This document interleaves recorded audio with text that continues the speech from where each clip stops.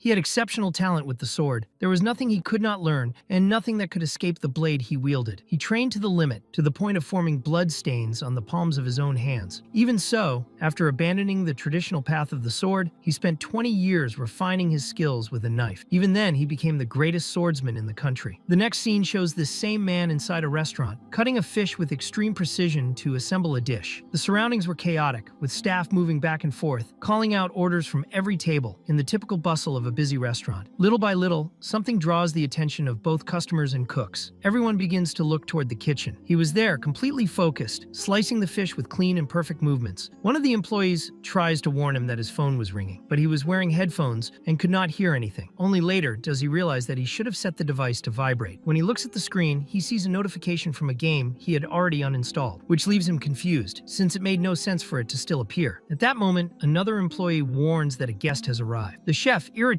asks them to say that he is not there, but it's already too late. The visitor approaches him directly, making it clear that he came to demand an answer. He states that he has already given enough time for the chef to think, and that the request should not be difficult for someone who handles blades all day. Then the man realizes that he may be being insensitive and opens a briefcase full of money, assuring him that he would not disappoint. It was an advance payment of 300 million. Without responding, the chef simply picks up the knife and cuts something with a single movement. He makes it clear that this kitchen is a clean place and that there is no room for filthy people like that man, asking him to leave. What he had cut, however, was only a hanging tuna. Even so, the visitor becomes furious, saying that he was practically a saint of the sword and questioning what someone like that was doing hidden in a kitchen cutting fish. When the man tries to touch the knife, everyone around is completely shocked. He then leaves, warning that he would not give up so easily and that he would return soon to insist. Sometime later, the chef goes out to smoke during a work break. An employee comments that the offer was 300 million and says that if it were him, he would have accepted without thinking twice. The chef replies that throughout his life he has only cut fish heads and never became a criminal. The coworker asks if he only had a reputation but had never actually cut anyone's throat, suggesting that he take the money, scare someone, or do something simple with the knife. He insists that the chef could open a shop, buy a house, and live like a normal person since everyone deserved to live as humans. Even so,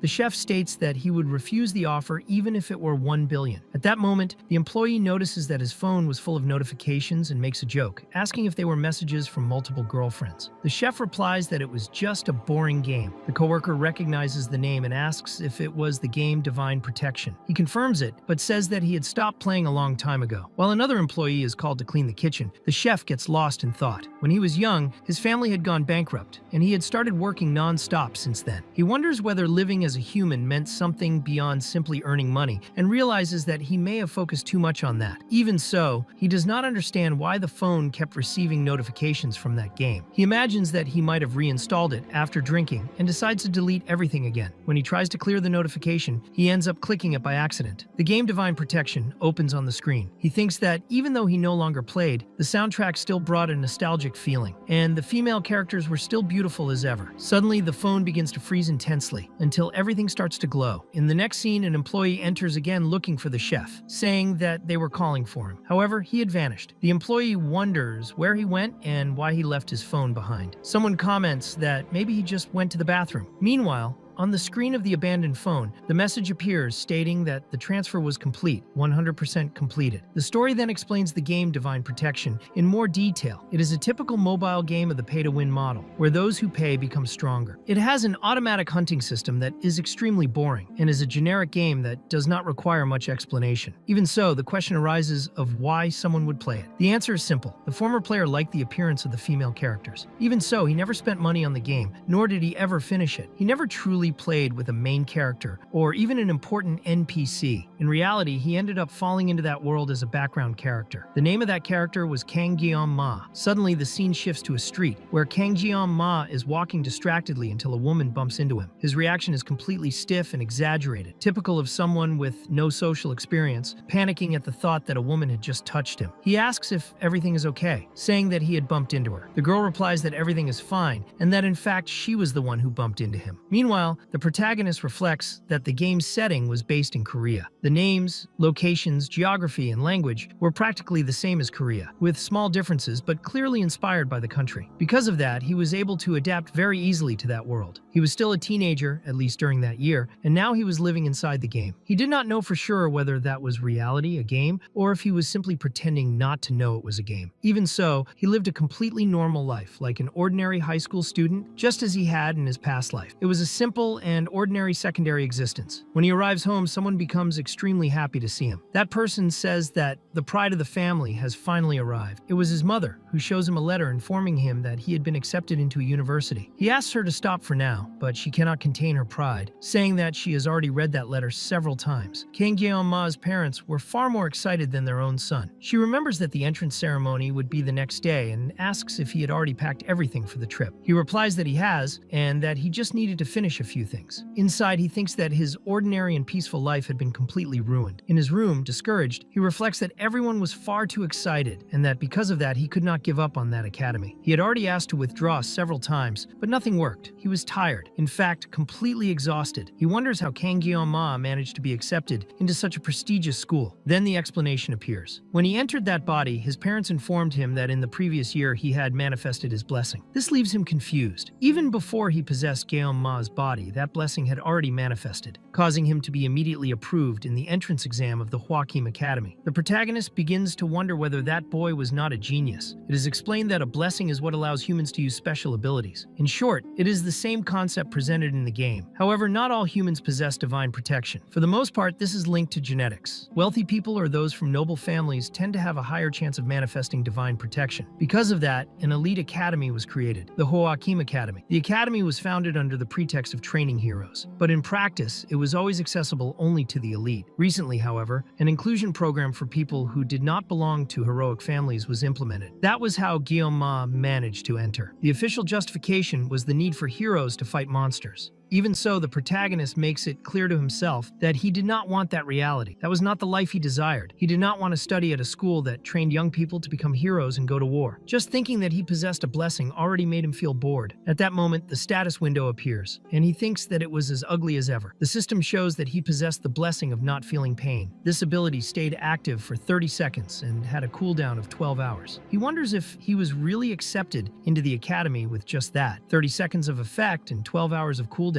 seemed almost ridiculous. Then he realizes that this blessing was not the only one. He had received another upon entering that body, the blessing of the god of the sword. Anything he hit with a blade would be cut. The activation time was infinite. The condition was that the blade had to be up to 30 centimeters long and 5 centimeters thick. He wonders if that was not far too powerful, questioning whether someone was mocking him. He had never seen an ability like that, not even within the game. At the same time, the ability seemed far too simple. If it hits, it cuts. He did not understand how it worked and imagined that there must be some hidden condition. When he looks more closely at the specifications, he realizes that the blade size perfectly matched a sashimi knife, the same one he had used throughout his entire past life. The protagonist thinks that he had no idea what that game wanted from him. Life never followed the path he desired. He then concludes that he had finished packing everything, but realizes that he had forgotten something important, his equipment. He begins to reflect on the equipment that existed in the game. Even rank E items cost millions. Rank S equipment was so rare that perhaps only 2 people in the world possessed one. He did not want anything flashy so as not to spend money, but he also knew that arriving at the academy without any equipment would make him stand out. After hesitating, he decides that he would get some appropriate equipment. Finally, he remembers that in his past life, a teacher had always said that Japanese knives were really worth it. He thinks that it might be worth giving it a chance. After all, a truly skilled person never blames the equipment. The next day, he appears well dressed, carrying his luggage. One of the staff responsible for screening observes it and wonders what exactly he was carrying. It becomes clear that the luggage contained several sashimi knives. He was standing in the equipment analysis area, a mandatory evaluation on the first day. The instructor in charge, a muscular man, thinks that every year someone shows up trying to be funny and that he needed to assert authority over that type of person. He slams his hand on the table and questions whether that was a joke, asking if the student really intended to enter the academy using kitchen knives as equipment. The protagonist calmly replies that that was his equipment. The instructor remains silent for a few seconds, clearly irritated, and calls him out harshly. Kang Gyeong-ma then introduces himself in a formal manner, explaining that he was a special admission student from an ordinary family and that his family did not have have the financial means to provide proper equipment. He asks whether the instructor truly intends to continue treating the situation that way. The instructor then notices that his identification card has a different color, indicating special admission. Internally, he acknowledges that proper equipment is extremely expensive and that students from that group truly start at a major disadvantage. The protagonist takes advantage of the moment and states that blaming someone for the equipment they use is a childish attitude. Those words reflect the philosophy he has carried since his past life. A specialist never blames their equipment. He had reached the peak of the blade without ever having the best resources, and that mindset was part of who he was. The instructor feels that firm presence and ends up recognizing the boy's worth. He announces that the student Kang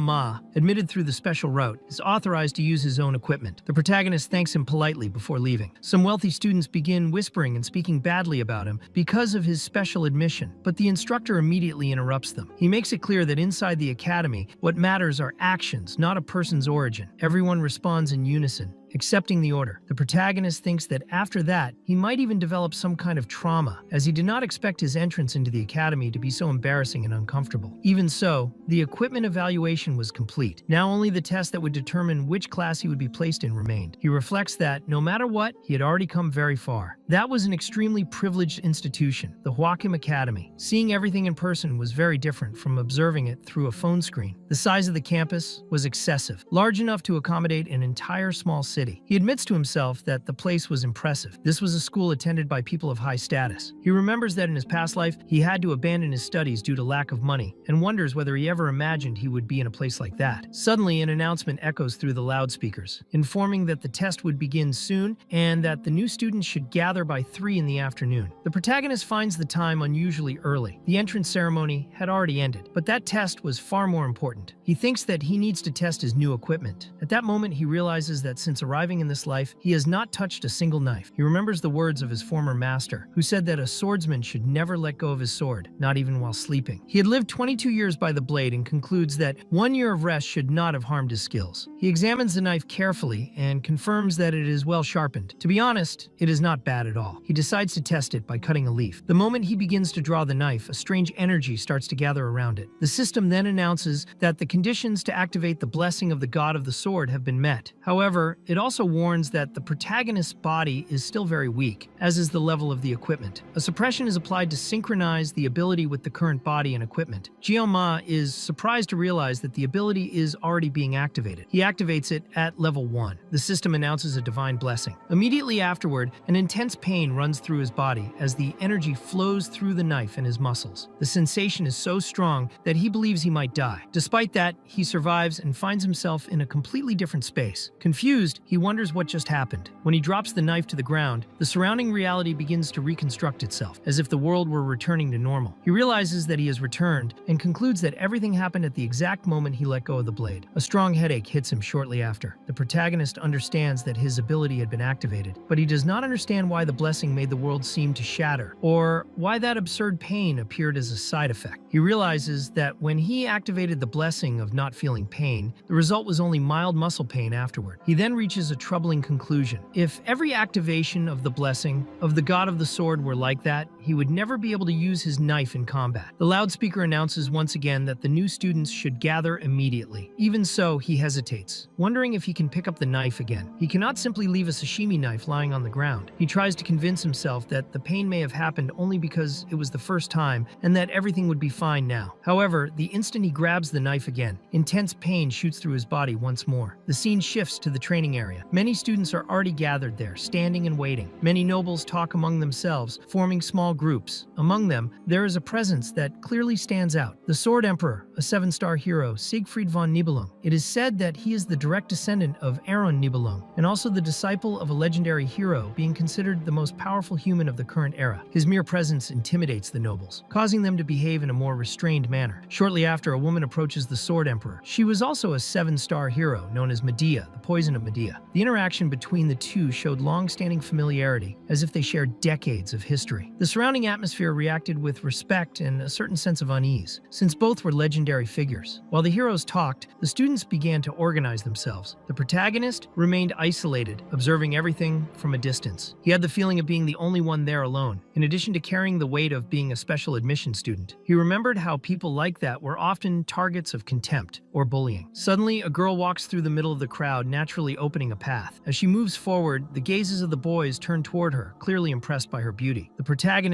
immediately recognizes who she is. Abel von Nibelung, a student of the Academy and the granddaughter of the Sword Emperor. She was the main heroine of the game, Divine Protection, the central character of the story, the one who had been the reason he invested so much time in that game. Next, the narrative explains the concept of subspace, created by the legendary hero Valor Joachim. Subspace was an alternate dimension of reality. Inside it, pain and experiences were real, but the physical body in the real world did not suffer damage. There was no direct interference with external reality, and even deaths could occur there without physical consequences outside that space. It becomes clear that the training for that year would take place inside a subspace. The format would be different, functioning like a kind of battle royale. The students would be divided into groups of 10, and only the survivors would be considered winners. There would be no equipment restrictions, which clearly favored elite students capable of bringing extremely expensive weapons and items. Meanwhile, the protagonist observes Abel von Nibelung from a distance, admitting to himself that she was truly incredible. Before, he had only seen her in 2 dimensions, through a screen. Now she was there, right in front of him. Many students tried to approach her, seeking attention. He thinks that if his life were a little better, he might be there as well. Even so, he recognizes reality. Beautiful people always end up pairing with each other, and someone like him, a special admission student, had no place in that kind of social circle. He makes it clear to himself that he would not get involved in that school life full of social competition. The 3 words he imposed as rules for his new life were simple and clear: safe, ordinary, protected. By following that, he could study peacefully, get a normal job, and live a comfortable and stable life. The idea of becoming a hero had never been more than an option to him. Just by touching a knife, he almost died from pain. He acknowledged that heroes existed to protect the world, but that was not the path he wanted to follow. All he wanted was to live comfortably, far from danger and far from battles. The magical crystal begins to announce the rules of the exam. The test this time would be a battle royale. In each group, only 10 people would be able to complete the challenge. The highest score would receive the star classification, second and third would be dragon, from 4th to 7th would be wolf, and from 8th to 10th would be considered ordinary. Based on these results, everyone would be distributed into different classes. Points would be calculated automatically, and there would be no time limit. Jeon Ma realizes that the exam worked very similarly to a game. His goal was to finish the test as quickly as possible and avoid drawing attention. Shortly after, the spatial occurrence device is activated, and the exam officially begins. Shadows start spreading throughout the arena as the robot ends the instructions, wishing the participants good luck. Guillaume Ma decides that he would avoid drawing his weapon as much as possible. The scene then moves forward to the end of the exam, when everyone begins to leave the subspace in terrible condition, injured and exhausted. The magical crystal starts announcing the classifications of all the groups. Among the spectators were the Emperor and Medea, closely observing the results. Medea reflects that the Sword Emperor's granddaughter was also present there. To her, that environment resembled a gathering of descendants from legendary families, where many outcomes seemed almost predetermined.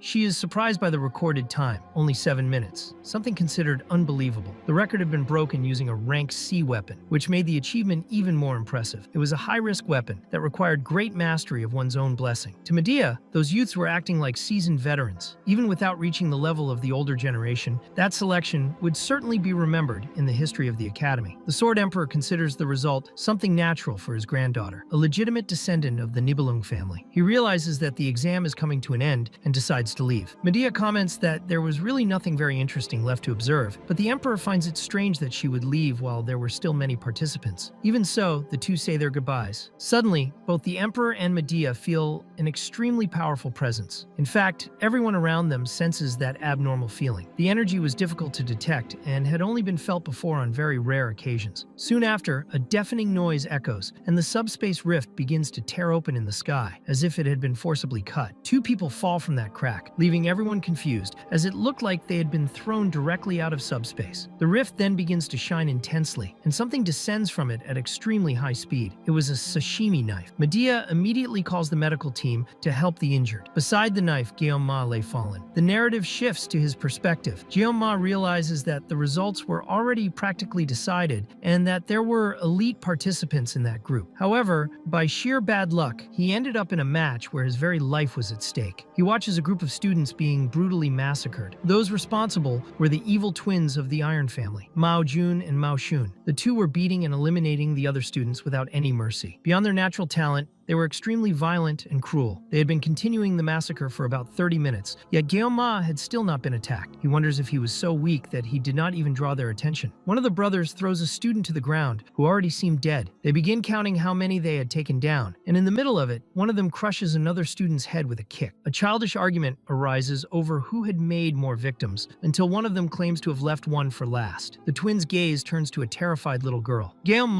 had been watching her for some time and realizes that she was in complete panic, unable to react or fight. The taller brother starts approaching her slowly, showing pleasure in seeing someone cry and scream. The other comments that, despite being twins, that behavior was disturbing even to him, and he considers killing her immediately. At that moment, Guillaume intervenes, insulting the two and questioning the need for such brutality, even while inside a subspace. He realizes too late that he revealed himself unintentionally. The two brothers finally notice his presence, something that had not happened until then. They look at him with disdain, seeing him as just another filthy commoner who entered through special admission. That, however, seems to excite them even more. The taller brother says he will rip off his head quickly and that he will pay for the insults. Guillaume starts thinking about what he should do. He considers using his own blessing, but realizes it would not work, since his blessing lasted only 30 seconds, while those two had been beating others for almost 30 minutes. Then he remembers his weapon, the sashimi knife. At the same time, he thinks about the moment when his blessing manifests, because he always feels intense pain. He never wanted anything beyond an ordinary and safe life, but half a day had already passed, and he had failed in that wish. The brothers start wondering what he is doing. Slowly, Guillaume takes the sashimi knife out of his bag. The two begin laughing at him, finding it absurd that someone would face that situation with only a small knife. The taller brother finds it amusing, but decides he will kill him by starting with crushing his head. Guillaume understands that this is a life or death situation. He would have only 30 seconds and needed to think fast. First, he activates the blessing that removes pain. Next, he activates the blessing of the sword god. The blessing that removes pain neutralizes the side effect of the sword god's blessing, leaving his body functional for that short period. The enemy wonders what someone could possibly do with a simple kitchen knife. Guillaume thinks that if he does not cut, he will die. Even so, he hesitates. Could that huge and fat body really be cut by a sashimi knife? He remembers that this was not a fish, but a human, and that he had never cut a human before. His mind drifts, recalling that in movies, gangsters always use sashimi knives, and he wonders if that kind of knife really cuts people like fish. He remembers the master saying that this was not true, and that not even God could cut someone like that with such a knife. But then he recalls another phrase: if it cuts, it will turn into pieces. When the man jumps toward him, Guillaume does not hesitate. He executes a slash with the knife and activates the divine cut. In an instant, one of the brothers' hands is severed. The hand, still attached to the glove, falls heavily to the ground. At that moment, a flashback of his past life emerges. Guillaume remembers asking the master why gangsters always appeared eating sashimi. The master, a former gangster, always demanded to be called only that. He had lost one of his hands in a gang incident, and in order to use knives to make people happy instead of sad, he opened a sushi restaurant. Even so, he possessed absurd skills with knives. The master explained that wide kitchen knives made the skin contract quickly, making it difficult to pull the blade out after a strike. Sashimi knives, on the other hand, were thin, allowing easy thrusting and withdrawal. He also made it clear that cutting a fish was different because the fish was already dead. A live fish would not even allow someone to cut bread. Back in the present, the man's arm is cut as if it were butter. He starts screaming, thrashing around and complaining about the pain, terrified of Guillaume and begging him to stay away. In desperation, he begins to run while the other brother remains in shock. The injured brother cries, pleading for help. Before he can cry out again, his head is cut in half. The brother who remains alive watches, without being able to react. At his feet, half of his brother's face falls, separated from the rest of the body. Only then does he panic and starts screaming. Guillaume remains standing still, possessed. The surviving brother tries to convince himself that this was just a subspace and that his brother was not really dead, but even so, he feels deep fear. He wonders who that man was, capable of cutting a head in half with a simple knife. He concludes that he would need to be extremely careful with that blade. To him, his brother had lost only because he had been careless. Then he crouches down and picks up the severed arm of his brother that was lying on the ground. He steals the enemy's glove and starts wearing both. Then he activates the blessing of resolution, which drastically drastically increases his defense, raises his jumping ability by 200%, and also amplifies the power of his strikes. Now he was stacking 3 benefits at the same time. The opponent believes that it does not matter where that knife came from, because no rank S weapon would be able to pierce his defense in that state. Meanwhile,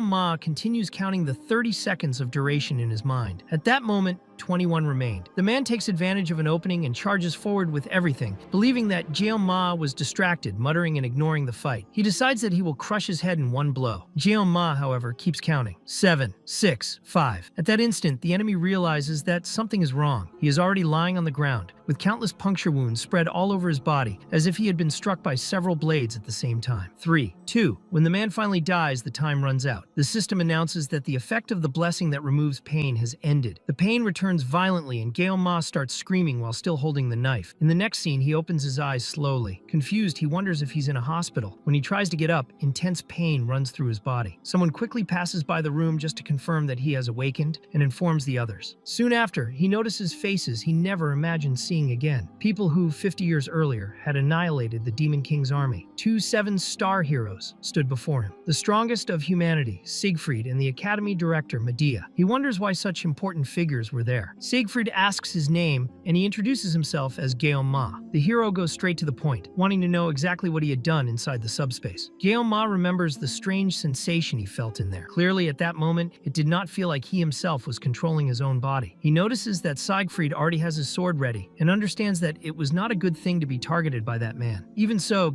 Ma explains that, even if it was a subspace, the brothers had gone too far. He admits that he also went overboard, and states that he would accept any punishment. Siegfried stares at him in silence. At that moment, Medea breaks the tension, scolding the old hero for frightening the boy. She sits beside Ma and explains that it was Siegfried who cleared his obstructed meridians while he was unconscious. She comments teasingly that the older someone gets, the more stubborn they become, and asks Ma to at least look at her. She says that she likes shy boys. The situation leaves Ma and Siegfried visibly embarrassed. Ma wonders why the swordmaster would have done that for him and realizes that his body feels much lighter than before. Medea then explains that they reviewed the recordings of the room where he was. She confesses that she was moved when she saw Ma protecting a completely underprivileged female student, saying that he looked like a prince, just as she had always dreamed. She jokes, calling him her little hero, until the emperor interrupts her, asking her to maintain her dignity. She regains her composure and makes it clear that Ma would not be punished for what he did. The brothers had only been approved due to the influence of their powerful families and would soon be removed from the school. Ma feels relieved at the thought that he would not have to live alongside that kind of people. However, the emperor reveals that they were there for another reason. Ma had become the best student of that test. Both of them congratulate him. He is completely shocked. All he wanted was a peaceful and safe life. Later at the academy, Medea comments that in 20 years as director, she had never seen anything like that happen. Back in the present, Ma states that he does not want to be in first place. The two are surprised. Medea asks him to think it over, explaining the weight of being the class star. Even so, Ma insists that he does not want it. The emperor merely observes in silence. Medea calls him again, and the scene returns to the present. She teases the emperor, asking if he is irritated because Ma took his granddaughter's place. The emperor replies that he would not be so immature, and states that nothing is more immature than defining rankings based on influence. The academy chose the best student, and everyone would have to accept it. Ma did not possess exceptional physical abilities, nor great experience. But even so, for someone his age, he had accomplished something impressive. The emperor clearly remembers that great slash he had executed. The movements he had seen at that moment, performed by Ma, fully embodied the notion of skill. That represented the pinnacle of swordsmanship. Still, he noticed an incongruity in the boy's meridians. Ma's body was not trained enough to sustain the techniques he had demonstrated. It seemed that there was something stored inside him, something that should not have been there. Even at that age, the Sword Emperor remained competitive, especially when observing a student the same age as his granddaughter. Medea comments that Ma was actually quite attractive, especially because of the way he eliminated his opponents to save a defenseless girl. She jokes that if she were 10 years younger, or perhaps even now, she might give him a chance. She then changes the subject and asks what the old man was thinking. The emperor retorts, questioning how students today would refer to people like her. Medea provokes him, telling him to use that shiny head to think about what people would call ladies like her. He responds in a direct and rude manner, which deeply irritates her, making her slam her cup on the table. The scene shifts to Ma, who walks toward his new group, the Wolf class. He remembers the reason for being there. Medea had decided to place him in that class. Ma had even asked to stay in the Tiger class, but Medea immediately refused, explaining that placing the best student in a lower class would harm the academy's credibility. In exchange, she promised to keep his secret and also to avoid trouble with the institution's executives. Ma reflects that his intention had always been to complete his studies safely in a lower class, rather than face constant battles in a high-level class. The wolf class was still within what he considered acceptable. When he enters the room, everyone looks in his direction, but only because he accidentally slammed the door. As soon as they realize that he is a special admission student, everyone completely ignores him. He finds the reaction strange, thinking that if they were going to ignore him, they could at least stop staring at him. Even so, he concludes that this meant Medea had truly kept his secret. For the first time, he feels that he might be able to have a peaceful life at the academy. At that moment, the girl he had saved approaches to thank him. She mentions the test, and Ma confirms that he remembers it. He finds the use of such formal pronouns strange for someone her age. He replies that there was no need to thank him, because anyone would have done the same. She insists that she needed to thank him anyway. Ma thinks that, in truth, he acted to save himself, not to save her, and ends up feeling a bit hypocritical. Taking advantage of the moment, he introduces himself as Kang Ma. She replies that her name is Chloe. He says that it's a pleasure to meet her, and comments that it is good to have at least one familiar face in the same class. Chloe agrees, saying that she also feels happy about it. He reflects that he did not remember Chloe as a character from the game. However, he considers that the main characters were a minority, so perhaps she was just a secondary character, just like himself. Ma asks her to keep what happened in the exam a secret. Chloe agrees, but seems to want to ask for something more. Before she can continue, the professor orders everyone to sit down. Ma comments that it would be better to talk later. The professor then throws a book onto the desk and congratulates all the students, saying that they had been chosen to inherit the legacy of a great ancestor. He mentions the name Valor Joachim and states that everyone should be proud of it. The professor introduces himself as Li Wanbin, the instructor of the wolf class. He explains that since it was the first day, they would begin with basic exercises. Everyone should put on their equipment and report to the training area in 30 minutes. A student asks what the training will be. Li Wanbin replies that it will be something simple, with no push-ups, sit-ups, or squats. The exercise consists of running 10 laps around the training area. Without further questions, he ends the instructions. Ma thinks sarcastically about whether everyone would end up bald after that training. Then he approaches the professor. Li Wanbin asks what he wants and calls him by name. Ma is surprised to realize that the professor already knew who he was. He tries to avoid the training by saying that he is not feeling very well. The professor replies that as an excellent student, that routine would not even make him sweat. In a provocative tone, Li Wanbin even suggests that it might be a good day for Ma to experience an exercise worthy of the star class. The professor explains that the director had determined that Ma should always receive a level of difficulty higher than that of his own class. Hearing this, Ma angrily thinks about that damn old woman. Trying to escape the situation, he changes his mind and says that he needs to go to the bathroom, claiming that he is desperate. The professor immediately agrees, praising his exemplary attitude and saying that he will wait for him in the training area. In the next scene, Ma is already running, but far behind the other students. He feels that he cannot take it anymore. His legs are numb and his entire body feels like it is about to give out. He keeps his pace by mentally repeating his steps, trying not to pass out. At a certain moment, Chloe appears running beside him and asks if he is okay, since he clearly does not look well. Ma answers that he is fine, even though he knows it is a lie. Chloe asks how many laps he has completed. He answers uncertainly, thinking that it might be 5. When he asks how many she has done, she replies that she has completed 7.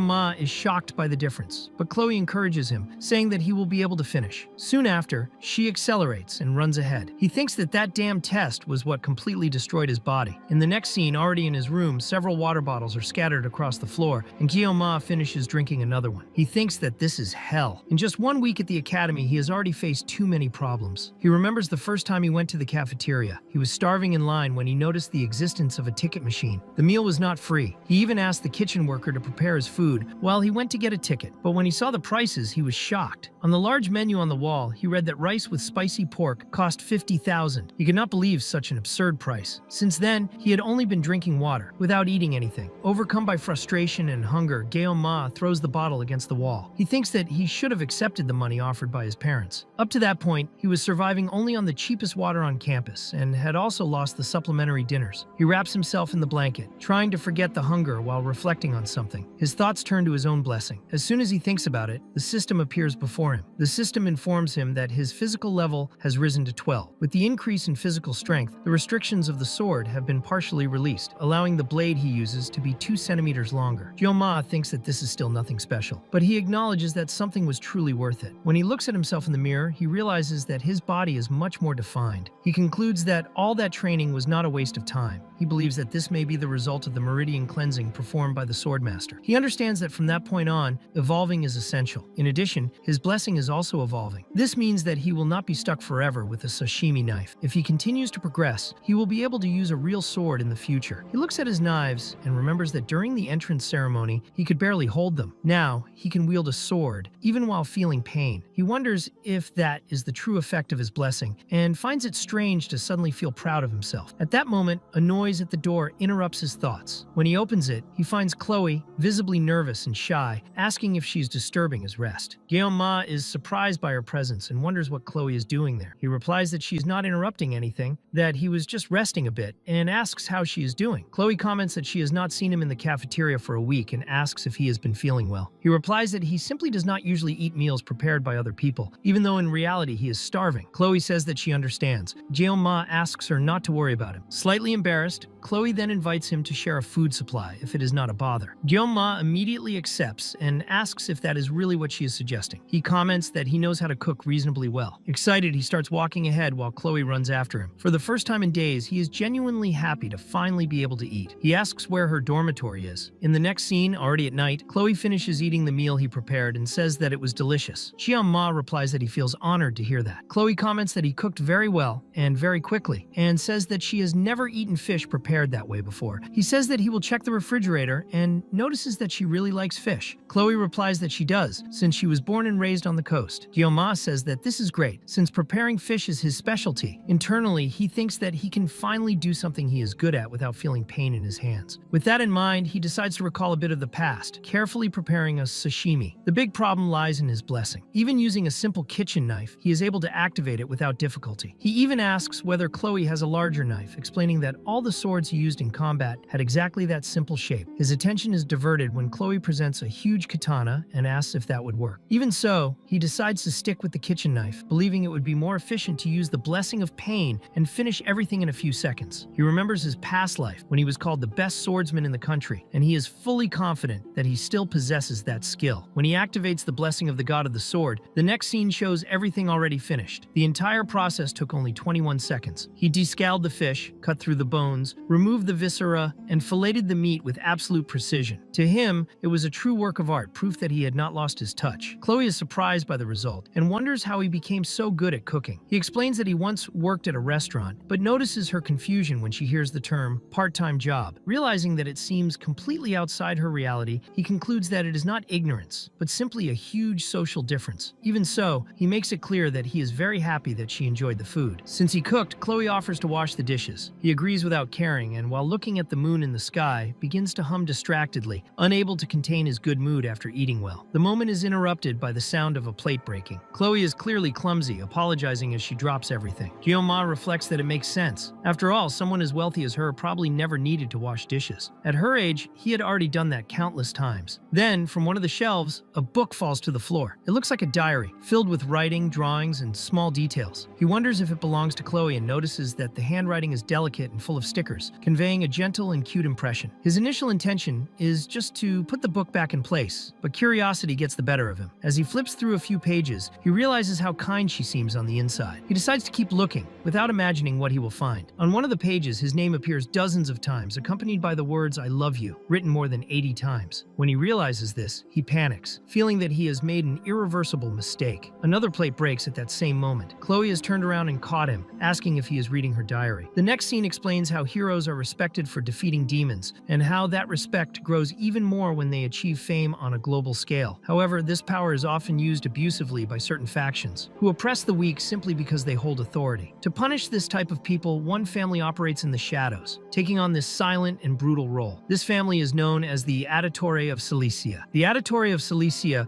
specialized in eliminating those who abused their power. Individuals born into this family had their minds pushed to the limit from childhood. Emotions were forbidden, and any display display of weakness was suppressed. Everyone was subjected to extremely harsh training, turning them into tools of assassination. Many children, including girls, felt blood running down their palms from a very young age. Chloe Adetori of Cilicia observed these trainings since she was small. In another scene, she appears holding a katana while her grandfather reminds her not to underestimate her own abilities as an assassin. These words were repeated so many times that she eventually accepted that identity consciously. The training completely distorted her nature, casting a deep shadow over her heart. Over time, her identity eroded, leaving only small fragments of emotion. It was during this phase that Chloe entered the Joachim Academy, a place where students were divided into classes according to their aptitude. Despite her extraordinary talent, members of the Adetori of Cilicia, who thrived in the shadows, were deliberately assigned to the common class. This was an agreement made between the family and the academy, since she needed to remain undetectable. During her early years, the family had already completely eliminated any sense of freedom. Chloe accepted her fate as an assassin without question, believing that nothing could change that. That was what she thought until she met a boy named Jeon-ma. She clearly remembered the scene in which Jeon-ma confronted those who were attacking her, cursing the aggressors and calling them psychopaths as he ran to save her. In the subspace, that should not have caused a real sense of death, since it was only a simulation. Even so, Chloe felt genuine fear. Even though she had been trained to kill, that moment was different. Long ago, she had already given up on meaningless fights. Her training had always been meant to eliminate only those who truly deserved to die. In the end, nothing should change that. It was her destiny. Still, something unexpected could happen, something capable of surprising her. A ray of sunlight breaking through the dense clouds that covered her life, a sensation that burned from the inside out. A sword wielded by free will, different from hers. Not a blade made to kill, but a sword of self-defense, wielded with honor. At that instant, Chloe remembered a book she had hidden under her pillow as a child. It was the story of a princess and a prince who saved her. And then she realized that she had found her prince. The narrative that once existed only on the pages now projected itself before her eyes. Her chest tightened, and her heart began to beat faster. Without realizing it, repressed feelings rose to the surface. She understood that this was love. The scene then returned to the present, with Jeon-ma staring at Chloe, who was now watching him with a dangerous look. He remained silent, completely awkward, while thinking that he was in trouble. It was the first time he had faced a situation like that. During adolescence, no one had shown interest in him, and only now did he realize how obvious everything had been. She had taken care of him, fed him, and that should have been a clear sign. Trying to escape the situation, he commented on the beauty of the night, the moon in the sky, and how happy he had been with the food she prepared. Then he tried to say goodbye, saying that it was time to leave and that he would see her the next day. It was at that moment that Chloe asked if he had seen something. His gaze shifted toward the diary, and he tried to pretend that it was just a study book. However, she made it clear that it was a diary. Jeon-ma panicked when he realized that she had noticed. He wondered how she had seen it and realized that her behavior had completely changed. The formality disappeared, replaced by an intense and strange presence. He tried to deny it, contradicted himself several times, until he finally admitted that he had seen it. At that moment, Chloe began to slowly draw her katana. Jeon-ma was shocked. Jumping out the window was not an option, since they were on the 4th floor and the fall would be fatal. The only exit was the door, but he was cornered. As she dragged the katana toward him, he became certain that she truly intended to kill him. He noticed clear signs of instability. Her pupils barely moved, and her eyes looked empty. It resembled extreme obsessive behavior. Before, she had been cheerful, and now she seemed like a completely different person. He concluded that he had caused it by reading the diary. If he did not resolve it at that moment, she might chase him to his death. The aura she was emitting was even more oppressive than that of enemies he had already faced. The academy seemed to be becoming increasingly dangerous. He needed to act. The blessing of pain had been used for only 21 seconds, which meant there were still 9 seconds available. The sashimi knife was too close to Chloe, making it impossible to reach it. So he grabbed the first thing he found, a box cutter. When Chloe advanced with the katana, he gripped the box cutter firmly, determined to end it immediately. Even though it was a small blade, he had no choice. The system informed him that this type of situation increased his mental resilience, granting temporary intimidation to his actions.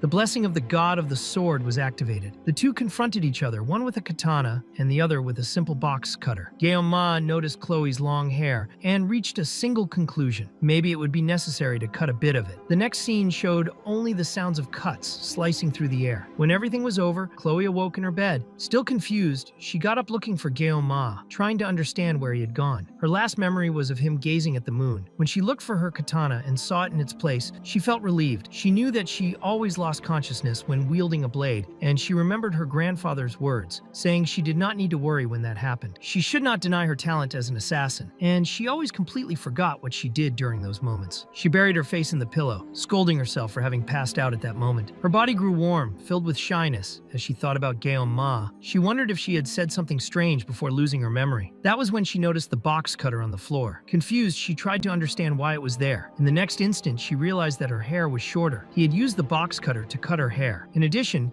Ma gathered all the cut hair and threw it into the trash. When Chloe realized this later, she thought that he truly was a very kind person. Before that memory faded, she decided to record everything in her diary. Once again, she wrote that she loved Ma very much, carefully repeating the feeling as if she wanted to engrave it into her own memory. Meanwhile, outside, Ma was kneeling and vomiting. He thought that somehow he had managed to escape that absurd situation. What impressed him most was that he had used only 5 seconds of the blessing. The effort, however, made his stomach churn again, and he felt as if all the dinner he had eaten was coming back up. After vomiting until there was nothing left, he sat on a nearby bench to rest. He was weak, hungry again, and began to seriously reflect on who Chloe really was. Her swordsmanship had been perfect. The attack she had tried to execute aimed directly at the heart, a technique typical of experienced assassins. If he had been caught off guard, he would have been dead in that instant. At the moment he felt his life threatened, Ma reacted on instinct and aimed for her neck. Fortunately, the box cutter was too short to cause anything fatal, resulting only in the cut hair. He believed that by cleaning up all traces, he would not have problems later, although he was not entirely sure of that. Maintaining peace in that place seemed harder than he had imagined. Being just an ordinary person in that environment was surprisingly difficult. He thought about how, when he ended up in that cursed game, he had no ambition at all. Even so, using only a sashimi knife, he had reached an absurd level in swordsmanship. That seemed impossible even to the most creative imagination. In the end, everyone had something they excelled at, and in his case, it was combined with a miraculous blessing. Divine protection was, after all, the rule of that world. The protagonist of that game also possessed a blessing. Besides the blessing of the valor of Joachim, the legendary hero, there was another blessing considered legendary. Ma remembered that it was part of the original game. Its content was simple: save the world from the dangers of the Demon King. The protagonist also possessed a legendary sword called Farida, a weapon that chose its own master. In contrast, Ma could only use a sashimi knife, which forced him to restrain himself at all times. He tried to convince himself that none of it was real, that they were just characters in a game. He even forgot what his initial goal had been. Still, a doubt arose. Was there anyone truly ordinary in that world? He had already given up trying to identify who was or was not the true protagonist. At least now he knew how to survive in that game. It had already been a week since he had started studying at the academy. According to the original story, this was the moment when the protagonist would receive his blessing after being late for registration. The narrative was beginning to move forward. Ma knew the general structure of the story, but he did not know how it ended. Knowing that would only be a bonus. Regardless of what happened, he intended to follow the main flow. That meant giving up shortcuts and advantages. He remembered that in the second semester of the third year, the story became much darker. Demonic tribes began to act, pursuing the protagonist and forcing the academy to respond. The situation escalated quickly, eventually culminating in a total war between humans and demons. In the end, everything turned into a huge cliché. In his past life, Ma had found that twist in the story completely senseless. He only wanted to live a peaceful school life in that game,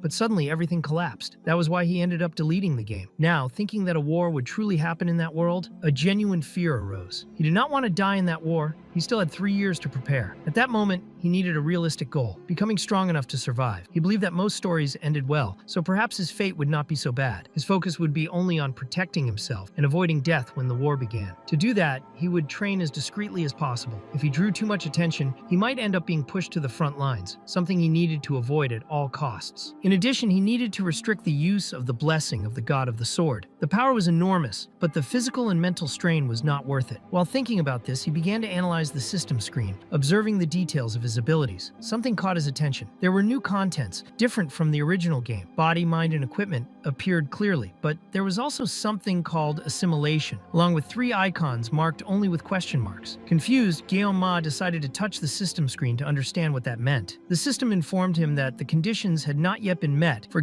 Ma to access those functions. He concluded that it was not important at the moment, because another question had arisen in his mind related to the strange gift he had received. In addition, he urgently needed physical training and a new weapon. The biggest problem was the limit of only 30 seconds for using the blessing of pain. To avoid risks, he he needed to train with a sword that did not meet the requirements of the blessing of the god of the sword. Fortunately, in the following month, there would be an official monster extermination practice. The reward for participants would be Murasame, a rank B weapon. If he could use it well, that would already be enough for his graduation. He hoped that sword would not work in conjunction with his blessing, because that would give him more control. Thinking it through, he realized that he had far more things to do than he had imagined. That was when someone caught his attention. It was Abel, the granddaughter of the Sword Emperor. She stated that the place belonged to her and looked sweaty, as if she had just returned from a long walk. Guillaume looked at her on instinct, and she returned his gaze. He stepped back a little, trying to avoid conflict, but she asked him to move even more. He obeyed, while thinking that he should not have stared at her like that. Abel clarified that he did not need to leave completely, only move a little. Guillaume found it strange for someone to claim a public bench, but he decided not to argue. His goal was to cut all possible connections with the heroine of that game. He noticed that Abel was trying to cool off and looked away, feeling slightly embarrassed. He thought that the appearance of all the heroines in the game had been designed to draw attention, and he acknowledged that she was indeed very beautiful. Suddenly, Abel commented that it was the best place to observe the stars. Guillaume felt irritated internally when she realized that she had started a conversation. He wondered if this was really the Abel he knew from the game, the granddaughter of the Sword Emperor. He also did not understand why someone like her would talk to a poor student like him. Without warning, Abel asked if his main weapon was a sword. Surprised, Guillaume wanted to know how she had come to that conclusion. She explained that she had been taught by her grandfather, because a swordsman always carried a specific look. Then she offered her own sword for him to test. Guillaume refused, saying that he was not interested, and began to wonder if she was all right. That situation did not match the character he knew. Abel then asked if he knew who she was. Guillaume thought that she had found him suspicious, and reflected that practically everyone at that school knew her. He replied that he knew her only superficially. She stated that, in contrast, she did not know him. That left him confused, unable to understand the purpose of that conversation. She commented that it was a bit cliché, since he knew her, but she did not know who he was. Guillaume wondered if he really needed to introduce his name to every person he met. Abel replied that one never knew, because he could even be a Demon King spy infiltrated as a student. After all, what would explain someone being alone at night, sitting on a bench in that place? Thinking about it, Guillaume acknowledged that it made some sense. He then asked why she was there. Abel replied that she was training, something obvious to her. He commented that he was also training, which sparked her curiosity. When she asked what kind of exercise it was, he replied that it was breathing training. At that moment, Guillaume noticed wounds on her hands. Abel became embarrassed and quickly hid them, but he remarked that she was extremely diligent. She agreed, stating that she had to be that way. As a member of the Nibelung family, she carried an enormous burden. People of that lineage needed to be perfect at all times and could not show weakness under any circumstances. She commented that she had not been the best student that year, and that for the first time, she had lost to someone. That did not make her sad. On the contrary, a small smile appeared on her face. To her, it was even a relief. Even so, she felt great curiosity to know who the person who defeated her was, because she intended to crush that person the next time. Hearing that, Guillaume almost felt like vomiting again. He questioned whether it really had to go that far. Abel replied that it was a matter of pride. She said that she had asked her grandfather who had taken first place, but he had refused to answer. For her, it was impossible to accept living as second place without at least knowing who the first was. Suddenly, Abel realized that she was saying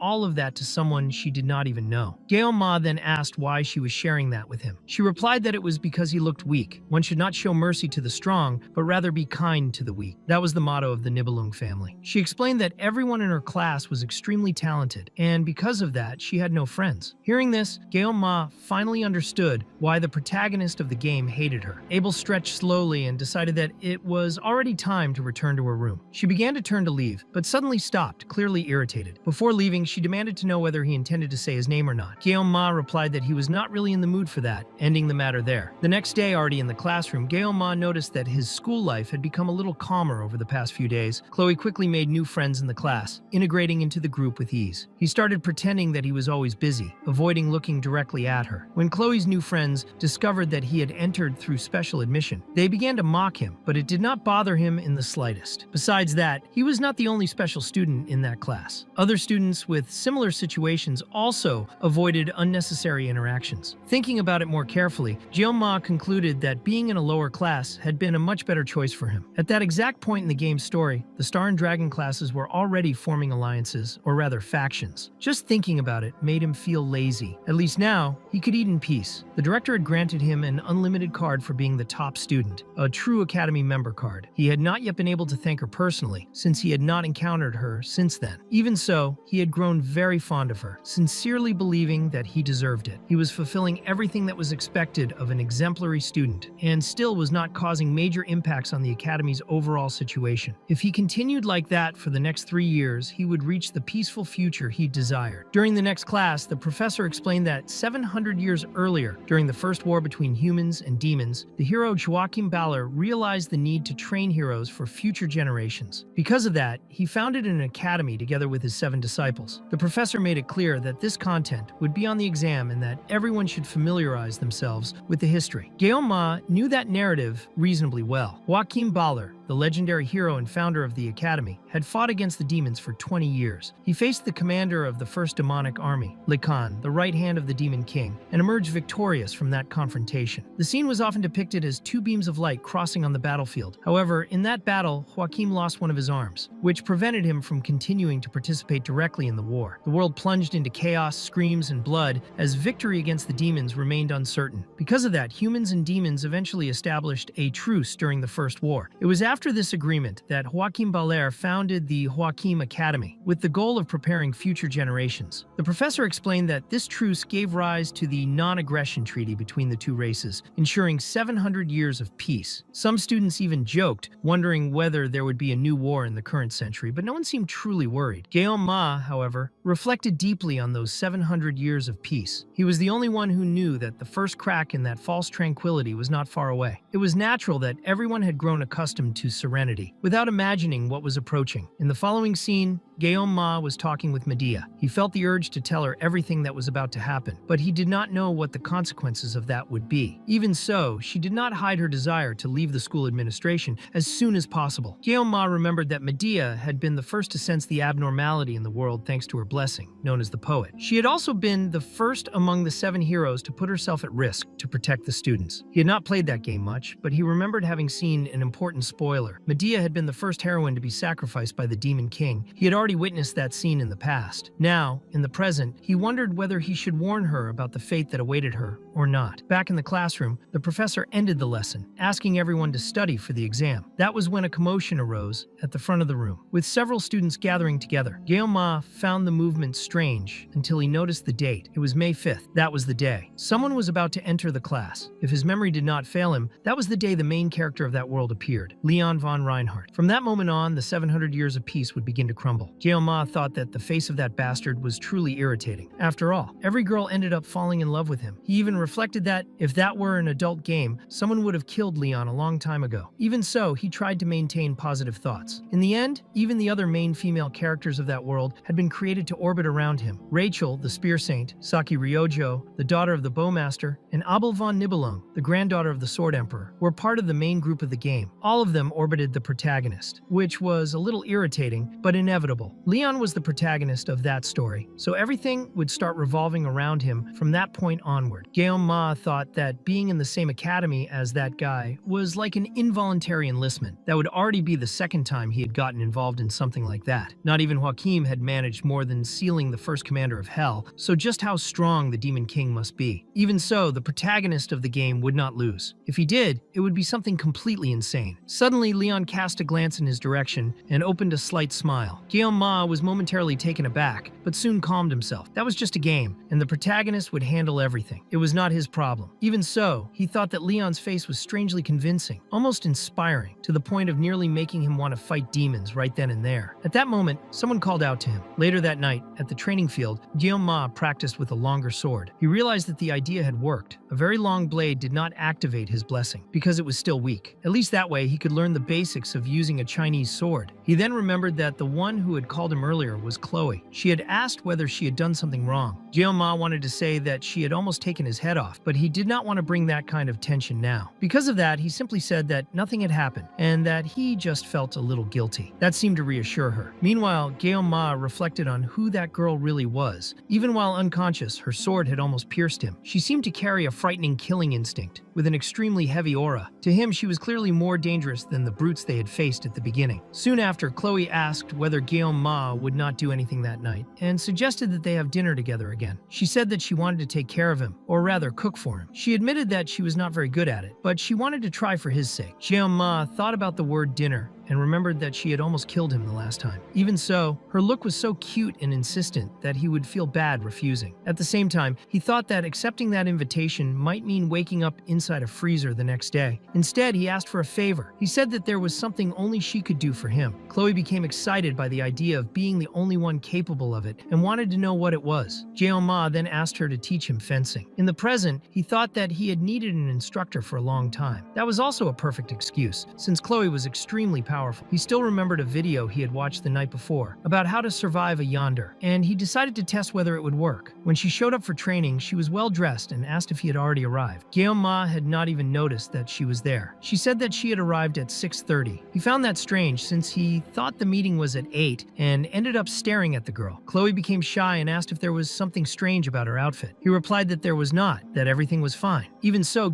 Ma noticed something he had not been able to see before because of the uniform. Chloe had many muscles beneath her clothes. Still, he thought she looked quite cute that day. He handed her a wooden sword. Chloe was confused and asked whether they would not use a real sword. Ma was surprised by the idea and explained that it was just training, with no need for real weapons. She felt awkward and commented in a strange way that he was very nice. Ma was already mentally prepared with his lessons on how to deal with a yonder. When Chloe tested the sword, a massive burst of energy spread out, making even the air tremble. He wondered how strong she really was. Compared to that, he felt very weak, but at least his blessing had not been activated. He opened the system window to check again. The length of the sword was still too great for him, and his ability could not handle that type of blade. He analyzed the situation and reflected that blessings worked with experience, increasing in the level over time. However, his seemed to have additional effects. He wondered whether that was normal, but decided that he would have to find out later. Chloe noticed that he was thinking too much and became a little worried. Ma apologized, thinking that only he could see the system window. To anyone else, he must have looked like a madman, staring at and touching nothing.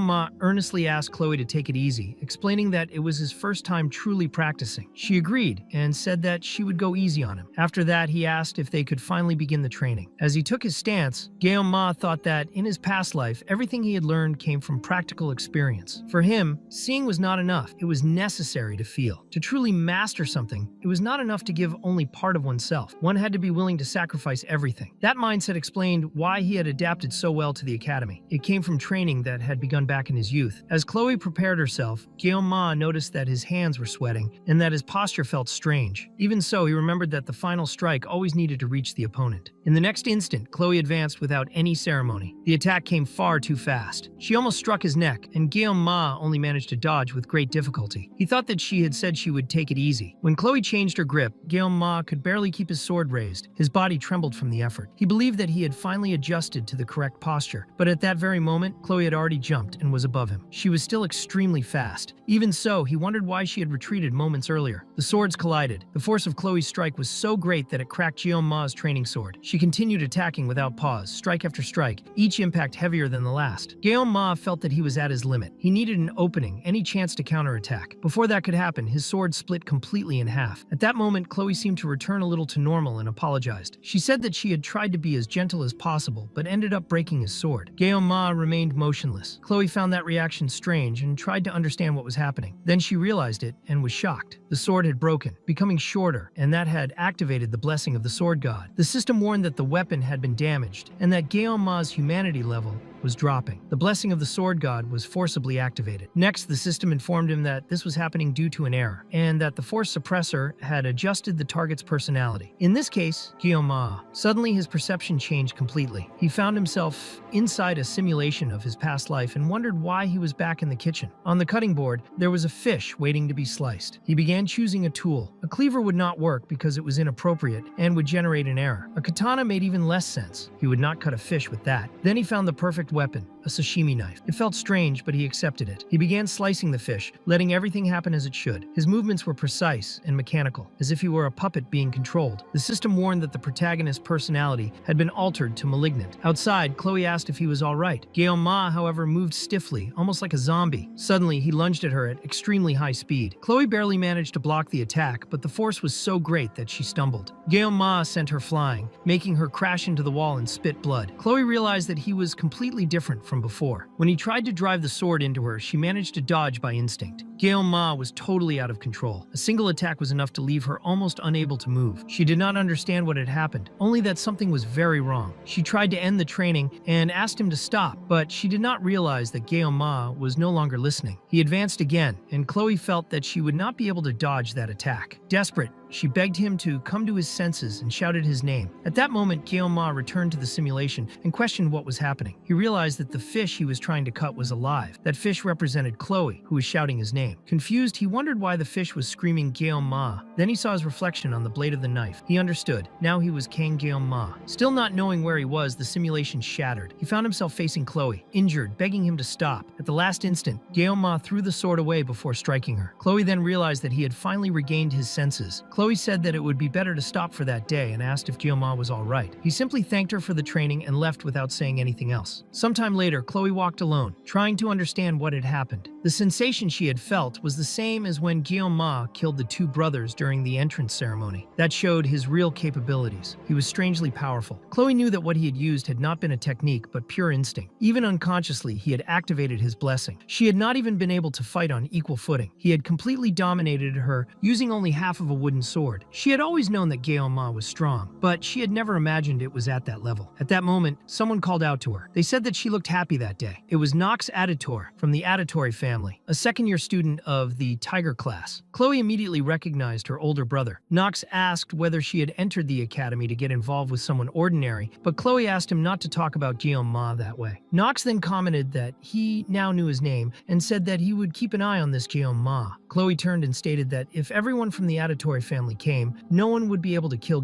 Ma. Nox kept watching, repeating the name in his thoughts, while wondering when she would leave. After that, the narrative turns to Ma's mind. He thought that he needed to clarify some things. The power that had been given to him was far from a blessing. It felt much more like a curse. He could not trust the blessing of the sword god. Because of that, he tried to seek new weapons and other paths, but that power kept pursuing him. In the end, it took control of Ma's body, as if the sword god were mocking his efforts. During that moment, Ma felt no pain. He felt pleasure, a corrupt and intoxicating pleasure. The blessing toyed with him like a puppet bound by invisible strings, whispering sweet words into his mind. Cut, kill, destroy. He ended up abandoning his own body. However, Chloe's desperate screams, calling his name over and over, brought him back. As he recognized who he was once again, the fragmented world reassembled itself. Instinctively, he threw the wooden sword away, which seemed glued to his flesh and bones, believing that it was the best decision. The girl who had almost killed him a short time before, Chloe, was the same one who pulled him out of that fragile state of consciousness. Ma was upset that the sword had broken, but above all, he felt gratitude. He left the room quickly, afraid that the blessing might activate again. Even so, the doubt remained. Would he be able to control that power next time? That gift, which felt more like a curse, had already taken a price from his life. It was something he would have to deal with forever. Ma did not want that. He only wished for a normal life. He believed he could solve problems little by little as they appeared. However, he realized that there was something inside him, something that consumed his reason and his sense of identity. That was not a blessing. It was a curse that wanted to devour him completely, an ability that should never have been granted. 3 days later, the scene shifts to the wolf class. Chloe was talking with some classmates, but she was visibly discouraged. She wondered where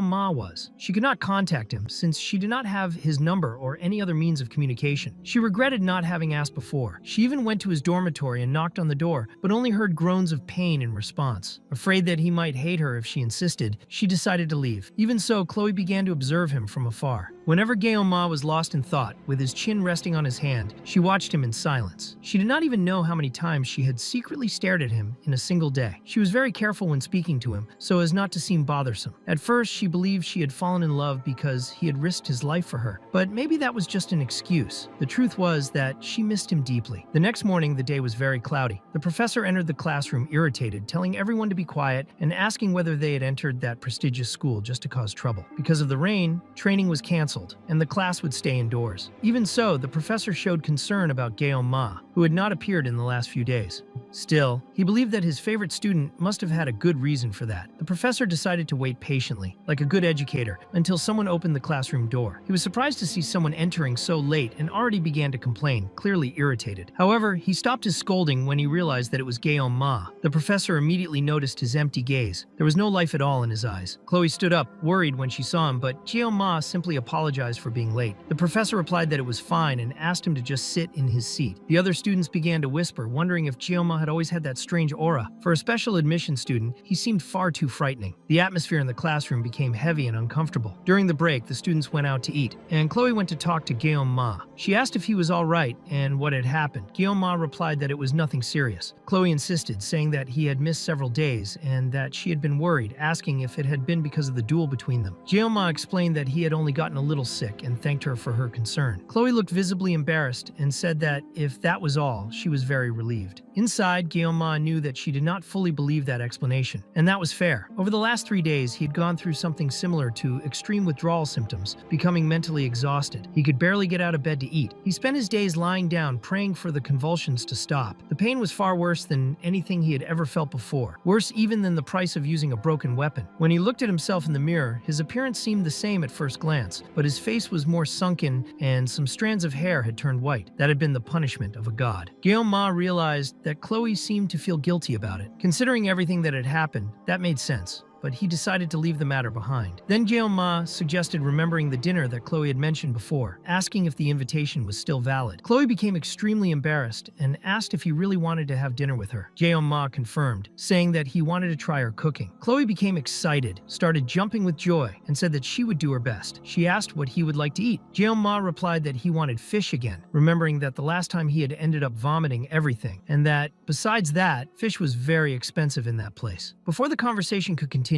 he felt something strange approaching. Both he and Chloe looked in the same direction. It was Nox, her brother, exuding an intense murderous aura. Gyeoma noticed that Chloe was visibly shaken. He asked if she knew who he was. Gyeoma took a step forward and said that if Nox wanted to say something, he could speak directly instead of just staring. Nox's gaze was lethal. Gyeoma wondered what was wrong with those eyes. Chloe quickly placed herself between the two of them and asked Gyeoma not to talk to him. She questioned why her brother had appeared there. Gyeoma realized that her attitude had completely changed in her brother's presence. Her voice trembled slightly as if she were afraid. Nox asked whether Chloe had really broken a family rule because of that boy, saying that Gyeoma did not seem like anything special. Chloe replied that family or not, there was nothing left to discuss with them. Nox shot back that there was no way for her to wash the blood from her own hands, stating that an aditor would always be an aditor. Gyeoma was confused, trying to understand what kind of drama that was. The scene felt like something out of an old tragic story, as if Chloe were a rebellious figure from a period romance. Nox then ordered Chloe to stop this and return to the family. She shouted loudly, telling him not to speak that way about Gyeoma. Gyeoma thought she had shouted a little too much, but suddenly something clicked in his mind. The name Aditore. He remembered it immediately. It was a family specialized in infiltration and assassination, a group that operated in the shadows and appeared more toward the middle of the game. There were not many of them, but all were trained from childhood exclusively to kill. Every member of the Aditore family was absurdly strong. Realizing this, Gyeoma felt a chill run through him. If Chloe really was an Aditor, then the situation was far more dangerous than he had imagined. Gyeoma wondered what kind of situation he had gotten himself into. Nox's expression made perfect sense for an assassin. It was a look without hesitation, like someone who would not think twice before killing. Gyeoma knew that the Aditor did not kill on impulse. They killed to maintain order, and that had to be justified. It was not simply about eliminating people whenever they felt like it. While trying to analyze the situation, Gyeoma noticed that Chloe was acting strangely. She was biting her own lips, as if she were fighting something inside herself. He thought that maybe she also wanted a normal life. But just like his blessing, she seemed to carry a curse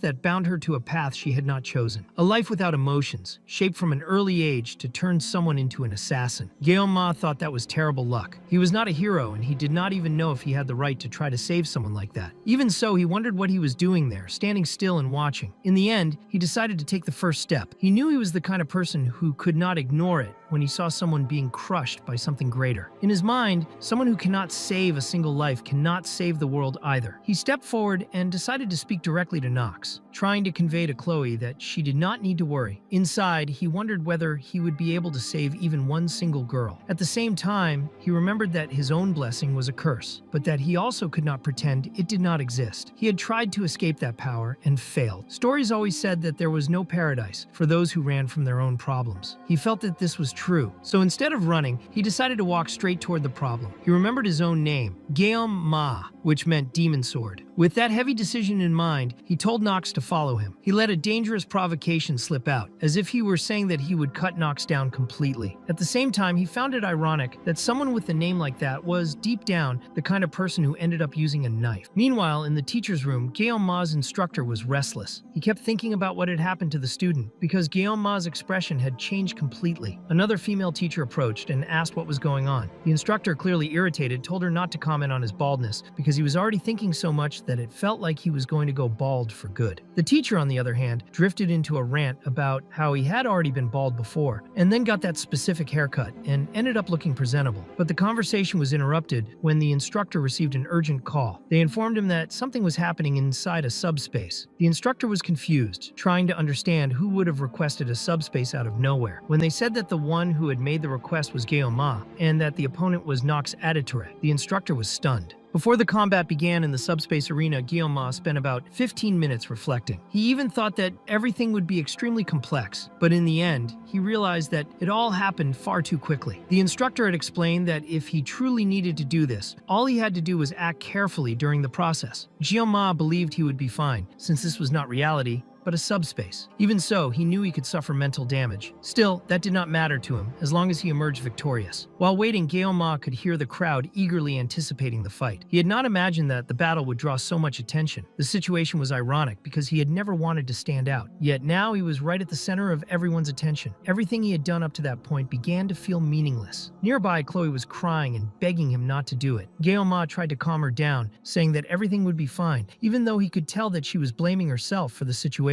He remembered that Chloe had lent him the knife and reinforced in his mind that everything would work out. Then she mentioned that Nox was extremely powerful. Guillaume acknowledged that, but he also believed in his own strength. Chloe insisted, explaining that Nox was an absolute genius with unprecedented talent in the history of the Editor family. When it came to the dark arts, no one could compare to him. At 14 years old, Nox had already been recognized as a master. Guillaume found that grand title strange, but decided it did not matter. In the end, this had been his choice. Just as his master had said, he was destined to wield a blade for his entire life, even though he had never imagined that in his reincarnation he would be fighting with a simple sashimi knife. Shortly afterward, the announcement of the match echoed, calling the cadets to the arena. Guillaume understood that the time had come. Chloe showed nervousness and shyness, but he called out to her and said that the world was full of geniuses, and that was precisely why he would win. As he approached the arena, Guillaume was blinded by the intense glow of the subspace. As soon as he arrived, the shouts of the crowd filled the area. Many people said they believed in Guillaume, claiming that he was not a coward. The anticipation for the duel was obvious. Despite that, Guillaume felt extremely nervous, like a gladiator about to be thrown against a lion. Looking at the stands, he realized that even the elite of the academy was present. The entire high-level class was watching the fight. Among them was Abel, closely observing the protagonist with both curiosity and suspicion. Guillaume wondered if those people truly had nothing better to do, because the situation was already embarrassing enough. At that moment, Nox taunted him, calling him a peasant and questioning whether he really intended to fight like that. The difference between courage and ignorance seemed non-existent, since Guillaume had appeared armed with nothing more than a kitchen knife. Nox's murderous presence was suffocating, making it clear that he was not someone to be underestimated. Even so, Guillaume stated that a true master did not depend on equipment. That infuriated Nox, who made it clear that he would settle everything quickly, starting by silencing his opponent. Looking more closely, Guillaume realized that Nox relied heavily on his own equipment. He carried only 2 katanas, along with one of the greatest blessings in existence, the blessing of the raven. Guillaume noticed that Nox was suppressing his murderous intent, something extremely difficult to do, in addition to using rank S equipment. Even so, he believed he was prepared. His sashimi knife had a completely unknown rank. When the subspace barrier began to form, the combat was officially initiated. A summoning echoed, asking that the hero be blessed. At that moment, Guillaume activated his pain resistance and the blessing of the sword god, advancing with a gaze filled with murderous intent. The audience immediately realized that something was strange about that fight. This was not a battle in which Nox was holding back. Both moved at extreme speed, exchanging blows without pause. Many were impressed by the agility of the two. Abel, in particular, was surprised to see Guillaume,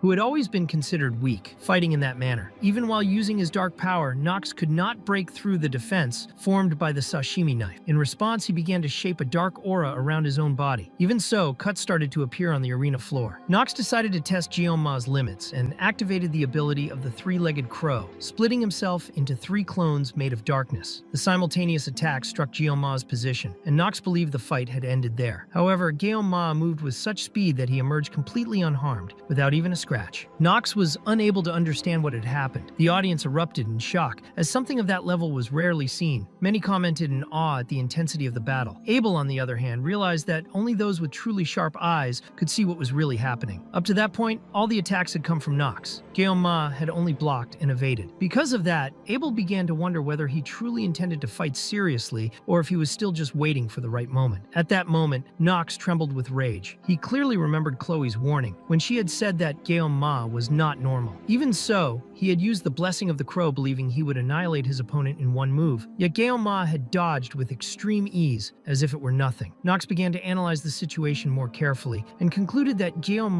was overly focused on speed. Faced with that ability, he decided that he would need to act with far greater caution from that point on. Nox's intention was clear. He would try to kill Guillaume with a single blow, powerful enough to tear off his head. Even so, he could not ignore the fact that his opponent was armed with nothing more than a kitchen knife. That was when Guillaume dropped the knife he had received from Chloe. Nox interpreted that as surrender and asked if he had finally given up. Immediately afterward, Guillaume drew his more familiar knife, still stained with blood. He took a combat stance and began to stare at Nox with intensity, as if looking directly into the depths of his soul. That confused Nox, who wondered if he was being provoked. Even so, he prepared another attack with his two katanas, determined to split Guillaume in half with a single strike. Before he could complete the attack, Guillaume simply vanished due to his speed. When Nox finally managed to locate his presence, it was already too late. In the next instant, Guillaume reflected that all he wanted was a comfortable life, but that he had lost part of that purpose along the way. Even so, he was not someone who regretted his own choices. He decided that he would make only one clean cut, nothing more. 1 second later, Nox no longer had his right arm. He could not understand what had happened because he had not even seen the attack. Guillaume had already passed by him, moving like a shadow. The entire audience was completely shocked, including even the most powerful fighters present. At that moment, Guillaume decided that he would use everything he had at his disposal: blessings, curses, and anything else within his reach. For him, that was the moment to finally say goodbye to any peaceful future. In the next second, Guillaume began to tear Nox's body apart with successive cuts, leaving the head for last. Soon after, the subspace barrier collapsed, signaling the end of the fight. Guillaume remained standing while Nox was kneeling. In silence, Guillaume sheathed his knife once more. The girls who witnessed the scene were terrified by what they had seen. Guillaume could barely react to the situation. The official announcement confirmed that the duel had come to an end. He thought that he should have expected that kind of reaction, because now there was no turning back. In his mind, he reflected on the fact that he had done all of that using a simple fish-cutting knife. Even so, he had cut someone and felt the strange sensation that it caused. The only consolation was knowing that all those people were inside a subspace. He had not truly injured someone, only a simulation. Even so, Guillaume could not help thinking about Nox, who had shown desperation at the end. He acknowledged that Nox was truly powerful, exactly as Chloe had said. His experience and battle instinct were impressive, and anyone could feel that through his killing intent. In the end, all that intimidating aura had worked to Guillaume's advantage. The fight ended in just 26 seconds. The winner was Kang Guillaume.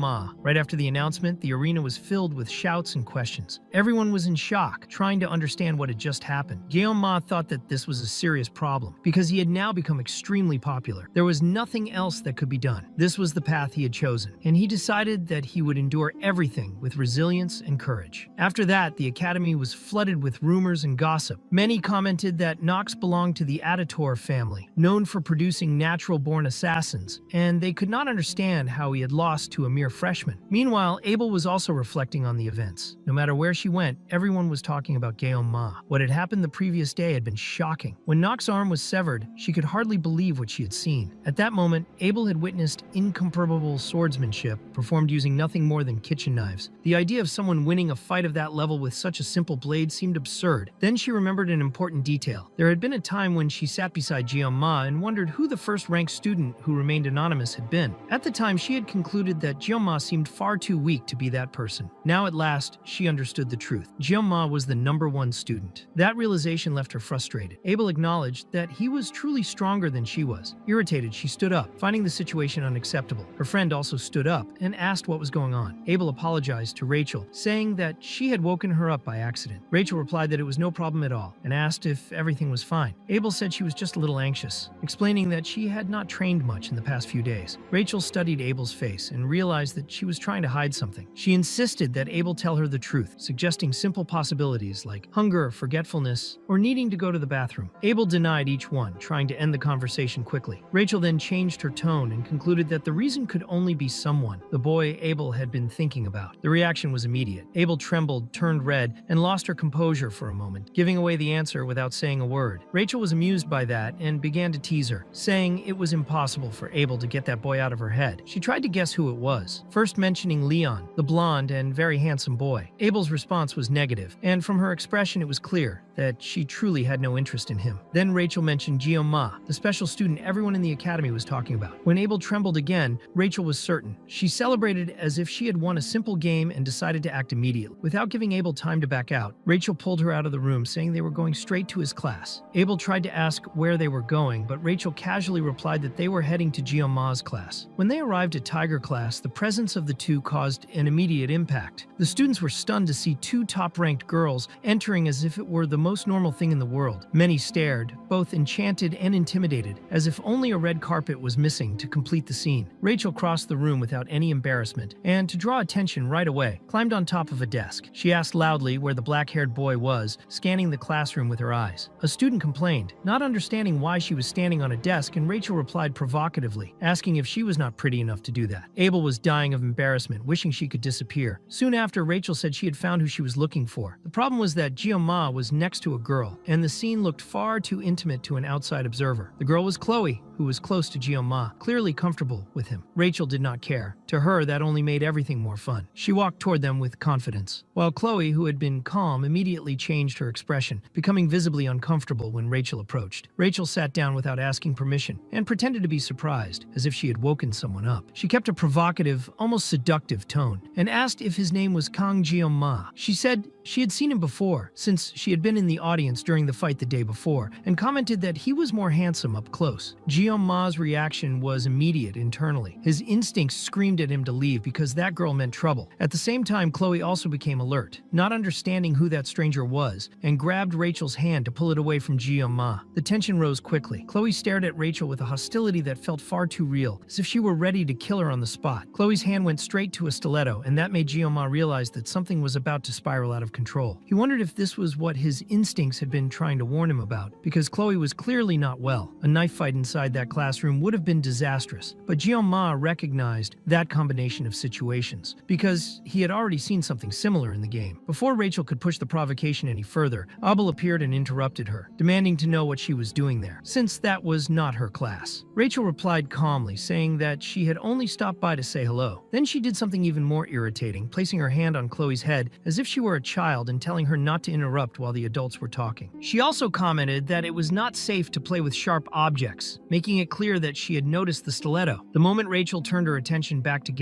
Ma, Chloe tried to attack. The stiletto sliced through the air, and for a moment, it seemed as if blood had been drawn, but it was only a strawberry juice box that had burst, creating the illusion of an injury. Even so, the aggression happened, and Rachel reacted with absurd ease. She grabbed Chloe's arm effortlessly and humiliated her with a cold remark, saying that she was slow, and that in the end, a child was still just a child. Abel ordered Rachel to let go of Chloe, but when Rachel released her, she did it in an even worse way. She threw Chloe across the room. Chloe managed to stay on her feet using her abilities, but the impact of the scene was enough to turn the classroom into chaos. Several students became overly excited, watching it as if it were a spectacle, while Ma was caught between shock and irritation, trying to understand how he had become the center of a conflict of that scale. It became clear to everyone that Rachel was not an ordinary student. She was part of the Spear Saint clan, a group known for despising tricks and complex techniques, prioritizing overwhelming strength above any refined skill. This was Rachel de Moira, someone whose mere presence already put pressure on the environment. After taking control of the situation, Rachel went back to provoking and asked Ma whether Chloe was his girlfriend. Ma answered directly, almost coldly, and quickly realized that he had sounded rude. Even so, he corrected himself and stated that Chloe was just his friend. Even as he tried to remain calm, he wondered how he had ended up in that absurd situation, because now it was not just Rachel there. Even Abel was nearby, and he had not even noticed her presence before. Trying to regain some control, Ma asked why the two of them had come after him. Rachel replied with casual malice, saying that Abel seemed interested in him and that she had only wanted to see up close the handsome boy who was becoming the talk of the academy. Abel, caught off guard, became nervous and immediately denied it, saying that she had never said such a thing. Abel tried to justify herself, saying that the one who had dragged everything there was Rachel. Rachel, however, shot back provocatively, reminding her that Abel had continued following on her own. That made Abel even more nervous, especially when she noticed the murmurs of the class growing around them. To contain the situation, she stated that all of it was a big misunderstanding and that she did not want to be there. Gyeoma heard that and thought that if it were true, there was no reason for her to stay in the room. He did not keep that thought to himself. He said directly that if she had nothing to do there, then she should leave. His words hit hard. Both Abel and Rachel were shocked by the coldness and lack of courtesy. Rachel reacted with a smile, saying that he was an interesting guy and that she liked people like that. Gyeoma replied with irony, as if it were a relief to hear that, making it clear that he was far from considering himself interesting. Rachel insisted, joking about the idea of him going to watch something in her dormitory. The provocation crossed the line for Chloe, who reacted immediately and shouted, protecting Gyeoma as if it were only natural. Rachel was even more amused when she noticed the possessive behavior, repeating the expression as if savoring every word. Abel lost her patience and called Rachel by name, trying to interrupt before it turned into an even greater public humiliation. Rachel pretended to accept it, saying that it was fine and that she would step away. Before leaving, Gyeoma gave her a dry warning not to come back. Rachel replied that he was very cold and said goodbye with an exaggerated wave, as if it were all just a joke between acquaintances. Inside, Gyeoma only wanted that scene to end as soon as possible. As soon as they moved away, he returned to what he had really wanted to do from the start. He leaned his head back against the chair and tried to sleep. Before leaving, Abel still turned her face and looked at him for a moment, as if she were trying to understand who he truly was. After that, she left together with Rachel, and the room became strangely silent, as if everyone had just witnessed something they did not know how to comment on. Later, already in their own classroom, Rachel reflected on what she had seen. To her, one thing was someone having a cold attitude. Another was that empty look in Gyeoma's eyes, a look that seemed to carry the feeling that something inside him had already died. Even so, or perhaps because of that, he had exceeded her expectations. She had gone only to provoke him, but ended up noticing something she considered important. Gyeoma was not just a talented student. He seemed to stand above any ordinary standard of that academy. Rachel remembered the rules of her own clan, which only allowed relationships and engagements with someone worthy, a powerful warrior. In her view, Gyeoma could become a valuable asset, someone rare enough to justify genuine interest. She even thought it was natural for someone like that to attract the attention of extremely important figures. After that, Rachel stepped forward and apologized to Abel, but Abel replied that she should apologize to the students of the Tiger class, because what she had done there was invasive and humiliating. Rachel ignored that part and made it clear that the apology was not for the disruption. It was about Gyeoma. She said she had no intention of sharing him with anyone, as if she were talking about a possession rather than a person. Meanwhile, in the infirmary, Nox was consumed by rage. All he could think about was killing Gyeoma. In his mind, that body had never known defeat. It was the body of a genius from the Aditor family. Because of that, the humiliation burned him from the inside. He even considered the idea of assassinating him while he slept, but Gyeoma's gaze kept returning to his mind and only made him angrier. He shoved aside anyone who appeared in his way, unable to control his own hatred. Nox decided that he would mobilize the entire Aditor clan to cut off that bastard's head. And after settling that, he also wanted to reclaim Chloe. In his view, Chloe had potential as good as his, perhaps even greater, and staying close to Gyeoma meant wasting that potential. He convinced himself that with the power of his house, he would crush Gyeoma and put everything back in its proper place. When he opened the door to the room, however, he was completely shocked. Gyeoma was inside, calm, eating an apple, as if the place belonged to him. The presence was so absurd that it felt like a calculated provocation. After that, back in class, Chloe was visibly worn down. Gyeoma noticed and concluded that she must be irritated by what had happened earlier. Inside, Chloe was in a dangerous state, as if she had decided she would kill anyone who got too close to Gyeoma. Even so, when he called out to her and asked if she was all right, her expression changed immediately. She became gentle, almost cute, and asked if he needed anything. Gyeoma then asked about Nox. Chloe hesitated before answering, but said that he was in the medical wing. This confused Gyeoma because no one really got injured in the subspace. Chloe explained that she had not even gone to visit him, but that apparently he had checked himself into the infirmary. She tried to downplay it, asking Gyeoma not to worry about it. Gyeoma understood the implication. He had shattered Nox inside the subspace, and even though it was a simulation, the mental shock could have been real. Still, he did not believe it was simple trauma. To him, Nox was plotting something. With a light gesture, Gyeoma placed his hand on Chloe's head, using a calm tone to ask which room Nox was in. The memory memory returned to the present. Nox was standing in front of him, demanding to know what he was doing there. Guillaume, unhurried, asked if he could eat the apple. In practice, he was already eating it, and that only worsened Nox's anger. Guillaume commented on the luxury of the place, observing that the Auditory family seemed to have more than enough money to provide a room of that size for just a single student. Nox demanded to know how he had entered, but curiosity mixed with fear, because Guillaume's presence was far too calm for someone who should have been wary. When Guillaume extended his hand to pick up a small blade that was lying on top, Nox went on alert, thinking he would be finished there. However, Guillaume used the knife only to peel the apple, with absurd skill, creating a long, clean peel without flaws. He placed the perfectly peeled apple on the table and casually suggested that Nox eat some fruit, as if it were friendly advice. The audacity of the scene ignited Nox. He thought about drawing his hidden blade and killing Guillaume right there. Before he could do it, Guillaume spoke calmly, as if he already knew exactly what Nox was thinking. He warned that if Nox was planning revenge, then he would devour the entire Auditory family. The threat was so direct, so cold, and so devoid of emotion that Nox was stunned. Fear came together with anger, and he stepped back on instinct, slamming the door shut, as if that could drive Guillaume's presence out of his mind. At that same instant, the perfectly peeled apple is cut into several extremely symmetrical pieces. Then, as he walks out of the infirmary, Guillaume begins to reflect on what happened. Nox is now nothing more than a small candle about to be extinguished at any moment, because his will was completely destroyed in the face of Guillaume. He concludes that his intimidation truly worked, but he knows that the Auditores are an absurdly dangerous clan of assassins in that world. Even so, he would never be able to deal with the entire group using only 30 seconds of his own blessing. Everything he can do is limited to that short interval of time, even though that represents only the worst possible scenario. Still, if it became necessary, he would have to eliminate as many enemies as he could within that limit. As he raises his eyes to the moon, Guillaume feels as if he is at the center of a tornado, as if the world itself is pushing him into that role. He accepts that he might be just as insane as everything around him, and since Nox will no longer be an obstacle in his path, a new problem emerges. It is precisely the person he would most like to avoid at that moment.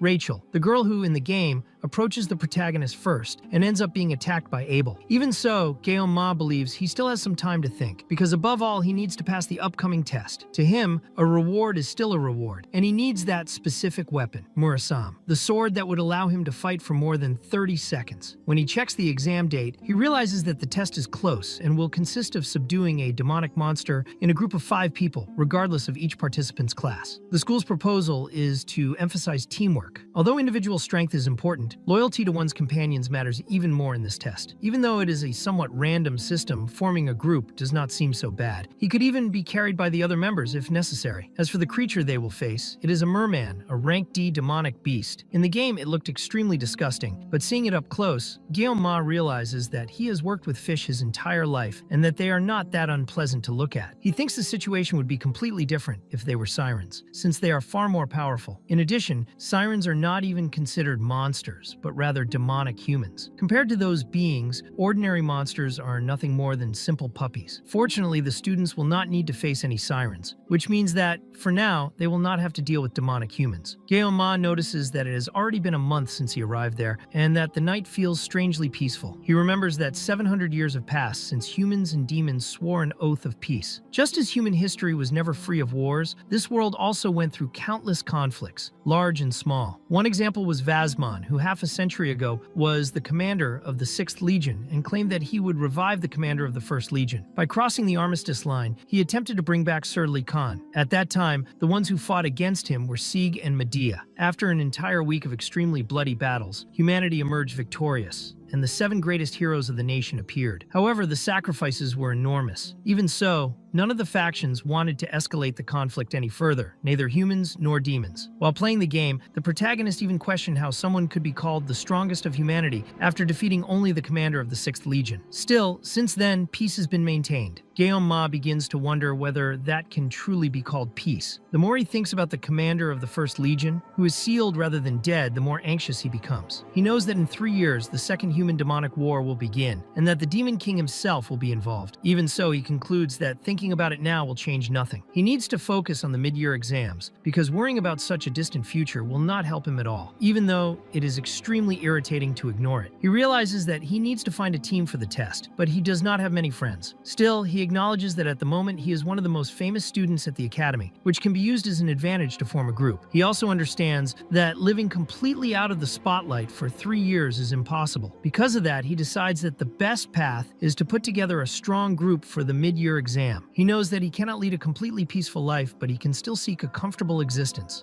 even if it involves some conflicts. With that, Ma changes his goal. However, the next day, already in the classroom, he realizes that despite being surrounded by people, no one invited him to form a group. He understands that this is a problem and begins to wonder if the reason was what he did to Nox. Maybe he went too far in the fight and ended up frightening everyone around him. Thinking about it, he also concludes that Chloe is similar to him, someone who is probably also seen as a kind of intruder in that place. Ma approaches Chloe and asks if she is still without a group. She confirms that she is and says she is still alone. He asks if she is alright, remembering that she usually deals with this since she has friends. Chloe replies that she is fine. Then Ma invites her to form a group with him, explaining that they would still need to find 3 more people. Chloe immediately accepts, saying that it sounds great, and Ma realizes that she was genuinely happy with the proposal. He reflects that considering he can only truly fight for 30 seconds, having Chloe by his side is equivalent to having an entire army. However, the mood changes when someone arrives making noise and interrupting everything. It is Rachel, who clearly came with the intention of forming a group with him. Ma feels irritated inside when he sees her there again. He questions why she is there, but Rachel acts as if she has already explained everything. At that moment, Chloe discreetly begins to pull out the utility knife, ready to react, but Ma asks her to step back. He is not in a good mood that day. Rachel jokes, saying that he is being mean and calls him by a nickname that bothers him. Ma asks her to stop, but Rachel pretends not to hear, jokes around, and even throws herself onto the desk, saying that she fell. Soon after, Rachel asks if he already has a group. Ma realizes that she is really not paying attention, but answers that he still does not have a complete group. Rachel says that he is lucky and suggests that they team up, getting too close and touching his chin. Ma pushes her hand away and questions why him specifically, since there are so many people who would accept joining her group. Rachel replies that no one at that school is fun, but that he is. Even so, Ma makes it clear that he is already on a team with Chloe. Rachel reacts calmly and says that there are still 2 spots available. Ma realizes that she has not fully understood the situation and glances at Chloe, who confirms it with a nod. Faced with that, he accepts the proposal and says that then he will be under Rachel's command. She replies that he will not be able to back out after that. When Ma asks who the other members are, Rachel asks if he knows Leon. At that same instant, Ma becomes extremely tense. Leon is the protagonist of the game. He wonders what kind of sin he committed in his past life to end up involved with this kind of people. All he did was spend 30 years using a knife to cut fish, and now he is surrounded by the main heroines and central figures of the story. Even so, he accepts the situation, recognizing that Leon is the true protagonist of that world, and that he has no idea how this will affect the future. One way or another, he feels that he will end up getting involved, and now he can no longer change groups. Rachel put him in a situation with no way out. For a moment, Ma feels like cutting someone in half out of sheer frustration, but he is interrupted when Chloe approaches with a sharp look. She asks what happened, noting that since the blonde girl left the room, he does not seem well. Ma replies that he is just thinking too much and that there is nothing to worry about. He explains that Rachel wanted to take the test with them since they are cadets, and Chloe states with conviction that there is no one in that class stronger than him. Ma thanks her for the compliment. He then reflects that he was the one who asked Chloe to form a team, and therefore she needs to be aware of every decision made. Thinking it over, he concludes that maybe all of this is not a bad thing, and that he does not need to be so pessimistic. He asks Chloe when and where they will meet again to complete the group. She replies that Rachel scheduled the meeting in the main building at a cafe. Ma notices that it is almost time and suggests that they go immediately, and the 2 of them head out together. In the main building, which is quite elegant, Chloe is drinking an avocado smoothie. Ma looks at the cup and wonders how that frozen green soup can cost 50,000 won. He almost chokes when he notices the price and comments, trying to hide it, that the cafe is really very good. Inside, he scolds himself, remembering that he is an adult and needs to control himself. He notices that the only drink that cost 10,000 won or less was the espresso he is drinking, but the taste is awful. Since the academy card does not work there, he decides that he does not intend to come back often. At that moment, Ma receives a notification on his phone. phone. It is a message from Rachel, and he replies saying that he is already at the meeting point. Shortly after, Rachel appears accompanied by Leon and apologizes for the delay, asking if they waited long. Jeon-ma looks at Leon for a few seconds and notices the presence of another member of the group, a boy with orange hair tied in a Japanese bun. He wonders if that guy is a delinquent. Then Leon steps forward, extends his hand, and introduces himself politely. Jeon-ma does the same. Leon comments that he was impressed by what Jeon-ma did a few days earlier, making it clear that he has already heard about his recent actions. Leon shows that he feels more confident knowing that Jeon-ma is part of the group. Jeon-ma in turn observes that Leon is extremely elegant and mentally confirms that he truly fits the role of a protagonist. After that, everyone sits down to have smoothies, while Jeon-ma sticks with his cheap coffee costing less than 10,000 won, which he considers undrinkable. Leon introduces himself first as Leon von Reinhardt, a student of the star class and the leader of the group. He comments that he ended up taking that position naturally and says he is looking forward to working with everyone. Jeon-ma is impressed by his demeanor, finding the behavior almost too perfect. Next, Rachel says that she does not need to introduce herself since everyone knows her, and passes her turn. The next to speak is Speed Weapon, who introduces himself as a student of the star class and says that he really likes heroes. Jeon-ma finds that explanation far too simple and realizes that the boy completely breaks the delinquent stereotype he had created in his head. After that, Chloe introduces herself as an editor from the Wolf class and explains that she is there thanks to Jeon-ma. Rachel reacts with irony when she hears this, but Chloe keeps herself under control, clarifies that she was invited by him, and says that it is a pleasure to meet everyone. Rachel is surprised to realize that Chloe managed to keep her patience this time. When it is his turn, Jeon-ma introduces himself simply, saying only that he is from the same class as Chloe. He feels a bit awkward, remembering that he is an adult among young students. Then Leon pulls out a notebook and announces the start of the meeting. A holographic map is projected from the device. Leon explains that during lunch that day, his class instructor handed files to the group leaders. The map displayed shows the location where the exam will take place. Scopuli Island. He explains that everyone will be teleported to a subspace connected to the island through a gate, but that the island itself is real. This means that students can be truly injured when facing demonic creatures. Leon zooms in on the image and points to the area assigned to the group, located on the northeastern coast of the island. He explains that 3 groups, including theirs, will hunt mermen in that region. Since the number of these creatures is limited, the objective of the exam is to eliminate as many as possible. After the explanation, Leon asks if anyone has any questions. Speed Weapon asks whether there are no sirens in the waters around the island, and whether that does not represent a risk. Leon replies that there is no reason to worry, because the Academy will take care of that issue. Chloe then asks whether groups positioned on the same coast could ambush each other. At that moment, both Jeon-ma and Rachel look at her with some tension. Leon answers that the focus of the exam is the eradication of demonic creatures, and that conflicts between groups would likely lead to disqualification. Jeon-ma thinks that Leon clearly does not understand that he is dealing with an assassin. Leon ends the meeting, saying that that is all for today and that everyone should prepare well, because the next day there will be another meeting to define positions. Rachel suggests that everyone go eat together, and the group begins to disperse. Jeon-ma realizes that because he stayed seated, only he and Leon are left, which makes him somewhat uncomfortable. He decides to leave, but as he stands up, Leon calls out to him. Leon asks where Jeon-ma originally came from. The two stare at each other for a few seconds, and Jeon-ma asks what exactly he means by that. He feels that he has heard that question before, but realizes that coming from Leon, it sounds different. Jeon-ma cannot understand what Leon is thinking. He considers the possibility that the question is literal about his place of birth, but discards it, because if that were the case, it would have been asked in front of everyone. Leon apologizes for the sudden and strange question, but comments that Jeon-ma might be similar to him. This leaves Jeon-ma even more confused. He reflects that since it is a Korean game, the base language is Korean, but that does not mean other cultures do not exist in that world. From his very name, it is possible to deduce that Jeon-ma is Korean. Even so, Leon asks him to pretend he did not hear anything, and says that he is leaving. Before Leon can walk away, Jeon-ma instinctively grabs him by the shoulder and returns the question, asking where he came from. Leon answers directly that he came from Germany and then leaves. Jeon-ma remains standing there, confused, wondering what went through that man's mind. He begins to question whether he's being paranoid, but he cannot ignore the strange feeling. The moment he heard the question about where he came from, it was as if Leon knew that he was someone from another world, an intruder who should not be there. Even so, he tries to convince himself that it is nothing more than paranoia.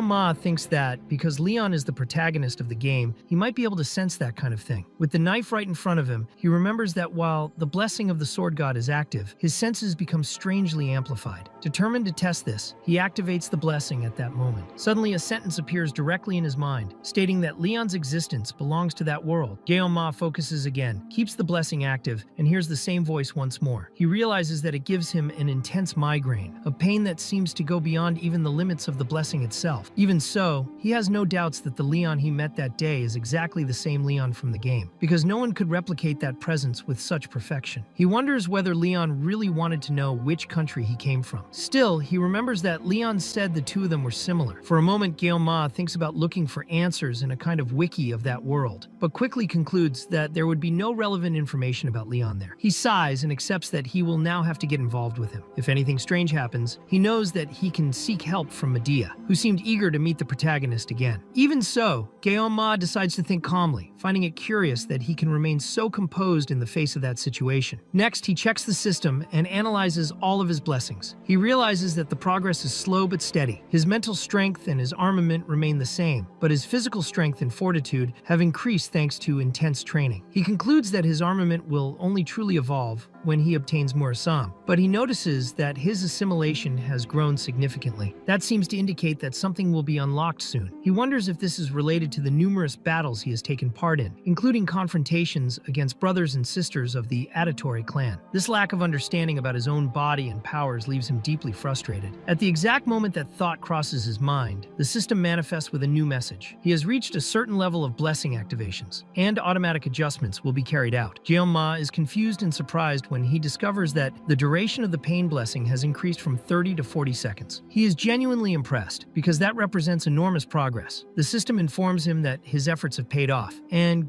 Ma feels sincere satisfaction when he realizes this evolution. The days pass quickly. 5 days remain until the exam, then 4, 3, and 2. When only 1 day is left during training, Ma reaches such a high level of speed that he manages to cut a drop of his own sweat in midair. He is satisfied with the result. Soon, the day of the exam arrives, and everyone is gathered in front of the subspace gate. Ma feels that the atmosphere is completely different from that of the training subspaces. His group calls out to him, and he sees that everyone is prepared. Rachel, positioned at the front as the main damage dealer, comments that it is strange for Ma, who is usually punctual, to be late that day. Leon, the leader, remains at the center of the formation and asks them to move forward immediately. Speed Weapon, acting as support, stays farther back. Chloe, as the secondary main damage dealer, takes the second position.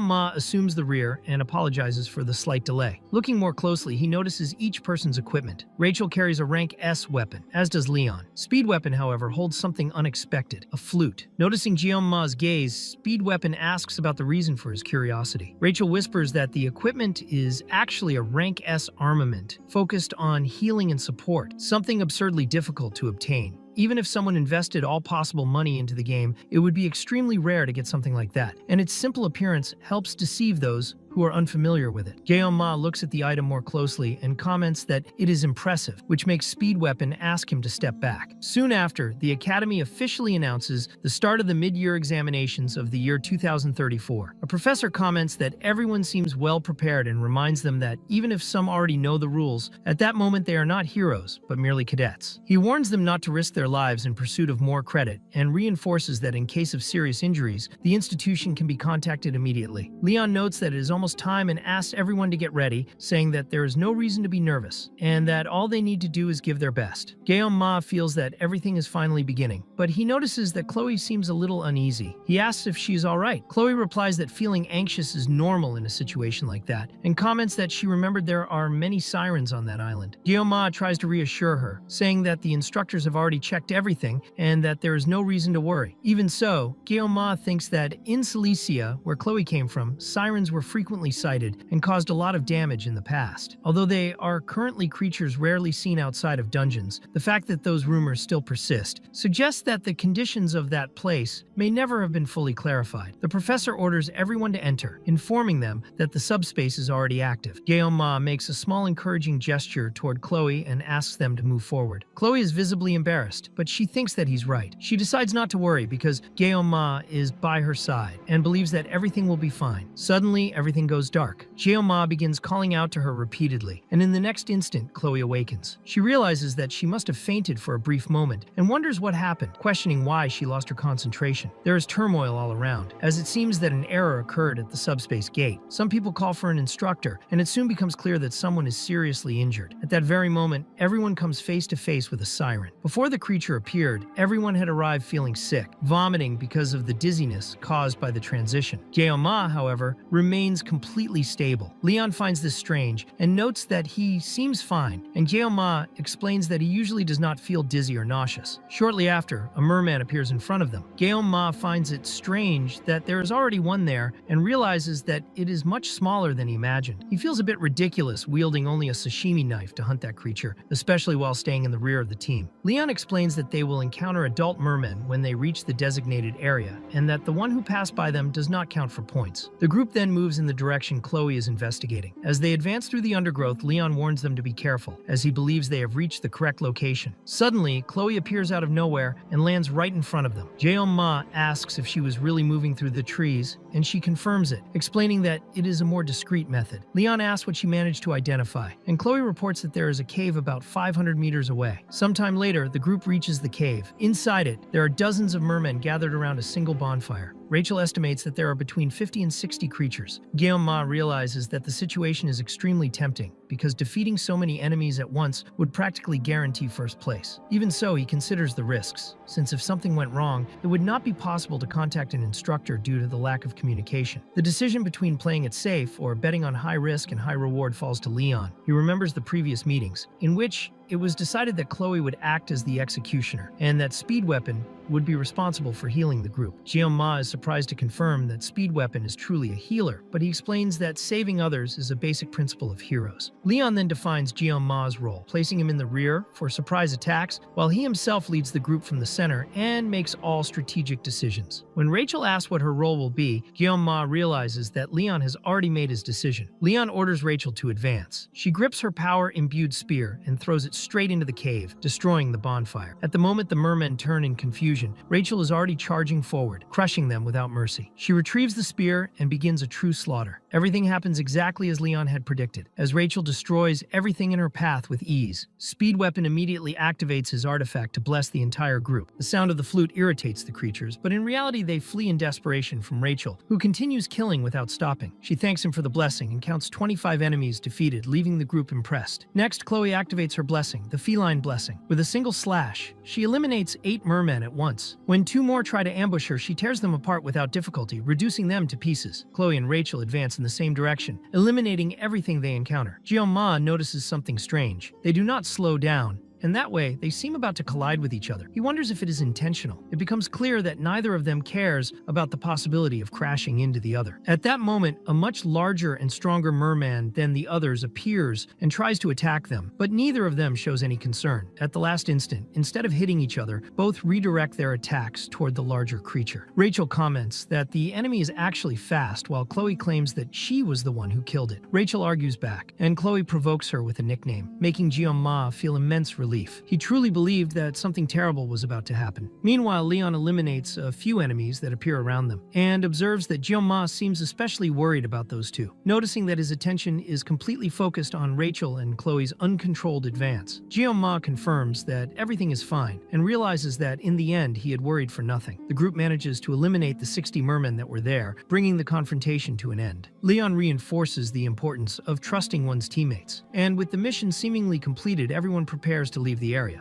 Ma observes the situation and thinks that Leon is undoubtedly a great leader, the true heart of that team. He decides that later he will try to talk to Leon just out of curiosity, to better understand what he had said earlier. At that exact moment, however, an attack from the rear pierces Leon. The impact is brutal and catches everyone by surprise. No one had noticed anything until Ma looked back. Among the corpses of the mermen, a siren emerges, a demonic existence with a human appearance. Rachel does not understand why there is a siren in that place, while Speed Weapon believes that all of this can only be a dream. Guillaume confirms to himself that something had been wrong from the beginning. He quickly assesses the situation and wonders whether they should fight or flee, without being sure what would be best at that moment. Rachel urgently tries to contact an instructor, warning that a siren has appeared, but Speedweapon reports that he cannot establish communication. Guillaume concludes that communication within that space has been cut off. Amid the chaos, Guillaume is the only one who does not panic. He orders Rachel to take care of the mermen that are still approaching and tells Speedweapon to do everything possible to keep Leon alive. At that instant, Chloe snaps out of the trance she was in. Guillaume orders her to leave immediately since she is the fastest, and to go call an instructor as soon as possible before more mermen appear. Chloe hesitates for a moment, but agrees and quickly departs. Rachel asks what Guillaume intends to do now. Without answering directly, he advances toward the siren, making it clear that the mermen are left to the others. The group is shocked by the decision, questioning whether he has gone mad by facing a siren alone. Guillaume, however, thinks that he has never liked small fish, and that now the time has come to face the big fish, something he considers his specialty. It is explained that demons are able to use something similar to blessings, which in practice is magic. In the original game, the protagonist was defeated with just one attack from that siren, showing the brutal difference between humans and demons. Guillaume recognizes that he is not sure if he will win, even with his blessing, since in the original game it is impossible to defeat a demon alone. Even so, he remembers that because he played without friends, he was often forced to face bosses alone in true raids. He accepts that there is no longer any way to run from the decision he has made. Quickly calculating, Guillaume estimates that Chloe will take about 10 minutes to return. That means he needs to defeat the mermaid in 40 seconds. Without hesitation, he activates the blessing of the sword god, thinking that it has been a long time since the last time he truly cut sashimi. Meanwhile, Rachel faces the remaining mermen. They seem stronger under the mermaid's presence, but even so, she manages to hold them back, pushing them away and piercing 3 at once with a single attack. She is already exhausted without the Speedweapon blessing. Speedweapon thinks he should help her with the blessing, but he needs to concentrate completely so that Leon does not die. Even believing in Guillaume's power, he feels deep fear when looking at the mermaid, because facing a monster like that alone feels like pure suicide. The mermaid then prepares a spell aimed at Guillaume, but he rushes forward. He analyzes that mermaids use long-range attacks with magical and aquatic properties, and that without magic, they are still just fish. He dodges the spell and moves in for the final blow, but at the last instant, he realizes he has struck only a false body. The true mermaid appears, attacking Speedweapon, who freezes in fear. At the moment of the attack, the mermaid feels intense pain. One of her fins is severed by Guillaume, who shows no hesitation and continues attacking without giving her time to evade. Even wounded, the mermaid retreats into the water, disappearing as if she had teleported. Guillaume then realizes that predicting her movements will not be simple, and acknowledges that the mermaid showed dangerous intelligence in that clash. The mermaid acts deliberately and attacks precisely the one who is already injured. Guillaume looks at Speedweapon and Leon, who is still severely wounded, and asks if Speedweapon can continue. Even while keeping the blessing active, Speedweapon confirms that he can. Guillaume then says that is fine, and leaves Leon in his care, recognizing him as a true hero. Next, Guillaume returns to direct combat and resumes exchanging violent blows with the mermaid. Speedweapon, while supporting Leon, thinks about how impressive it all is. He reflects on justice and bravery, on people who sacrifice themselves for the good of others, and concludes that this is what defines a hero. He realizes that he has never heard anyone say that this was truly a hero academy, not even in the Dragon and Star classes. At that moment, he believes he has found his hero in Leon. Guillaume, on the other hand, understands Speedweapon's thoughts, but when he apologizes and says that Guillaume is far from being a hero to him, Guillaume makes it clear that he would not care even if that were the case. Still, in the present, Speedweapon begins to think that maybe that damn Guillaume is also in some way a hero. At that moment, the mermaid invokes a powerful spell. Several carnivorous fish made of magical energy appear and rush toward Guillaume like missiles. He dodges with quick, almost unreal jumps, but soon realizes that the projectiles are guided. The mermaid alters the fish's trajectory to kill Guillaume, who responds by cutting through the cave wall to open a path and keep fleeing. Even so, the fish continue to pursue him, ignoring his speed. The mermaid follows the path of the attack but suddenly changes the target. Rachel tries to warn Speedweapon, realizing that the true target was him, the group's support. Taking advantage of an opening, Guillaume throws himself into the middle of the attack and rips off the mermaid's hand with a precise strike. Even so, he realizes that his cuts are too superficial and that this will not be enough to kill her. The severed hand remains active, channeling magic with such force that it pierces the cave cave and strikes the mermaid herself. The impact produces a colossal roar. Outside, a student asks the instructor what that noise was, saying she saw something like a laser. Shortly after, it begins to rain. The instructor decides to quickly remove everyone from the area to avoid accidents, warning that the rain could turn into a storm, and comments with a slight smile that they need to return to the academy as soon as possible. Inside the cave, now with a huge hole opened, Speed Weapon and Leon remain unharmed. The mermen, upon seeing sunlight, flee in desperation. Rachel finds their behavior strange, while Guillaume remains in a combat stance, knife in hand, believing the mermaid to be buried under the rubble. He was only partly right, as the mermaid explodes the debris and emerges violently. Guillaume recognizes that he knew she would not die so easily. When the mermaid advances once more, Guillaume removes his uniform and orders Rachel, since the mermen have fled, to protect Leon and Speed Weapon. She agrees without hesitation. Speed Weapon, watching the scene, can barely believe what he sees. Guillaume is dueling alone against a demon. He had always thought that man was just a madman, but now he begins to see him as a legend. Guillaume realizes that only 10 seconds remain of the pain blessing. For him, this is the moment to recover all the time lost. The mermaid snarls, consumed by fury, and charges to kill Guillaume. He accepts the clash, feeling his eyes consumed by absolute determination, resolved to cut down everything that stands in his way. Meanwhile, Chloe runs at full speed. She forces herself to go faster, even cutting down trees that appear in her path. Her legs are at their limit, and even with the blessing active, the exhaustion is overwhelming. Still, she cannot give up, because it was Guillaume who asked this of her. Chloe believes that Guillaume is the strongest person she has ever known. He always finds a way out and never draws his blade without necessity. This time, however, he saw that there was no other choice, and she believes he made the right decision, even facing a mermaid, an absurdly powerful demonic humanoid. As she runs, Chloe hears the thunderous sound coming from the cave and grows worried when the rain begins to fall. In her thoughts, she begs for Guillaume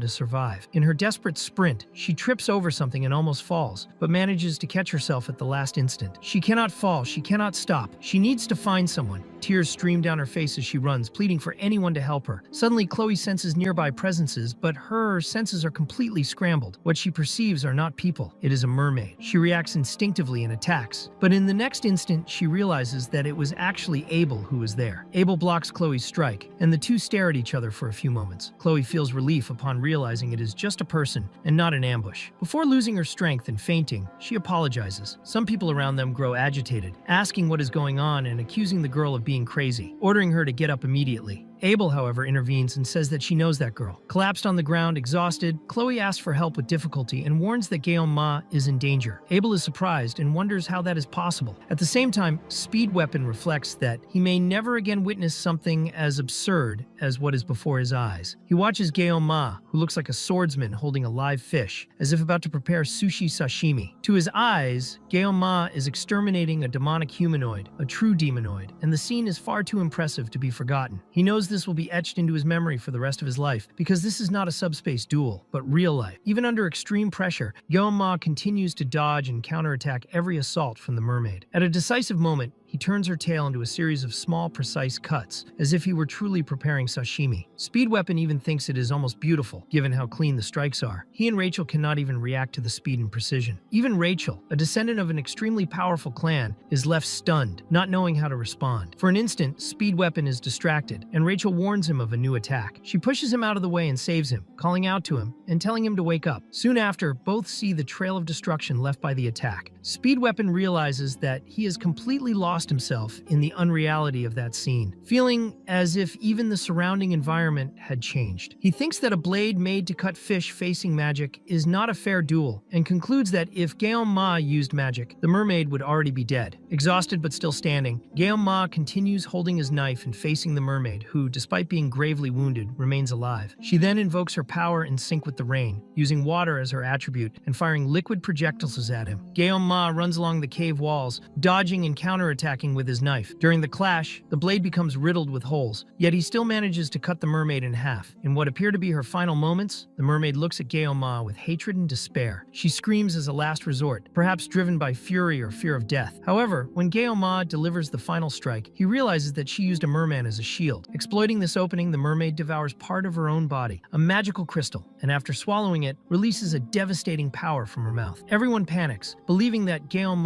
will die at that moment. Facing the inevitable, inevitable attack, Guillaume understands that he cannot dodge. His left eye is completely overtaken by the blessing, and his consciousness is transported to a remote place, surrounded by crystalline water and illuminated by sunlight. As he looks toward the horizon, he realizes that it is not the sun approaching, but the mermaid's power. At that moment, he hears the voice of the sword god whispering that he can cut anything. With that certainty, Guillaume grips his knife once more. In the ruined cave, consumed by rain, he feels that he has managed to cut through the very magic itself. The sphere of energy completely dissipates. A few seconds later, before him lies the mermaid's body, covered in blood. Still under the effect of the blessing, his eyes return to normal, and the mermaid releases her final breaths of life. Everyone is shocked to realize that she was still alive, but before any reaction is possible, Guillaume decapitates the creature. The head rolls away and returns to that cursed place from which it came. Stunned, Speed Weapon finally understands. Guillaume has won. A rookie who entered that year defeated a demonoid alone. Little by little, everyone begins to calm down. At that moment, however, a large amount of blood pours from Guillaume's wound. Rachel rushes to him in desperation. Speed Weapon thinks with relief that Leon is fine, but soon notices something strange. He wonders what happened to the mermen who fled the cave. Soon after, he sees a group approaching and comments that it was about time. It is Abel's group. People ask what the hell happened there until they carefully observe the scene. A dead mermaid cut into pieces and Rachel holding Guillaume's body, begging him to wake up. Abel finds the scene strange and questions why Rachel is hugging him like that. Then Abel notices Leon and becomes visibly embarrassed. To her, the conclusion is clear. Everyone is screwed, except the leader. All of this only happened due to absurd luck. Abel explains that she contacted the academy and that the instructor should be arriving. She then looks around, sees the destruction, and asks what the hell happened there. Speed Weapon reacts irritably, questioning whether those instructors really explored the island, because this looks like a joke. He recalls that a mermaid appeared inside an obvious cave and that this should never have gone unnoticed. Abel remains calm, says she understands, and demands a direct explanation. Speed Weapon finds her tone strange and asks why she is giving orders, but Abel notices that he's acting oddly and tells him to stop stalling and answer. Speed Weapon warns that she will not believe it, but decides to explain anyway, because explaining is his specialty. Later, after listening carefully to everything, Abel confirms what she understood. She sums it up by saying that a mermaid appeared out of nowhere and that Guillaume killed the creature alone. Speed Weapon confirms that this is exactly what happened. The information hits Abel like something absurd. She thinks about how Guillaume appeared out of nowhere, never clearly stating where he came from, and yet killed a demonoid alone. She remembers the stories her grandfather told her when she was a child, and concludes that even those heroic tales were more realistic than this. Still, the lie seems far too big to have been invented. Abel comes to the conclusion that no one would dare create such an exaggerated story if it had not happened, and wonders why anyone would lie about something like that.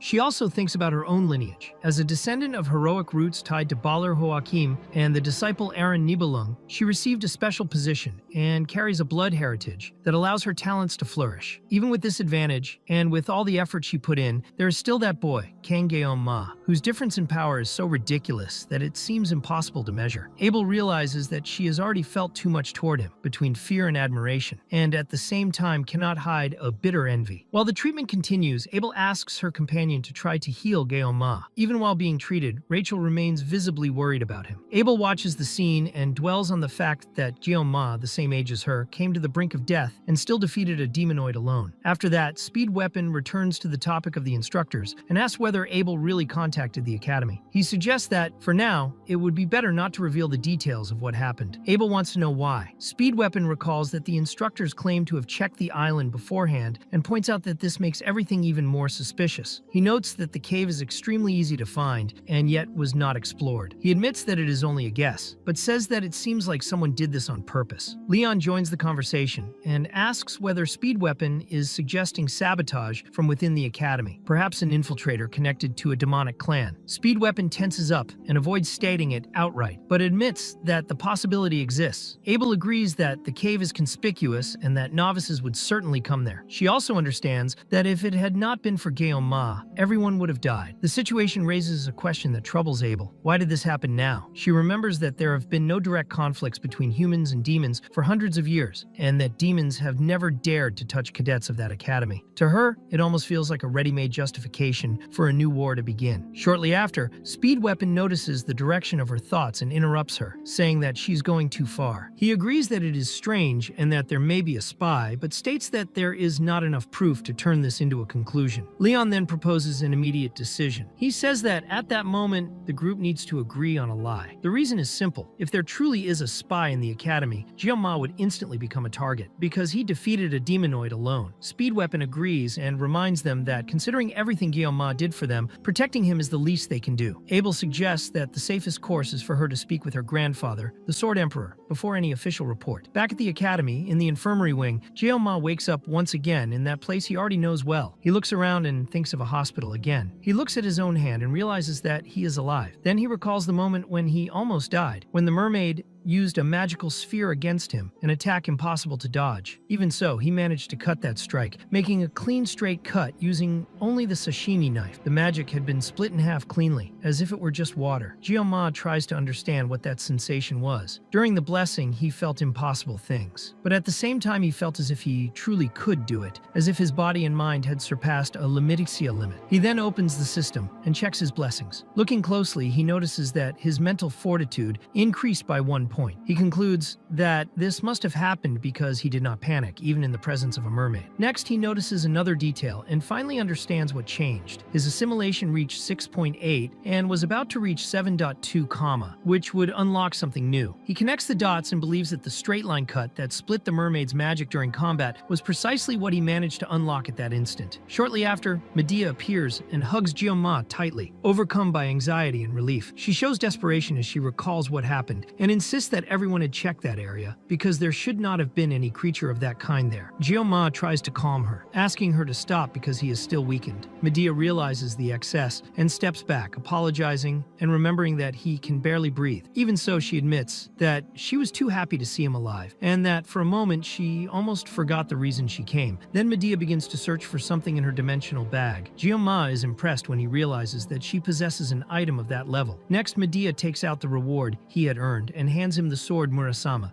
Jeoma thought about how the fact that he had decapitated a demon on Scopuli Island had been kept secret, just like director Medea had said. When he examined his new sword, Murasame, he noticed it had an attack power of 25,670, was rank B, and was described as a Japanese sword whose name meant heavy spring rain. Medea said she hoped he liked the reward, and added that prizes like this were usually handed out in formal ceremonies. Because of the situation, that had not been possible, so she apologized. At that moment, Medea noticed the Sword Emperor approaching and made a sharp comment about him. The Emperor himself immediately reacted, asking her not to call him that. Medea fired back, saying that he was already 70 years old and still acted like a little girl. Watching the exchange, Jeoma felt like he had seen something like this before, almost like deja vu, and wondered why the Sword Emperor was there. Medea explained that she had heard everything through Jeoma's friends and, on behalf of the Academy, offered an official apology. She admitted that everything that had happened was the Academy's fault, and that because of their negligence, Jeoma and his team,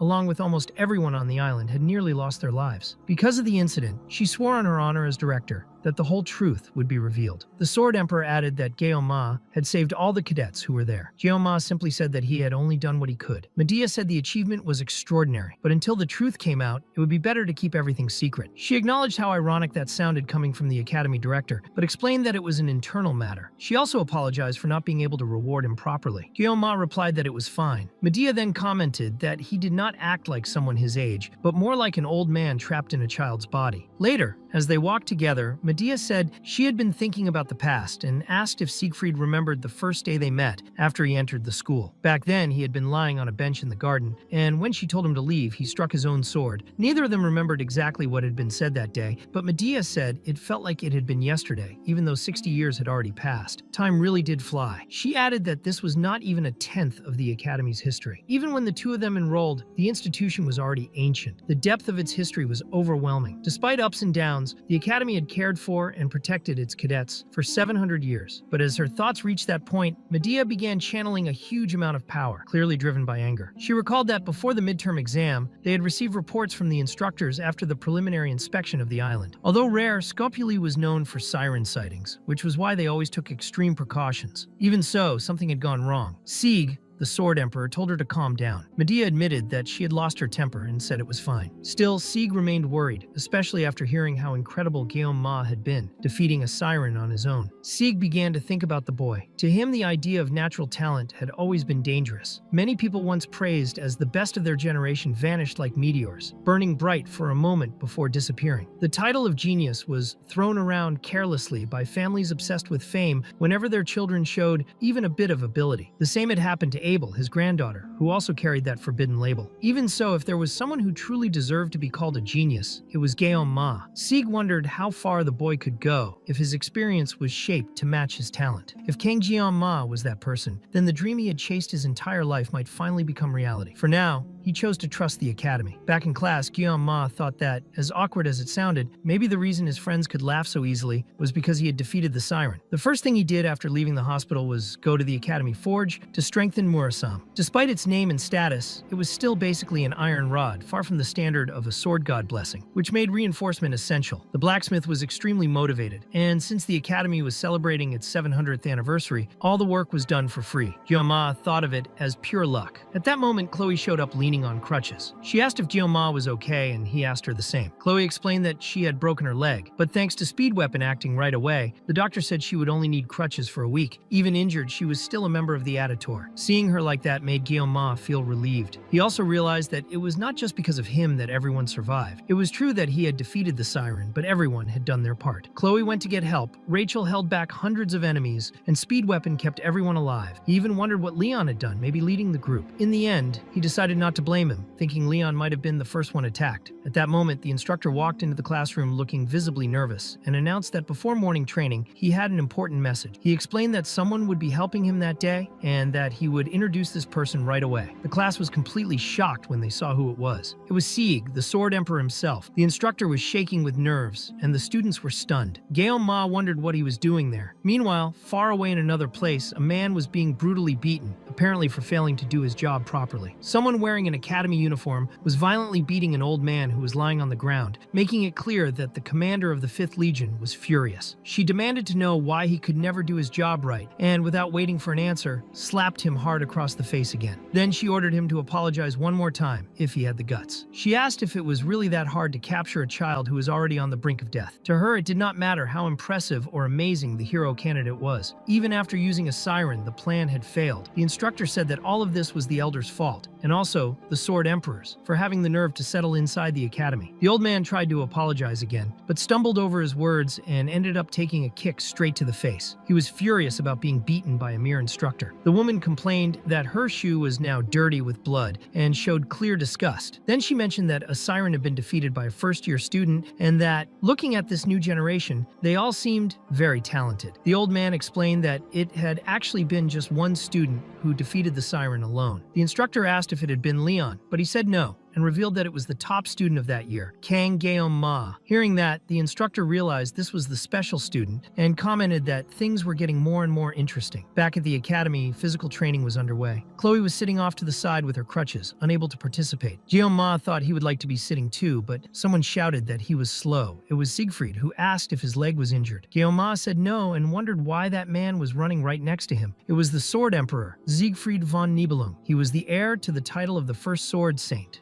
Aran Nibelung, a name that suited him perfectly. Siegfried was recognized as the strongest fighter in humanity, and had also been Leon's fencing mentor during the Second Demonic War. He was a figure who clearly stood out in the middle part of the original story. Even so, Guillaume Ma could not understand why the Sword Emperor was running beside him. In his mind, that old man should have been bothering Leon, not him. The main story had already gone off track and now felt completely derailed. Thinking about it more carefully, Guillaume Ma remembered that at the end of the original story, Leon would inherit the title of Sword Saint. That had been one of the biggest topics in the game, and had dominated all the forums. If Leon was going to inherit that title in the future, then Siegfried being here was not that important, just awkward. To Guillaume Ma, it felt like running side by side with a delivery guy who did all his deliveries on foot. During the run, Siegfried explained that the foundation of any fighter was stamina and endurance. No matter how amazing a hero was, without the physical strength to support their honor, everything was meaningless. This basic routine would be the foundation for Guillaume Ma's future growth. He demanded more more effort and called him a brat. Ma answered yes and kept running. Siegfried approved of that attitude, but then sped up even more, leaving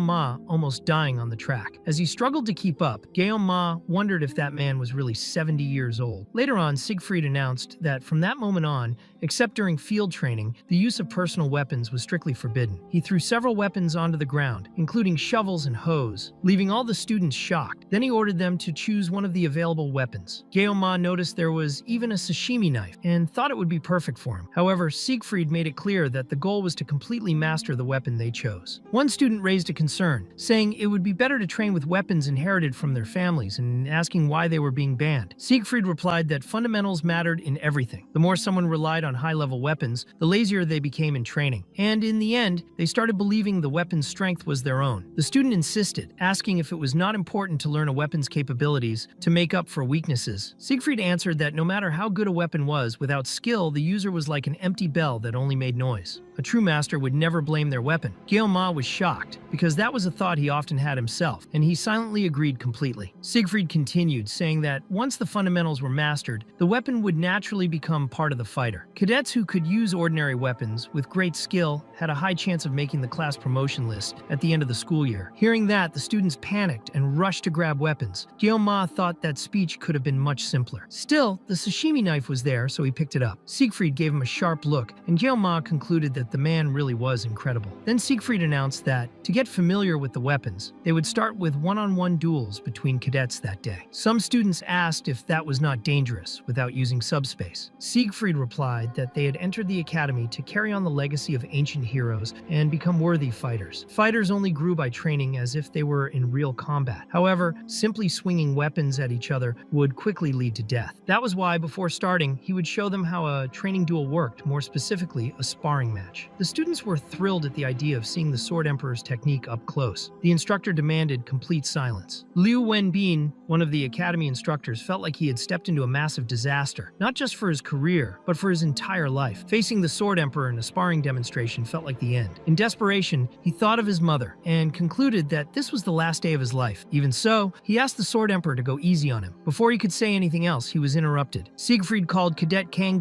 Ma forward and ordered him to step up and duel him. The students looked at the seemingly worn-out weapon in the Sword Emperor's hands and still felt like it was glowing. Many wondered who that boy was, since Ma looked weak at first glance. Ma himself realized he could clearly hear all the comments around him. Siegfried asked if Ma was fully recovered yet. He said yes, but thought that he might not be in such good shape after this. The Sword Emperor then ordered him to draw his blade. Ma reflected that even though this was just a training duel, it did not feel right. His body was in great condition, but his opponent was the Sword Emperor. If they really crossed blades, it would not end well. At best, someone would lose an arm, and at worst, a head. He even thought this urge might be influenced by the blessing, since he felt a strong fighting instinct. But he also realized that this impulse was going too far when he considered the consequences. Because of that, Ma said he was not worthy of being Siegfried's opponent. Many students agreed, believing he would get beaten badly. However, Siegfried asked if he had no pride as a swordsman, and said that he would not be able to hide his power for long. To him, having that much talent meant nothing if the person was a coward. The word pride echoed in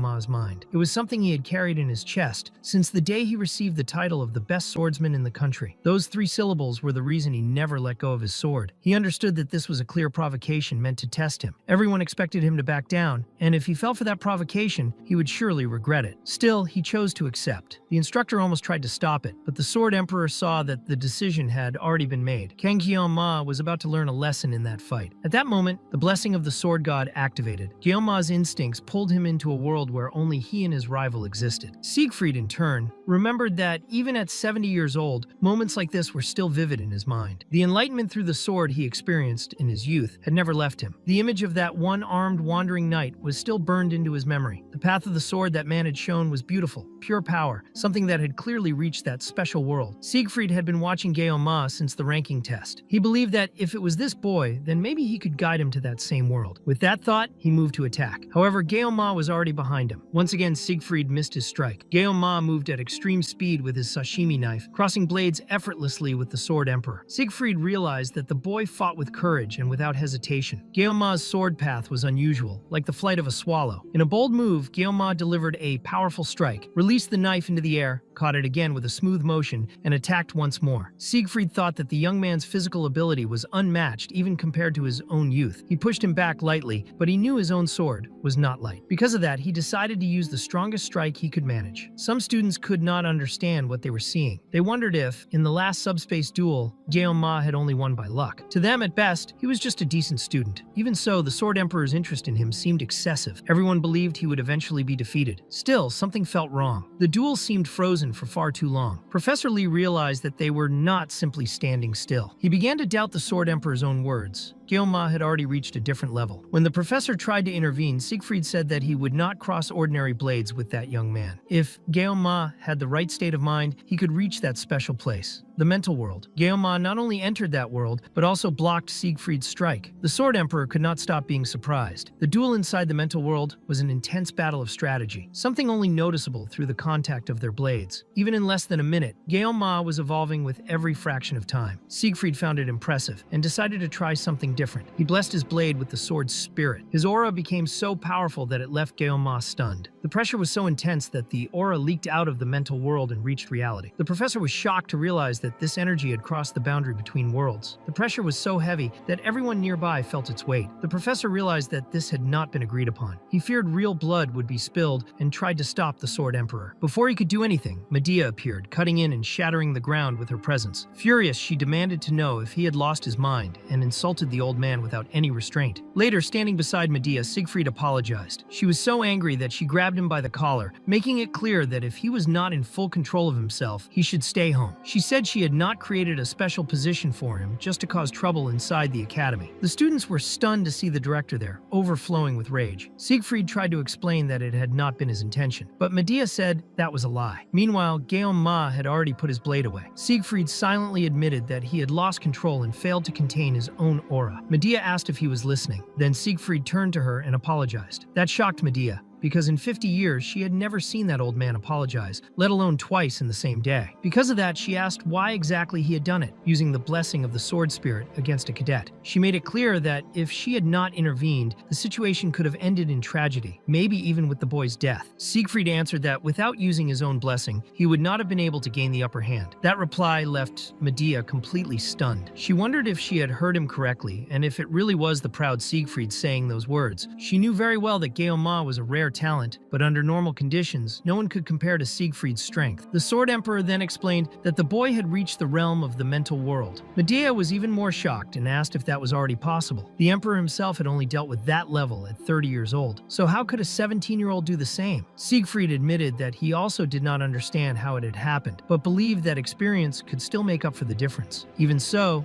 Medea could not easily accept that explanation. She immediately rushed over to Guillaume to check if he was okay. As she got closer, she felt an extremely oppressive aura coming from him. In that instant, all the dignity she was maintaining seemed to vanish. What she felt was pure fear, the same chill she had felt when she first met the commander of the 6th Legion. That made Medea realize that Siegfried's report was probably not an exaggeration. She then asked if Siegfried had lost. The Sword Emperor answered that of course he had not. Even as a talent, Guillaume still did not compare to him, and he was also using incomplete equipment. Medea asked why he had gotten so angry, since he always said that true masters never blamed their equipment. The Emperor replied that it was just nonsense. At that moment, all the tension exploded, and both of them felt a powerful surge of adrenaline. Later, Guillaume woke up early, remembering everything that had happened. He realized that even though he had trained well, without Medea's intervention, the situation could have been truly dangerous. He thought the old man had been extremely aggressive. All of it involved the so-called mental world, something he still did not fully understand. Experiencing it had been strange. Mastery and understanding of a weapon could create an active space, triggered when multiple emotions and conditions aligned. It was said that only supreme masters, who spent their entire lives refining a single weapon, could enter that mental realm. Because of that, in the game's universe, there were fewer than 10 heroes who could freely enter the mental world. Even Leon, the protagonist born with heroic qualities, needed 3 years of intense training to reach that state. Guillaume knew this because he had quit the game exactly at that point. He then wondered why he had been able to do it right away. Thinking more carefully, he realized the answer was the sashimi knife. Adding this life and his previous one together, he had spent more than 20 years wielding that same knife. Whenever he manifested the blessing of the god in the sword, it was as if a level of focus beyond cognition was activated. The experiences of his current life and his past life were connecting in harmony, allowing him to overcome extreme situations. Based on everything he had experienced so far,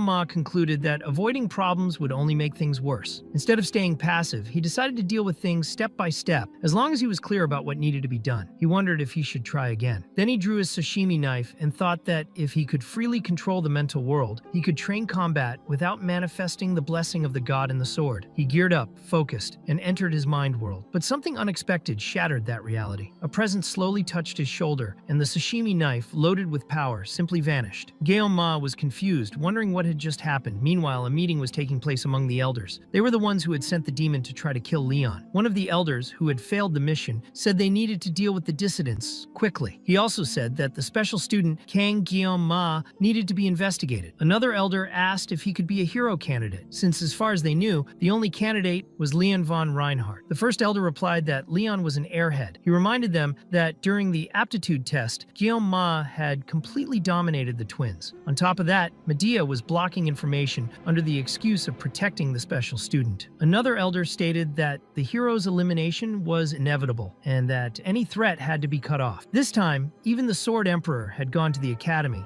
and ever since one of the 7 stars had taken over as director, the council's influence had dropped sharply. Since the subjugation of Basman, the public had only been paying attention to the 7 stars. While the elders were seen as outdated figures, they agreed that they needed a common enemy. Any hero who could threaten the Demon King had to be eliminated. One of the elders said he was a member of the academy itself, and that he was not trying to persuade the council based on the arguments of that woman who had forced him to speak. He thought of the commander of the 5th Legion, Corey, and felt a chill run down his spine. He would rather die than deal with that furious woman. In the end, the hooded elder ordered that instructions be sent to the Aditor family. The next day at the forge, the blacksmith was begging for forgiveness and mercy. In front of him, Ma held his new Murasame, a sashimi knife version. Ma stood still, doing nothing. He thought the weapon was in a very low-ranked state, almost useless. The blacksmith explained that he had worked at that forge for nearly 30 years, but had never seen anything like it. It was as if the sword itself refused to be forged. Because of that, he had to melt the metal in a hurry and remake the blade just to preserve its shape. According to him, if any other blacksmith had tried the same process, nothing would have been left. The blacksmith insisted it was the truth and explained that a single wrong hammer strike would cause the sword to shatter completely. Ma, with his 20 years of experience as a swordsman, judged that the craftsmanship itself looked excellent. The specs matched the blessing perfectly, but the durability was low. The blacksmith confirmed that the weapon's potential was good and that with enhancements, it would become usable. It was not exactly an apology, but he offered to do the upgrades for free if Ma brought the necessary materials. The blacksmith also guaranteed that if the weapon broke again, he would provide another one. According to him, that blade could easily reach A rank. However, the required materials could only be obtained from A rank or higher demonic beasts. Ma immediately thought of the mermaid and decided he did not want to hunt a creature at that level again. He had no intention of risking his life just for gear. Even so, he concluded that his wallet would still take a hit. Ma asked if the blacksmith truly promised that, and he confirmed it, swearing on his honor. Then Ma asked for half the value of the leftover metal from the forge back, around 10 million. The blacksmith replied that he had done everything according to the request, and had already said he would not charge for the upgrades. Ma argued that he had snapped a B-rank sword in half, and that, considering market value, the price was fair. The blacksmith insisted it was not, saying Ma was being ripped off. Ma replied that he needed to test the weapon's performance, and that this would be a good opportunity. After a short negotiation, the blacksmith suggested 500,000. Ma countered with 1 million. The blacksmith tried to settle at 800,000, saying that was the absolute limit, since B-rank weapon fragments had a tricky market and were hard to move. Ma asked if he was joking, and the blacksmith finally gave in. Later on, Ma checked his status and realized his mental level had reached 4, which meant his actions and words now carried an intimidating aura. He noticed that after getting the new weapon, the weapon level had gone up and new options had appeared. The biggest issue with the sword god's blessing was still the extreme pain. However, at that level, the pain had already been reduced. reduced. The feeling had gone from something close to death to something he could still breathe through, even though it was still hard to endure. He concluded that if just one level increase had brought such a big improvement, then after several levels, it might be possible to use the Sword God's blessing without needing the pain resistance blessing. He realized that the weapon level increased whenever he obtained a new weapon or made enhancements. Since the midterm trials were over, he decided to fully focus on improvements. If he kept progressing step by step, he might discover the true power he had received in that world, and even the identity of whoever had sent him there. That was when Chloe approached in an unexpectedly intimidating way, making Jeon-ma flinch. She asked why he had stopped eating. He replied that he had lost his appetite. At that moment, he noticed she had already removed the cast and asked how she was feeling. Chloe explained that she still needed the crutch, but felt much stronger than before. She commented that people said bones got stronger after breaking and healing. Jeon-ma thought that bones were not muscles, but he kept that to himself. He stepped closer and brushed a small grain of rice off her face. That alone was enough to make Chloe so nervous that she fell back and sat on the ground. When she got up, she noticed Jeon-ma's new weapon and asked if that was his first real weapon. She said she thought the sword was really cute and pretty, and that for an E-rank weapon, it did not look bad at all. She made it clear she did not mean to offend him by mentioning the rank. Jeon-ma said it was fine. He explained that the blacksmith had refunded part of the money and would not charge for the upgrades. With time and a few improvements, the weapon would get better. Chloe agreed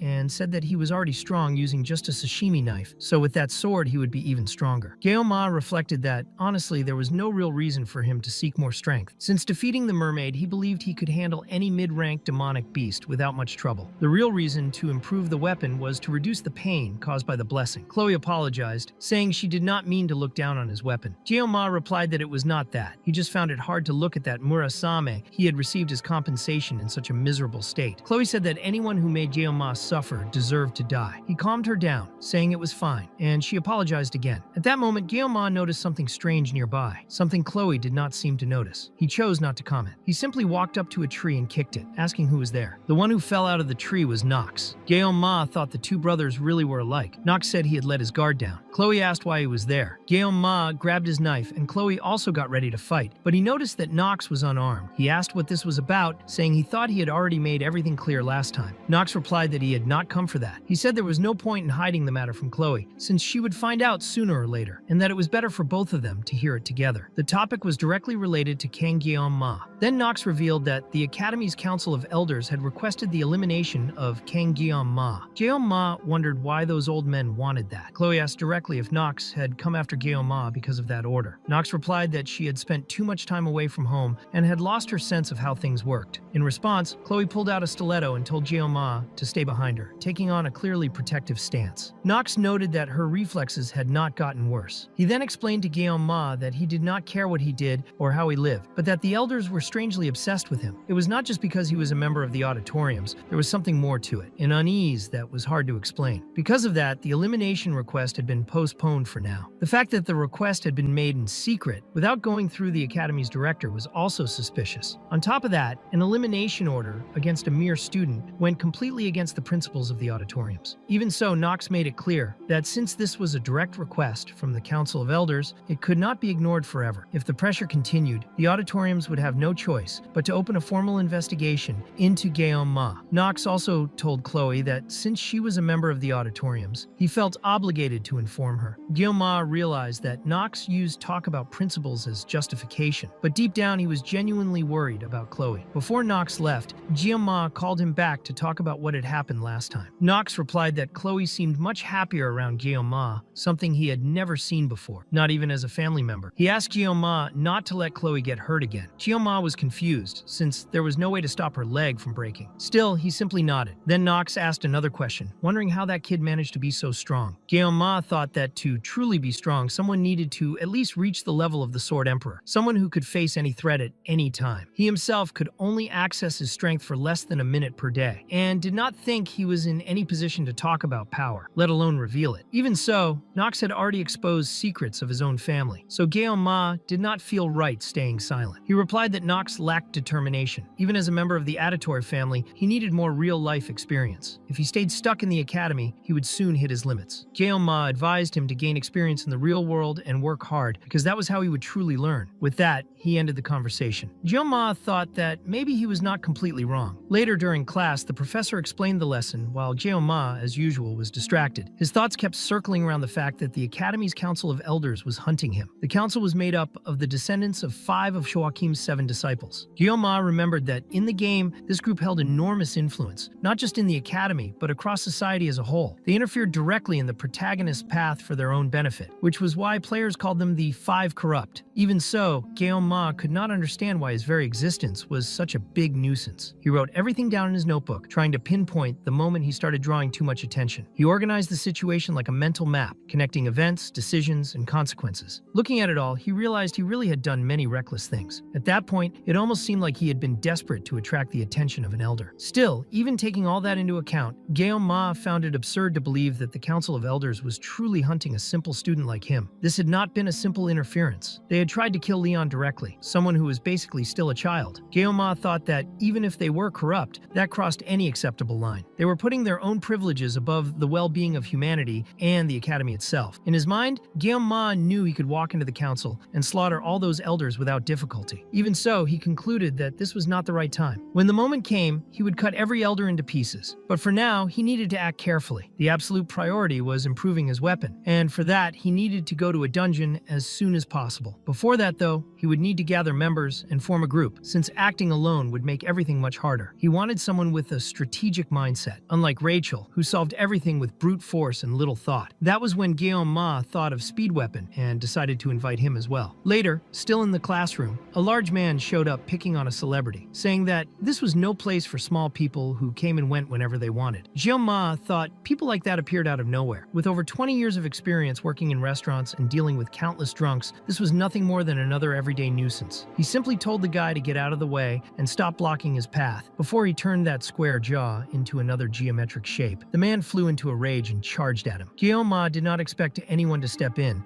but it was Speed Weapon who appeared, landing a straight punch on the big guy. Even so, Speed Weapon felt pain in his hand, since the man felt like a solid wall. Gyeoma found it interesting, since he had heard of battle mages before, but a battle healer was something new to him. Speed Weapon suggested that if Gyeoma had been looking for him, it would be better to talk outside. Later, Speed Weapon asked him directly if he wanted to form a group. He offered to help recruit members, explaining that the reward would be split between him and the other members, while Gyeoma would keep only the materials obtained from the monsters. Gyeoma agreed, since he knew that no one besides Chloe would show up if he tried to form a group on his own. With Speed Weapon, who was in the Dragon class, it would be much easier. Gyeoma explained that he needed at least 4 people to get permission to enter a dungeon, due to Academy rules. He added that if it were not for those rules, someone at his level could clear 5 or 6 dungeons alone. Speed Weapon disagreed, reminding him that Gyeoma had defeated a mermaid by himself, and saying that this kind of excessive modesty was annoying. He also commented that Gyeoma's body looked better, and Gyeoma confirmed that after resting in a good hospital room, he felt much better. Speed Weapon accepted the proposal without hesitation, saying there was no reason to refuse, and that he felt he could experience new things alongside Gyeoma. Gyeoma thanked him sincerely. When asked about the chosen dungeon, he mentioned the Buffalo Dungeon, C rank. Speed Weapon said it was a classic dungeon, and added that Rachel had been training hard in the practice area ever since Gyeoma had been hospitalized. He also asked if there was any specific type of member Gyeoma did not want in the group. Gyeoma replied that he would rather not invite Rachel or Leon, but Speed Weapon explained that either way, they would not be joining. Rachel was focused on intense training, and Leon was probably preparing to explore high-level dungeons with 2nd and 3rd year students. Speed Weapon said he had someone in mind, and added that at that hour, she was probably sleeping. Gyeoma found that strange, but Speed Weapon suggested they stop by the cafeteria first to buy a few things. That night, they went to meet this person. The place looked like a house, something Gyeoma did not even know existed inside the academy. He had never visited it while playing the game. In his past life, he had been a Japanese food chef, but had never gone to Japan, even though he had always wanted to visit the country at least once to research the market. He thought maybe this was the strange way fate had found to fulfill that wish. They passed by an archery range, and Speed Weapon pointed out that she was there, He walked up and tried to wake her, saying there was no other way and that he had brought that. Immediately, the girl jumped up, looking around frantically, until Speed Weapon pointed at the bag. She lunged like a beast, grabbed the bag with incredible ease, and then simply threw herself on Guillaume to eat whatever was inside. Guillaume was completely confused by the sudden situation. She asked if he had more Yokan, and that triggered a vivid memory. He remembered a moment in the kitchen in his past life, when he had shouted so loudly that he scared everyone after finally getting something rare. After living only for work, his only hobby had been that game and the gacha system. That was what kept him steady among unpleasant people, both in the game and in real life. At that moment, he had believed he had finally gotten what he wanted, the reason behind all the money he had spent. He had obtained Abel von Nibelung, but now, standing in front of him, was a character asking for Yokan. That girl was Saki Ryojo, and Guillaume felt a deep sense of disappointment. In the original story centered on the protagonist Leon, several beautiful heroines appeared around him. Among them all, the main one was Abel von Nibelung. While other heroines showed off their charm and unique abilities, Abel always remained by the protagonist's side. The story perfectly portrayed the gradual process of love blooming between them. Back then, Guillaume had been completely enchanted by the character's charm and had opened his wallet without a second thought. Because of that, aside from the main heroine Abel, all the other heroines had gradually become invisible to him. Among those forgotten heroines, the one who vanished the fastest was his very first 5-star character, Saki Ryojo, the daughter of the Saint of the Bow. Saki commented that Guillaume was extremely annoying, and at that moment he understood why Speed Weapon had seemed so confident about calling her. Ryojo was one of the best DPS among long-range attackers in the game. Despite her laid-back appearance, she was a very intelligent character, quite different from Rachel, who solved everything with brute force. On top of that, since Saki did not have a major role in the main story, the chances of her affecting the flow of events were low even if she joined the group. Guillaume decided that was acceptable. Saki then asked why exactly he had come there, while casually taking the sweet from his hand without asking. Speed Weapon joined the conversation, asking if she knew King Guillaume. He explained that he had gone looking for him that afternoon when Guillaume was being bothered by someone troublesome, and that now they were recruiting members to explore the Buffalo Dungeon the following week. He also explained that the rewards would be split among the members, except for the buffalo horns. While listening, Saki slowly moved closer to Guillaume and asked if he was the guy involved in the subspace battle. The two stared at each other for a moment. Saki said that since the dungeon rewards also counted toward grades, there was no reason to refuse. Even so, she commented that Guillaume seemed to have far less determination than she had expected. Guillaume thought she was not exactly the right person to talk about determination, considering she had been asleep just moments earlier. Saki replied that she did not want to act alongside someone who showed little determination. Speed Weapon stepped in, reminding her that she had also watched the fight and knew Guillaume was not ordinary. Saki shot back, saying the opponent was probably weak. Speed Weapon corrected her, explaining that the enemy had been an editor and said he had almost mentioned that during the midterm trial, telling her to pay attention. The conversation went off the rails when Speed Weapon teased Saki, comparing her behavior to a dog drooling at the sight of a sweet. Guillaume was confused by the situation. Being a valuable member of a group and having basic manners were two completely different things. He wondered if it was really worth lowering himself like that just to recruit someone. Because of that, Guillaume said it would be better to leave her out and go, stating that Saki's attitude would be like poison to the group and that they could find someone better. Saki replied that he did not seem to be in such a hurry to explore the dungeon after all. The two stared at each other in silence again. Then Guillaume simply drew a sashimi knife and threw it. The blade hit the target dead center with absolute precision. Right after that, he threw the other knives, all of them striking the exact same spot. Saki was visibly impressed, since she had not expected that. Guillaume asked if she wanted to see anything else, and Saki, trembling, answered that she did not. The next day in the cafeteria, Saki was already waiting. Speed Weapon, Guillaume, and Chloe walked in, and Saki gave Guillaume a shy wave. He thought the effect of the sashimi knife demonstration had been immediate and spot on. Saki explained that she had been reviewing some details, had already secured the permit, and that the preparations were almost complete. Then Speed Weapon began to explain the mission. The Buffalo Dungeon, as the name suggested, was inhabited by C-rank demonic beasts known as buffaloes. They were creatures that attacked with violent charges from long distances. Close combat against them was extremely difficult, but they had a clear weakness against long-range attacks. Finally, Speed Weapon made one rule absolutely clear. Under no circumstances were they to open the stone portal located at the center of the dungeon. Chloe asked what would happen if that portal was opened. Speed Weapon explained that it seemed to be some kind of seal, but made it clear that this was still only theory. with no confirmed facts. Saki commented that since the Academy's only condition for authorizing the dungeon run was not opening the portal, there was no real reason not to proceed. Yeon-ma agreed with that logic. Even so, he stated that that place should never be opened. He said it with such conviction that the group looked at him strangely, as if he knew exactly what was inside. Speed Weapon even questioned him, and Yeon-ma answered no, while at the same time making it clear that the answer was yes. He reinforced that Saki should never, under any circumstances, mess with that place, since there was a chance a hidden boss existed inside. Speed Weapon said he imagined something even bigger. Yeon-ma thought that, to begin with, that portal could only be opened if very specific conditions were met. Right now, the place was completely blocked by the system, which made any attempt to open it impossible. Aside from that risk, the dungeon was without a doubt one of the best in terms of cost and reward. Meanwhile, Saki kept calmly eating yokan. Yeon-ma noted to himself that she really loved that stuff. For Saki, sugar was essential for someone who used her brain so much. Even so, Yeon-ma decided to end the conversation, since he noticed Chloe did not look happy at all with how things were going. That was when Yeon-ma felt something strange, like he was being watched. Even Chloe turned around to ask what was wrong, but Yeon-ma chose to simply wait. He was sure that when the time came, that person would show up. A few days later, the group was traveling toward Gangwon province. Yeon-ma immediately recognized the place as Cheorwan. When he had left the army, he had sworn never to pass through that region again. He never imagined he would return, especially not under these circumstances. They passed through a checkpoint and informed them they were from the academy. Yeon-ma realized this worked as a form of civilian control, probably because it was a border area between dungeons. He had a clear feeling that he was being monitored by the Council of Elders. Suddenly, Speed Weapon approached and offered him an egg, explaining that it was part of a Korean tradition during trips. He told Yeon-ma to relax, reminding him that this was just a C-rank dungeon. Then he asked if Saki wanted an egg, but she refused. Even after refusing, Saki kept staring at Yeon-ma. When he noticed, she became visibly shy and looked away. Yeon-ma thought that it was not enough to be under surveillance. Now he was also drawing unnecessary attention. Soon after, they finally arrived at their destination. Chloe commented that the weather was perfect. Yeon-ma reflected that this place had been a nesting ground for demonic beasts since ancient times. Now, it had all been turned into a simple farming dungeon. Speed Weapon found the lack of luggage strange, so Yeon-ma opened his bag. Inside were many knives. Speed Weapon asked if he planned to sell all of that. Yeon-ma explained that you could never be too careful. Speed Weapon joked that he looked like an old uncle, but admitted that he had his reasons to prepare that way. Chloe said that in that case, the vanguard would always move ahead. The group was ready. Later, as they approached the dungeon, they noticed another civilian control point, and it was clear that only academy students were allowed. Everyone had to register their names in a book. When Kang Yeon-ma wrote his name, he clearly noticed the guard flinch. Even so, he did not pay it much attention and headed toward the dungeon. When the doors opened, an extremely strange smell spread through the air. Yeon-ma noticed the guard looked nervous, but concluded that everything would be fine. As they moved through the dark tunnels, he saw various notes written on the walls. It was clear to him that the dungeon had become a tourist spot for curious nobles. Saki, already tired, ended up leaning against Yeon-ma. He could tell her fatigue was real. Saki said she thought the sweets would give her more energy, but apparently it did not work as expected. She asked if he had another sweet. Yeon-ma offered her a piece of candy, but Saki said she did not really like that and asked if he had yokan. He replied that he did not carry that kind of stock. Saki said she had yokan saved, but this was not the moment to use it. At that moment, the focus had to shift to combat. Chloe detected 4 creatures approaching from 200 meters away. Speed Weapon told everyone to follow the plan to avoid trouble. First, Chloe would attack with her crossbow and Saki with her bow. Speed Weapon would be responsible for providing generous buffs to both of them. Saki drew her large bow. Yeon-ma immediately recognized it as the red bow white arrow, an S-rank weapon. With that weapon, there would be no difficulty at all. Saki commented that she had not used it in a long time and that it even felt stiff. She asked for a moment, ate a yokan, and soon looked much better. Yeon-ma still wondered if he could really trust her, but the monsters were already closing in. Speed Weapon activated the buffs with his flute. The buffalo charged forward at high speed. Chloe moved in first, firing repeatedly with her crossbows, piercing the creature's eyes and taking several of them down. Even so, the others kept advancing, and Chloe realized she needed to slow them down. Still, Speed Weapon reinforced that everyone should stick to the plan. Despite that, Saki stepped forward and made it clear she would aim straight for the creature's eyes. Right after that, she fired 3 arrows at the the same time. The moment the monsters rushed toward Chloe, their heads simply exploded. Saki commented that she might have overdone it and apologized, while casually continuing to eat her yokan like nothing had happened.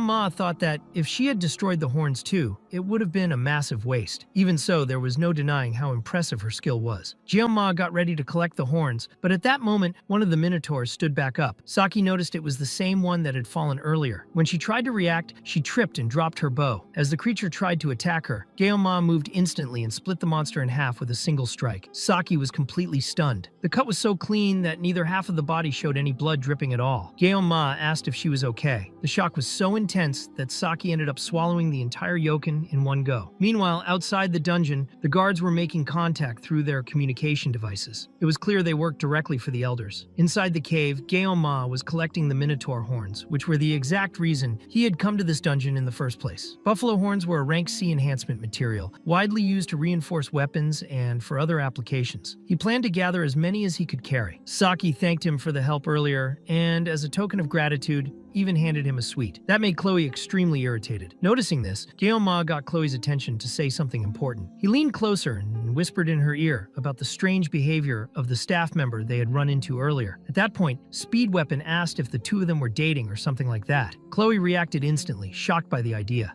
Ma pushed back internally, thinking it was wrong to assume that relationships between men and women had to be romantic. He ended up replying in a blunt way, almost snapping for no reason. Speed Weapon insisted, saying they were always together, which only reinforced the impression.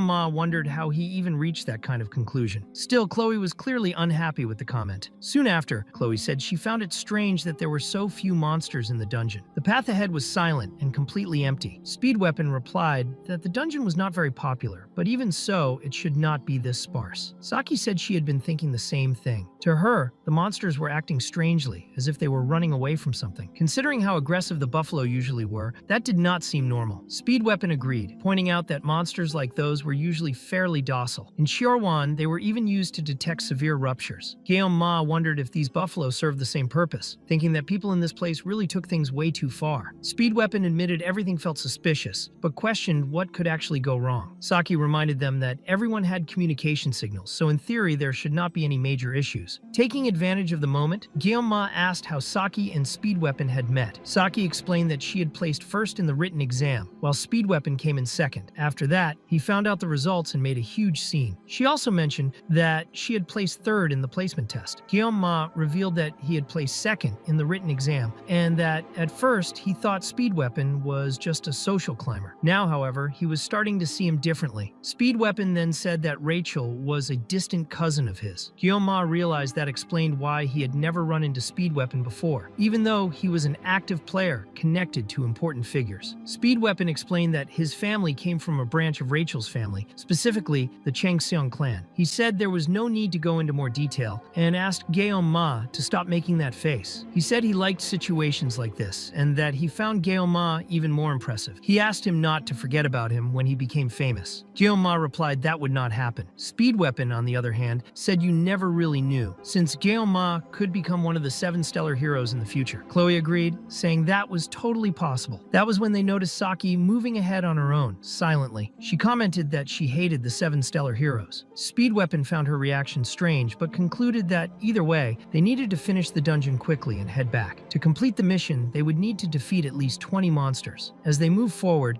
Ma noticed some strange details on the cave walls. Even so, he decided to pretend he had not seen anything, at least for now. Outside, one of the guards made direct contact with one of the elders. He reported that, for the moment, the students had likely encountered buffalo driven mad by magic stones. The elder sounded suspicious and asked whether he had prepared any other measures. The guard confirmed that he had done exactly as instructed. He commented that, personally, he believed the crazed buffalo would take care of everything on their own. The person on the other end of the call was not an elder, but a Cory. She asked whether the guard would take responsibility if it failed, making it clear that she trusted he would do his best. Then she told him to call back once there were results. The guard did not like a Cory, just like almost everyone else. To him, those students were going to die either way. The dungeon was giving off an extremely intimidating presence. Just to be safe, he decided to force the dungeon gates open. The chances of survival were almost zero. Even so, something in the eyes of that boy named Ma caught his attention, as if the kid had already seen everything. Still, the guard decided he would go in later to check the situation himself. himself. Meanwhile, inside the dungeon, Chloe pulled Gyeoma aside and warned him that the beasts were approaching from behind. Based on the presence she sensed, there were about 50 creatures at once. Everyone was shocked when a deafening sound echoed and the ground started to shake. As if emerging from a portal, 50 monsters appeared all at once. Speed Weapon was thrown off by the number and wondered if those were really normal buffalo. The creatures were clearly altered, consumed by rage. He commented that monsters like that were usually docile. As Gyeoma looked at the massive herd, he remembered his master's words. His master always said that every knife had a purpose. You did not use a chicken knife to cut a cow. The same idea applied to sashimi. Gyeoma remembered once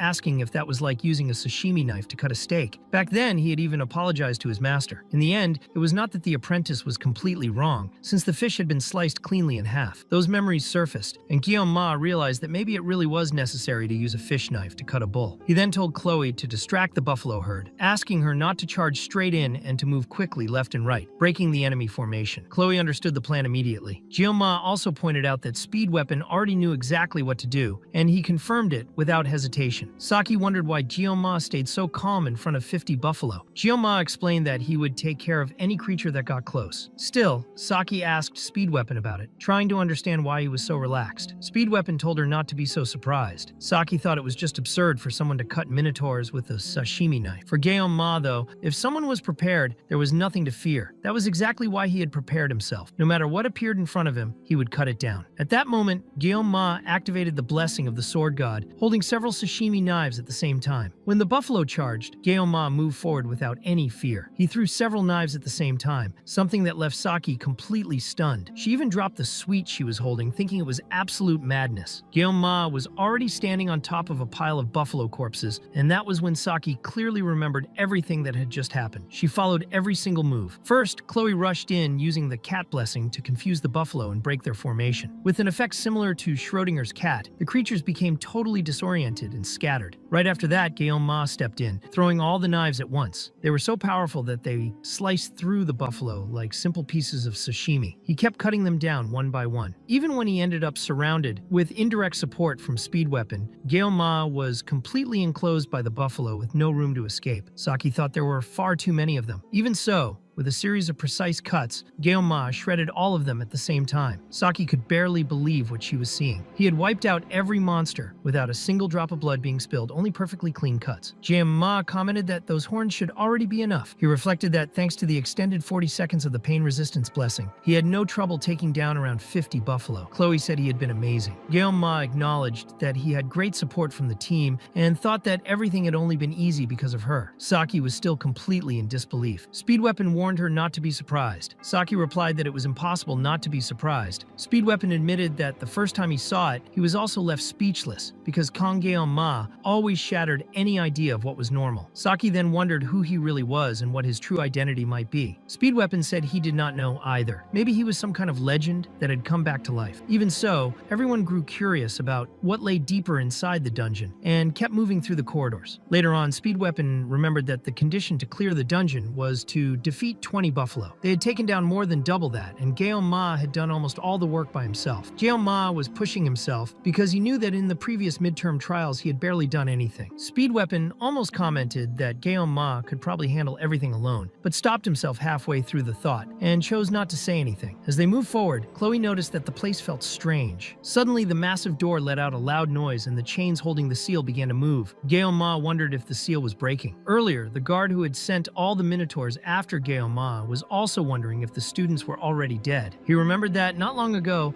a woman claiming to be an academy instructor had come looking for him. She promised to pay $2 billion to clear his debt, as long as he accepted the job. The plan was to tame the buffalo, use a magic stone to drive them into a frenzy, unleash all of them against Cadet Kang Gyeoma, and open the stone portal as well. The guard even wondered if that instructor truly wanted the students dead. She made it clear that she did not want to take uncertain risks, and that if he refused, she could find someone else. The guard rejected that idea and decided to help. She remarked that despite his appearance, he was quick thinking and said she would explain the details over the phone. The guard concluded that 2 billion was far too much money to turn down and decided he would open the stone portal without hesitation. Inside the dungeon, the group began to wonder if that space was what lay beyond the stone portal. Guillaume finally understood why everything had felt too easy. They had entered naturally, but now they felt anxious in that suspicious environment. As expected, that sealed space could only be opened with a giant magic stone, obtained by defeating the giant dungeon boss, a typical reward from a mid-game mission. The fragments they had found earlier were pieces of that magic stone. Guillaume briefly thought about the full reward, but quickly pushed the thought aside, since that was not the moment for it. His attention shifted to a massive red line carved into the door, something that looked impossible to scratch with ordinary blades. He calculated that he had already used all 40 seconds of the pain resistance blessing, but believed that with Murasame, he could endure a bit longer. He needed to cut it before the creature awakened, but it might already be too late. An extremely loud sound echoed through the space. Everyone went on high alert and soon came face to face with a gigantic creature holding an axe. It was a buffalo, far larger than any of the others. Guillaume realized right away that the beast was already awake. That dungeon guarded a reward known as the Blessing of Transition, which could transfer one of the user's blessings to a specific target. The guardian of that reward was an A-rank demonic beast, the Minotaur, known as the King of Buffalo. However, it was not alone. Other buffalo appeared around it, acting as guards for the Great Minotaur. They were different from the normal ones, clearly much stronger. Chloe realized there was a monster sealed inside the stone gate. Guillaume judged that even if he cut through the gate and reached the outside, the moment that creature fully awakened, escaping without serious injuries would be almost impossible for nearly everyone. This situation was different from the previous midterm test. He had defeated the mermaid without any prior information, but he had already faced the Minotaur in the game before. Under ideal conditions, he could handle all three by himself. Now, however, he had already spent 40 seconds of pain resistance and needed to act as efficiently as possible. He gripped Murasame tightly and asked Speed Weapon for another blessing, asking how long he could maintain it. The limit would be 2 minutes. Guillaume considered that enough and made it clear that if Speed Weapon lost focus for even a second, someone could die. Even so, Speed Weapon chose to trust him. Guillaume told Saki and Chloe to handle the left side and warned Big Guy about the danger, making it clear he wanted to protect the girls. He explained to Chloe that the plan would be the same as before. The Minotaur, clearly enraged, charged forward violently. At that moment, Guillaume activated the blessing of the Sword God, and intense pain shot through his body, to the point where he could barely move. The suffering was extreme, but Speed Weapon cast the blessing directly onto his body. Guillaume realized he could still act. When the Minotaur rushed in, destroying everything in its path, Guillaume received the final message in his mind, feeling that the blessings of the gods were with him. Guillaume easily dodged the Minotaur's first axe strike. The pain in his body was so intense that he felt like he could spit even more blood, but he still avoided the second attack. Right after that, he took a direct kick from the Minotaur and, even blocking part of the impact, ended up coughing up more blood. He realized that all the sensations he had suppressed with the pain resistance blessing were coming back at once. Even so, he decided he would not weaken because of it. As he dodged another swing, the Minotaur changed the axe's trajectory, nearly tearing Guillaume's head off. He used his evasion skill at the last instant, lowering his body and avoiding the attack. Consumed by rage, the Minotaur began destroying everything around it, striking wildly until it finally hit Guillaume. The impact was so strong that a cloud of dust spread through the area. Even then, the monster realized the boy was still alive. Saki wondered if Guillaume was really human. While dodging an attack from one of the Minotaur's guards, she watched how Guillaume used his muscles, his solid stance, and his precise footwork. To her, he looked like a superhuman, though she admitted it was still just a theory. The difference between theory and real combat was massive. Even so, Saki fired a perfect arrow into the guard's eye. In a life-or-death situation, Guillaume had not hesitated even once. She aimed again and hit dead center, blowing the buffalo's head apart. Saki remembered that even the Sword Emperor Siegfried had used his aura to fight that boy. The Minotaur stared at Guillaume with absolute hatred, and then focused on the aura of the Sword God as well. Dropping the axe for a moment, it charged using only its fists. With a single precise strike, Guillaume pierced through the attack and cut the Minotaur's arm clean in half. Meanwhile, Chloe kept the other guard occupied. Speed Weapon was extremely nervous, trembling from the continuous effort of maintaining the blessing. Soon after, Chloe managed to defeat the other guard. She thought about how inexperienced she still was in fighting monsters, and reflected that the closer a creature got to a human form, the more dangerous it tended to be. It was not an absolute rule, but when a monster behaved like that, the risk was obvious. Even so, her biggest concern was Guillaume. The Minotaur grew even more furious after losing half its arm. With its remaining arm, it grabbed the axe and began to cast magic. Saki found that impossible, since monsters normally did not use magic. It looked as if the Minotaur was merging with the axe itself, burning its own life force to regenerate mana. To Saki, that raw power made it almost impossible to get close. Even on the verge of passing out, Speed Weapon did not give up and kept sustaining the blessing, fully trusting Guillaume. Facing the massive axe, Guillaume kept spitting more and more blood. When the final blow finally came, everything focused into that single moment. Of course, the boy Guillaume did not hesitate. He clashed blades head-on with the Minotaur's massive axe, which was now imbued with magic. At the moment of impact, Guillaume realized that the magic was far too dense for his level. Even so, retreat was not an option, because if he dodged that strike, everyone behind him would be hit. The Minotaur pushed even more power into the attack, slowly forcing Guillaume backward. The pressure was insane, and his body was already starting to give in. At that moment, an arrow struck the Minotaur in the eye. It had been fired by Saki, creating a clear opening. Guillaume took advantage of that gap to focus even more, completely ignoring the pain tearing through his body. Guillaume's eye was gradually overtaken by the blessing, as if something else was taking control. He did not think about technique or strategy. He cut forward, driven only by the pain he felt. A blue aura exploded around him, something Chloe immediately recognized as the same aura he had used in his fight against the Sword Emperor. Guillaume advanced and sliced straight through the Minotaur's axe. The blessing nearly consumed him entirely, pushing his mind toward madness, but he endured. The strike was so powerful that it split both the axe and the Minotaur itself in half. Everything happened in a single motion, driven by the blessing and the blue aura. Everyone was completely shocked. The Minotaur's body fell to the ground without spilling a single drop of blood. It was a clean and absolute cut. Guillaume remained standing, physically destroyed but still conscious. In silence, he thought that he had done it. Saki watched the scene in pure awe. Shortly after, Speed Weapon collapsed on the ground from exhaustion. His mouth was swollen from blowing the flute non-stop to keep the blessing active. He commented that Guillaume always shattered any sense of what was normal, and thought that the bright light had been enough to illuminate the entire cave. He also wondered if Guillaume had already manifested his aura in its complete form. Before he could get more excited, Saki told Speed Weapon to breathe properly. At that moment, she finally understood what he had meant earlier. Guillaume looked like a legend that had come back to life. She also understood why Speed Weapon was always following Guillaume around. When she mentioned this, he asked when he had ever done something like that, and Saki simply told him to drop it. According to Academy rules, Saki mentioned that it was not impossible for Kang Guillaume to skip a year. Speed Weapon thought that was absurd and asked if she had lost her mind. Saki replied that there was no rule forbidding it. After thinking for a moment, Speed Weapon agreed. Saki also admitted that, for some reason, she wanted to walk alongside Kang Guillaume as well. Meanwhile, Guillaume realized that even with Speed Weapon's blessing, there was no way to avoid a long period of rest. His injuries were not severe compared to the others, but he had faced a boss without any blessing that reduced pain. The strain had been enormous. Suddenly, Chloe jumped on him to hug him, clearly worried. She wanted to know if he was okay and if he was badly hurt. Guillaume thought that he was being hurt at that very moment, but Chloe quickly apologized, while making it clear that she loved throwing herself at him. Soon after, Guillaume received a system message congratulating him on acquiring a new blessing. He thought that originally this blessing should have belonged to the protagonist Leon. The rank of the blessing was tied to spirit level, something extremely rare. It was a blessing that reached its true potential when combined with others, known as the blessing of transfer. It was almost essential to maintaining balance between yin and yang. Since they had come this far,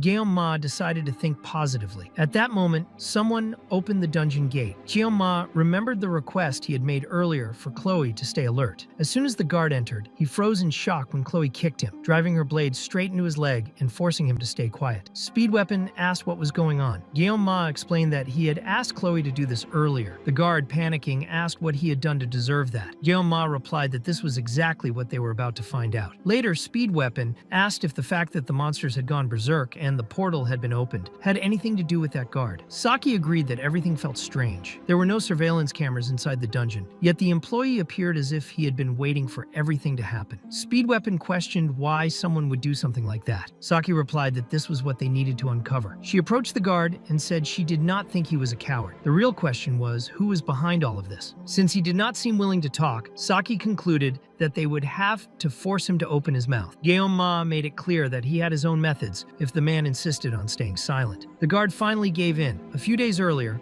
An academy instructor had approached him and promised to pay off all the debts he had piled up from gambling. Speed Weapon was furious and asked if he had really done all of this just because of debt, selling students for pocket change. The guard replied that they were not sold for pocket change. It was $2 billion. He explained that he had refused at first. Saki asked what this instructor looked like. The guard described a woman with light-colored hair with purple streaks, tall for female standards. Saki said she would not forget that description because it matched the assistant instructor of her class, someone with very striking eyes. Speed Weapon concluded that the incident during the midterm exam must also have been her doing. Saki wanted to know exactly what had happened during that exam. Gyeoma explained that during the midterm, the group encountered a mermaid inside the dungeon. Saki asked if that was why Leon ended up hospitalized. Speed Weapon clarified that it was not exactly that, because the mermaid had been defeated by Gyeoma himself alone. Gyeoma added that after that, they took everything they could from him. Then Gyeoma revealed that he had recorded the entire conversation. Everyone was impressed by the level of caution and planning. Chloe then pulled the sword out of the guard's leg, making him feel intense pain. Gyeoma commented that a dungeon should never be open at that moment, because it was the perfect situation for someone to simply disappear. He said he would leave the judgment in Chloe's hands since she was the assassin of the group. Without hesitation, Chloe grabbed the sword and pressed it against the guard's neck. She made it clear that he would be punished and killed him right there, without any ceremony. Gyeoma thought that the Academy Council of Elders and the instructors were probably starting to set their sights on him. Even so, he believed that if they came for him, he could handle cutting all of them to pieces if necessary. Sometime later, Gyeoma went to the forge and handed over the horn of the Bull King, asking to have his weapon strengthened. The blacksmith was left speechless when he saw such a high-level material. He wondered if Gyeoma had obtained it by himself. Gyeoma replied that it had been a team effort and took the chance to ask if his weapon could be repaired and reinforced. The blacksmith complained, asking what Gyeoma had done to the weapon to leave it in such a ruined state. Gyeoma was thrown off by the tone, and the blacksmith quickly softened, saying only that he needed to take better care of his sword. Gyeoma said he would leave everything in his hands then. The blacksmith thought that this cursed little brat might still manage to make the sword even smaller than it already was. Before leaving, Gyeoma said that the blacksmith could sell any leftover materials and buy something for himself. The blacksmith was surprised and asked if he was serious. Later, back in class, Gyeoma realized that he was feeling much better. Even so, he knew he would need to ask Speed Weapon for another blessing soon. Meanwhile, he analyzed his own system. The synchronization rate was at 12.7%. Unlike other attributes, it increased drastically after extreme events. If he cleared another dungeon, it would probably go up again. He also noticed that despite the rapid increase in attributes, there had been no major side effects since his hair had turned white. He thought about Chloe, who had been hospitalized with a fever after the dungeon, and decided that he would visit her later. At that moment, Professor Lee entered the room accompanied by the Sword Emperor. Gyeoma thought they had taken quite a while. Suddenly, he received a notification on his phone. Someone was asking what he was doing and telling him to look forward. When he raised his head, he saw Saki holding her phone, with a bunny photo on the screen, entering the room together with the Sword Emperor. The professor announced that starting that day, Cadet Saki Ryojo would be transferred to their class, and that he hoped everyone would get along with her. After that, he wrapped up the announcements and told everyone to change clothes and gather in the training hall in 30 minutes. The classroom began to buzz with whispers, trying to understand why Saki was in that class. The instructor explained that the transfer had been personally requested, but no one knew the reason. Gyeoma thought that she was really moving closer to him. Among the cadets of that year, known as the Miracle Generation, Saki held 4th place in the rankings. The top 4 were always treated as a separate group. First place was known as an absolute genius, with absurd combat ability, the perfect balance of brains and muscle in a Kyushu style. On top of that, Saki was the daughter of Saki Kojima, one of the 7 stellar heroes known as the Absolute Archer. According to official records, Saki Kojima also held the position of Prime Minister of Japan, which made Saki something close to a princess. It was no surprise that everyone treated her like a celebrity. Gyeoma thought that all of this was about to become 200% more annoying. All the men were impressed as Saki walked through the classroom, but she ignored everyone and kept moving forward. Gyeoma told himself not to come over. Even so, she stopped right next to him, commented that if he was not going to eat that, she would take it back, asked if she could sit beside him,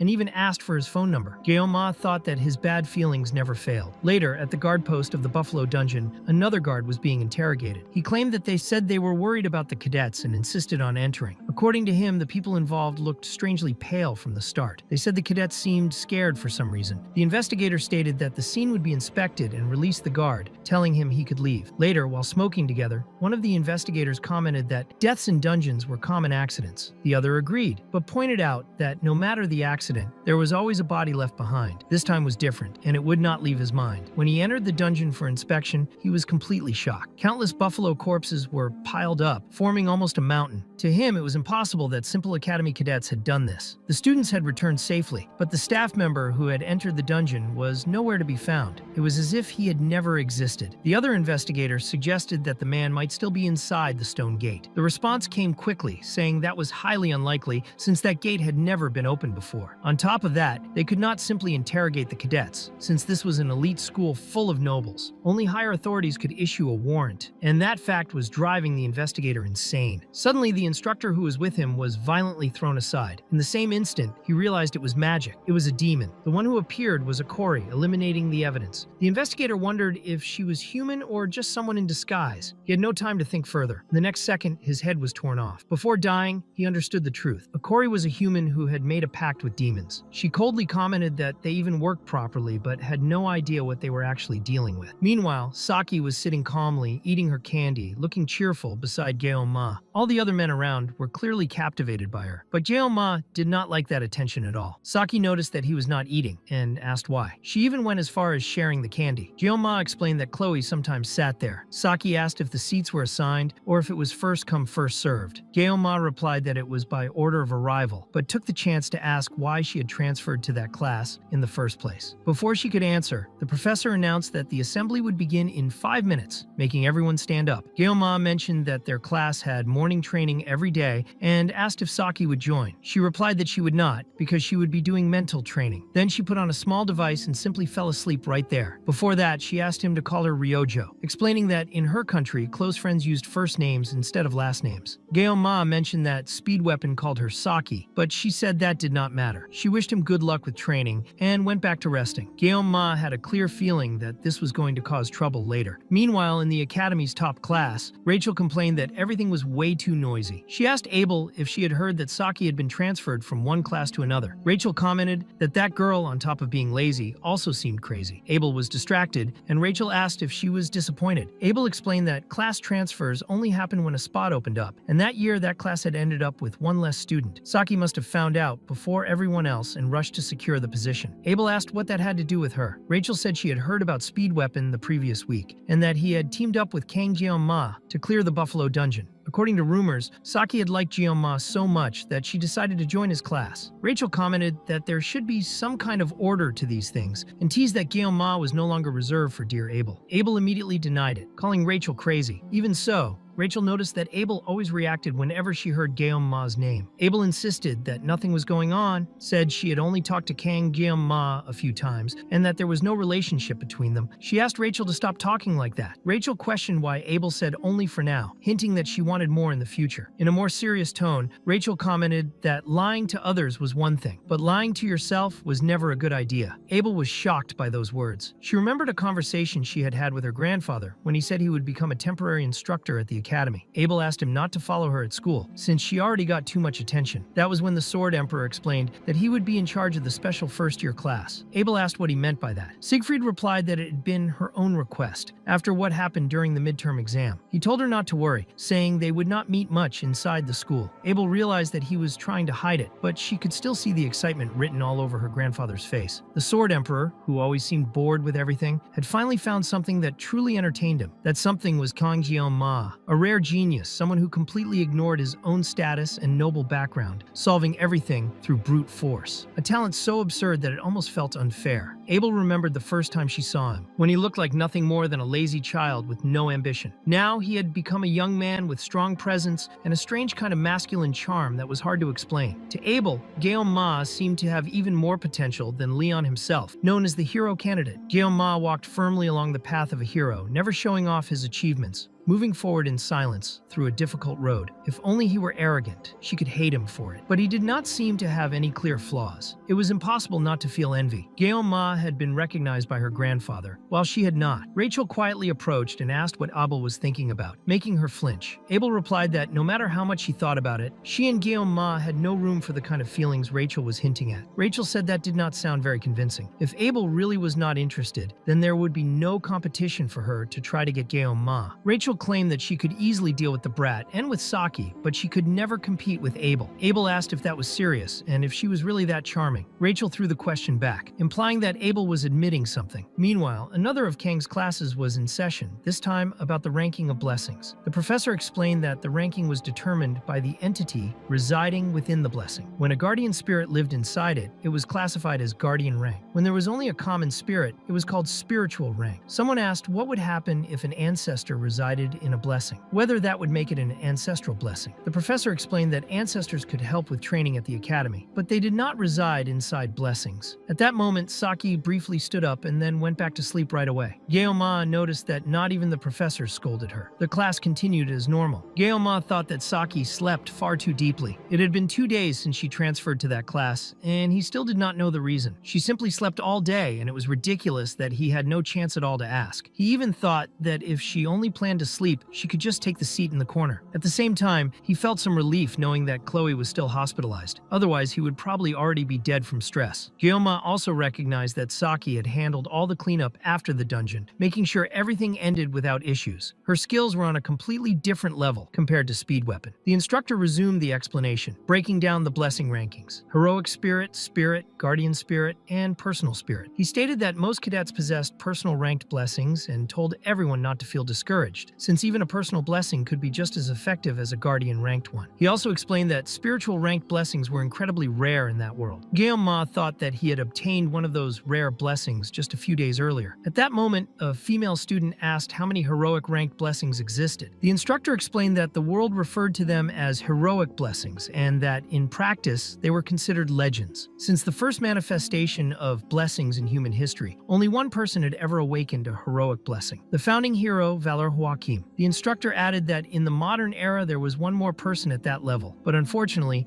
the bell rang before he could continue. The explanation would be left for the next class. Before that, Geoma asked one last question, wanting to know if the instructor understood the meaning of the phrase that said the blessing of the gods would be with someone. The instructor fell silent for a moment, and even Saki showed interest. He replied that he did not fully understand the purpose of the question, but that the phrase contained a clear contradiction. There were no more gods in that world. Even so, he praised Geoma's thirst for knowledge and said that he could visit the laboratory if he had further questions. The instructor left the classroom. Saki opened a small smile and soon went back to sleep. Geoma decided to do the same. He rested his head and closed his eyes, but found no peace even in his dreams. As soon as he fell asleep, the system informed him that someone was requesting a conversation. Geoma found himself in an empty space, facing a completely destroyed train, with equipment floating all around. MJ was there, requesting a direct conversation. Geoma was stunned, but accepted. MJ was interfering with the world line, and Geoma wondered, confused, what exactly that world line was. Everything in that space was far too strange. The ruins, the debris, and the destroyed train looked lifeless, but suddenly began to move, as if something were awakening. Soon after, everything returned to complete silence. The system then issued a warning. The opponent's level was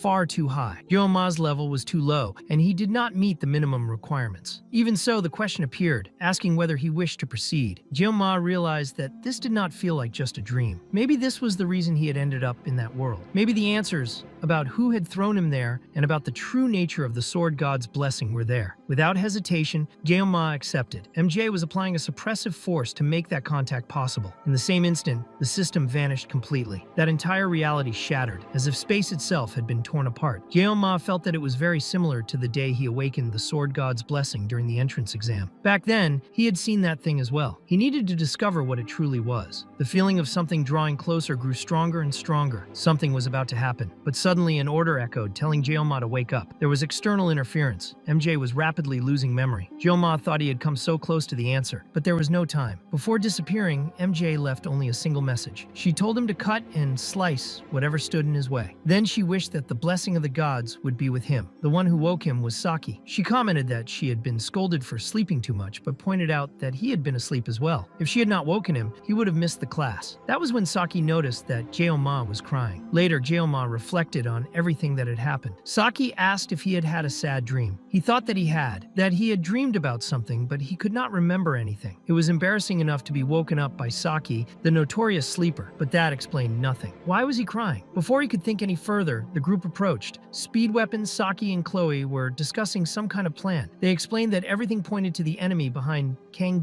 Ma being inside the academy itself. Saki said she had already understood and complained about having to hear the same explanation over and over. According to her, that was exactly why Speed Weapon was not the best in the class. She kept provoking him, asking if Speed Weapon would heal her ears if they started bleeding from listening to all that. Ma asked Speed Weapon to explain everything calmly and from the beginning, realizing that he clearly struggled to deal with that girl. Speed Weapon asked if Saki thought she would always be better than everyone else. Saki replied that her ears had already bled enough and that she could not stand hearing it anymore. Meanwhile, Chloe coughed discreetly. Ma asked if she was really fine being there. Chloe said she felt better, but would keep some distance so she would not spread the flu to anyone. Ma commented to Saki that she had probably already heard the whole explanation, but that the situation was confusing. Saki replied by calling him Ryojo, repeating the name with emphasis. At that exact moment, Chloe let out a strong cough. Ma realized that he really should call her that way. Speed Weapon then explained that he had organized everything so they could understand the situation and figure out what was really going on. First, the Academy elders were keeping an eye on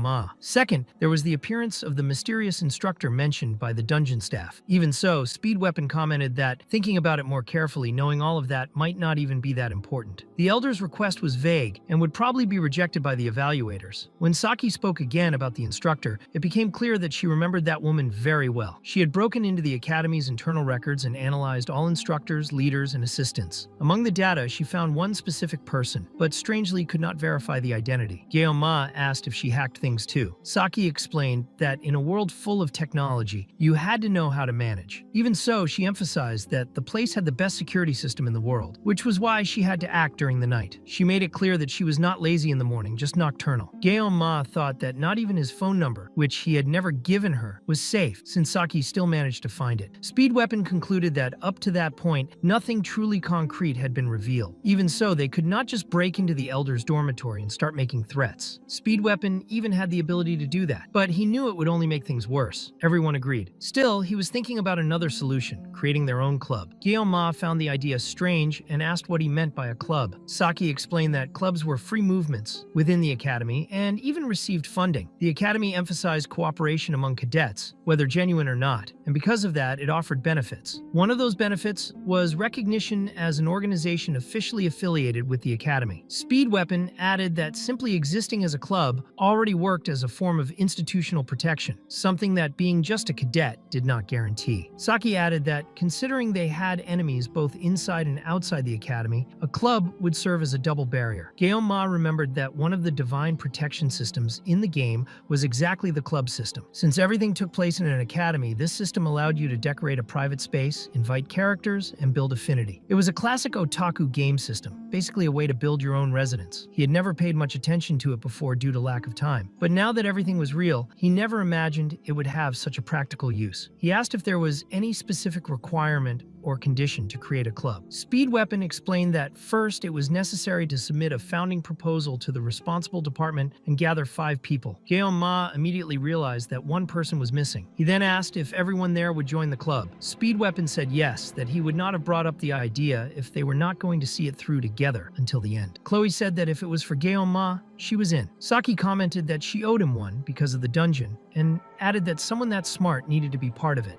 Ma thought that in his past life, when he got older, he realized relationships usually turned into calculated exchanges. Still, those people barely knew him and were already saying they would trust him. He thanked all of them sincerely. Speed Weapon suggested using the moment to choose the club's name. Chloe proposed Memories of Assassination, saying they would assassinate corrupt people. Speed Weapon immediately rejected the idea, saying it did not sound like a good name. Saki said they could call it anything, maybe Neighborhood Patrol, claiming the name did not matter. Speed Weapon asked her to please shut up. They fell silent for a moment, thinking. Then Ma suggested Travel Club. The idea was to clear dungeons and explore what lay beyond them. He asked if that was a bad idea. The group replied that it was not, that it was actually a great idea. Speed Weapon concluded that they would then need to find a faculty advisor. The written test was scheduled for the following week, so they still had to prepare, regardless of the club. Without an advisor, they could not create a club. Saki commented that, honestly, that was the biggest problem. Advisors had to be professors or someone above that rank. Chloe suggested trying the blessing studies professor, since he was kind and popular. Speed Weapon asked about Professor Damien. Chloe said no, because he was very busy and would hardly accept. Saki explained that out of more than 500 Academy staff members, only about 30 were professors, and only 10 taught first-year classes. They claimed to encourage club activities, but the system was full of contradictions. She then asked if Guillaume Ma had someone in mind. He said yes and asked if it was enough for the person to be a professor or above. Saki said yes, although almost no one was above professors. Then Guillaume Ma said that he had someone. He showed his phone, leaving everyone completely shocked. When they arrived at the place to register the club, they were told that the club leader had to submit the application personally. Guillaume Ma said that he was the leader. The woman asked with disdain if it was really him. Guillaume Ma wondered if she really worked for the academy. That attitude was extremely irritating. He thought about it while saying that they had followed all the procedures and that she just needed to accept the application. The woman replied that for a club application, a faculty advisor was required and that she seriously doubted anyone would want to advise his club. Guillaume Ma asked what she meant by that. She fired back asking if he had not understood and if he really thought anyone would want to advise a club created by a special admission student. Considering his background, she said he should know his place. Guillaume Ma thought that, as expected, even the smallest sense of fairness at that academy was disappearing. Part of him already wanted to use the most effective method of communication at that moment. In almost 20 years working in restaurants, he had dealt with many irritating people. He knew very well that silence was the best response. He was fully aware of that, but still chose to act. Guillaume Ma took out his phone and confirmed that he was at the club administration office. He calmly confirmed the location and heard on the other end that the person was on the way. He said that was fine and that they would see each other in a few minutes. The woman in front of him did not understand anything. She commented with disdain that it was unbelievable for a special admission student to think he could solve everything with a simple phone call. Guillaume Ma replied that she would see soon enough because the person he called would handle it. The woman asked what kind of person would support someone as arrogant as him. She said she was related to someone close to the director and that with a single word, she could end the academic life of a special student like him. Guillaume Ma simply turned around and commented that she was talking too loudly and should lower her voice. That was enough to make her completely furious. He realized that her hypocrisy had finally surfaced, exactly what he wanted to see. At that moment, someone arrived breaking everything, literally kicking the door away. Everyone was shocked when they saw who it was. Director Medea had arrived. More than that, she was Guillaume Ma's club advisor. Medea said she was happy to see him in person after so long. Guillaume Ma apologized for bothering her, saying she must be busy. Medea replied that for that cutie, she was never busy. The employee finally realized that Kang Guillaume Ma was the name of the best freshman of that year. Medea told Guillaume Ma to hand the documents to the advisor. In this case, herself. That way, everything could be resolved right there. Guillaume Ma agreed and left the matter in her hands. Someone brought a chair for the director, while the receptionist tried to say that everything was just a misunderstanding. Medea immediately cut her off, saying she did not need any blessing to see that the employee had judged Guillaume Ma purely based on his record. She reinforced that this was the cadet she and the Sword Emperor had marked as a successor. She grabbed the documents using magic and said she would give 5 minutes for everything to be resolved. She ordered them to start writing immediately. The woman panicked. Guillaume Ma saw the messages Medea sent and realized that the employee had probably been fired. She also told him to visit her office later. However, at that moment, Guillaume Ma was visiting the forge. The blacksmith asked if he had come to pick up the equipment, saying it was already finished. Guillaume Ma thought it was the first time he had seen that man and that he really looked like a blacksmith. He did not know what the blacksmith thought of him, but from Guillaume Ma's perspective as a former player, it was a mix of love and hate. After the recent events, the hate side was stronger. That was blacksmith Bylent, one of the main NPCs created for everything related to weapons. By the nature of the game, he existed almost as a joke, famous for draining player resources in an instant. Since Guillaume Ma did not spend much in his past life, it never affected him that badly. But those who did always begged, saying it would be just this once. A true ritual. Despite many calling him by strange nicknames, Guillaume Ma remembered that he had already cursed Bylent because of the Murasam. Bylent asked what he was thinking about so deeply. Guillaume Ma replied that it was nothing. He had just remembered someone he knew. Bylent joked that the person must be as handsome as him, and said that this time, the work had turned out more than perfect. The item delivered was the Murasam Enhanced Sashimi Knife version V2. Guillaume Ma reacted so loudly that he even startled the blacksmith. The enhancement was so significant that the blessing duration increased to 50 seconds. He thought that 40 seconds before felt too short for future dungeons. It was only 10 seconds more now, but it already made a huge difference. If he combined this with the transfer blessing in the future, after After further improving the equipment, it would be a massive upgrade. He used to complain that this blessing was useless, but the resistance or blessing that the real Kangyeoma had awakened was extremely versatile, comparable to a guardian rank blessing. Bailan also told him to check something else. The weapon was now rank D, having gone up one level. The improvement was not exactly epic, since it used common ranking materials.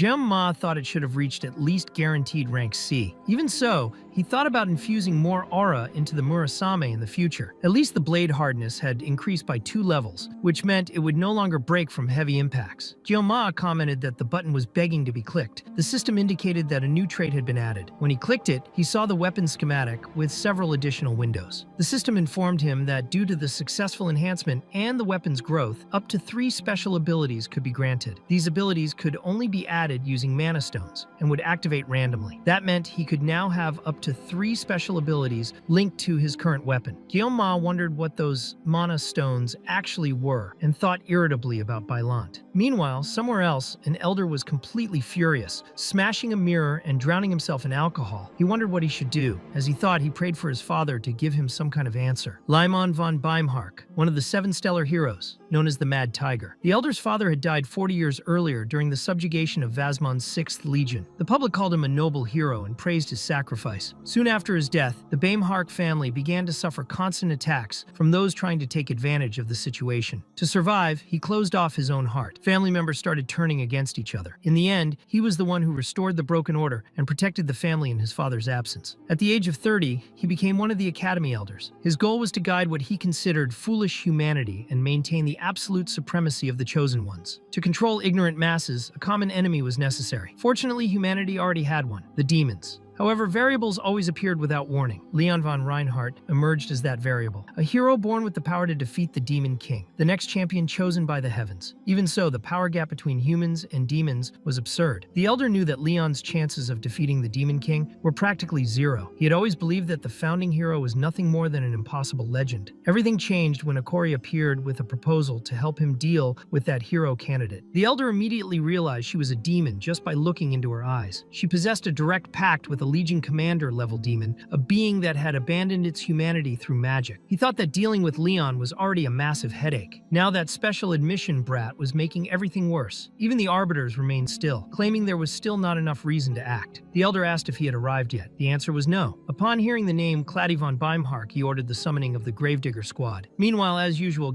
Ma was not paying attention in class. He was thinking about his weapon and about mana stones. Having a mana stone changed everything drastically. The simple fact that he now had 3 open slots to imbue mana stones was an absurd gain. If this were still just a game, mana stones would only appear after defeating dungeon bosses. They usually came from rank A or higher magical beasts. Ma thought fate was cruel. He also wondered if Saki had stayed up all night again. It had already been a week since they cleared the Buffalo dungeon with the club members. Mana stones were the key to unlocking the stone gate where the Bull King appeared. That stone came from a Colossus, the giant. Somehow, someone had managed to defeat the giant and obtain its mana stone to cause all of that. In the game, a single step from the giant was enough to shake the entire inner area. Even so, the giant was nothing compared to the monsters introduced in later updates. The Immaculate Knight Basilisk, the malicious beast Manticore, and the elite King Draugr, creatures comparable to natural disasters. Ma thought that risking one's life to strengthen equipment was truly worth it. That should have been Leon's job, not his. At that moment, Chloe approached and asked if the seat was taken. It was, reserved for Saki. She looked visibly pleased by that.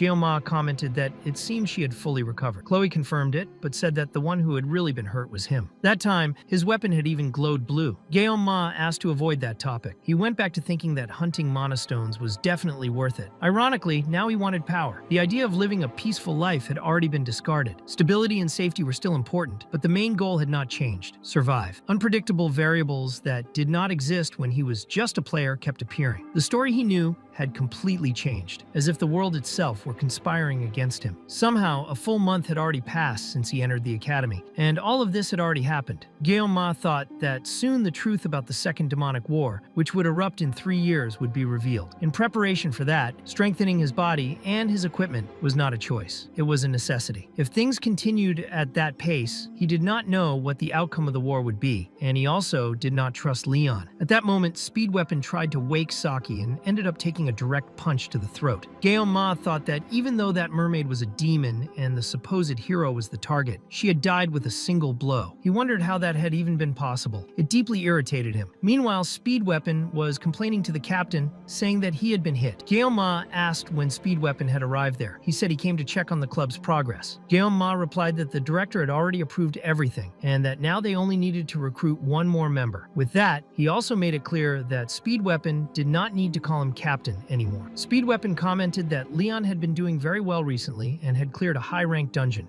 Ma thought that Leon was finally acting like a real protagonist. Saki joined the conversation and said that he had cleared a rank A dungeon the day before. That made the difference painfully obvious, since they had barely managed to deal with a rank C dungeon. Speed Weapon found it strange how much Saki knew about Leon and blurted out that she seemed to be following him. He even asked if she liked him. Saki replied with a very direct look and made it clear that she was not interested.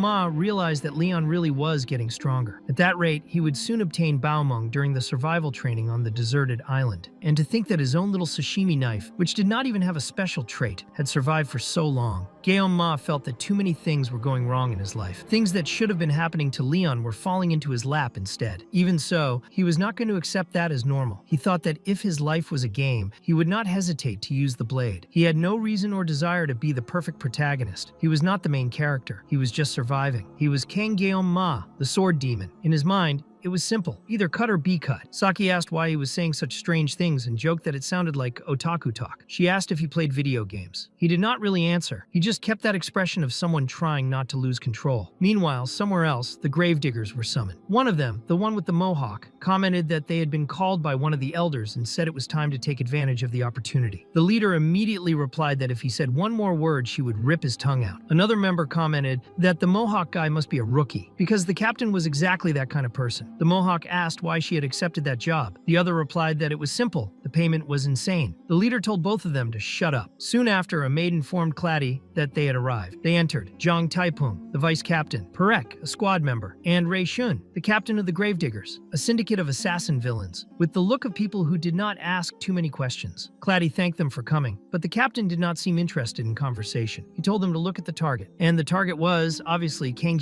Ma. Perek commented that he just looked like a rich teenager, a spoiled kid. Claddy said that the survival training on the deserted island would take place the following week and gave a direct order. They had to kill Ma before that. The payment would be 100 million upfront for his head, with bonuses after completion. The captain asked about cleanup. Claddy told them to simply get rid of the body. The island was surrounded by the sea and he would become fish food. Everything had to happen on the day of the written exam, without fail. On the day of the exam, Ma was studying and trying to keep his head straight. He was doing calculations and reviewing the history of the world. The divine blessing had started to appear around 694 years ago, something like the French Revolution of that era. He thought he had done well on the midterm exams, so he did not need to worry too much. The real problem was something else. The rankings were posted publicly on the Academy board. If that were not the case, he would have guessed the entire exam without any remorse. To make things worse, he knew that Speed Weapon and Saki had been the top performers on the last written test. Ma thought he needed to keep his dignity, otherwise he would lose to them. That was when he received a message and wondered who was bothering him at that moment. It was Saki, pestering him and reminding him about the exam. She said he needed to eat and that he needed glucose to think properly. According to her, his brain would not survive the exam without food. She even sent a full recipe, as if he had asked for it.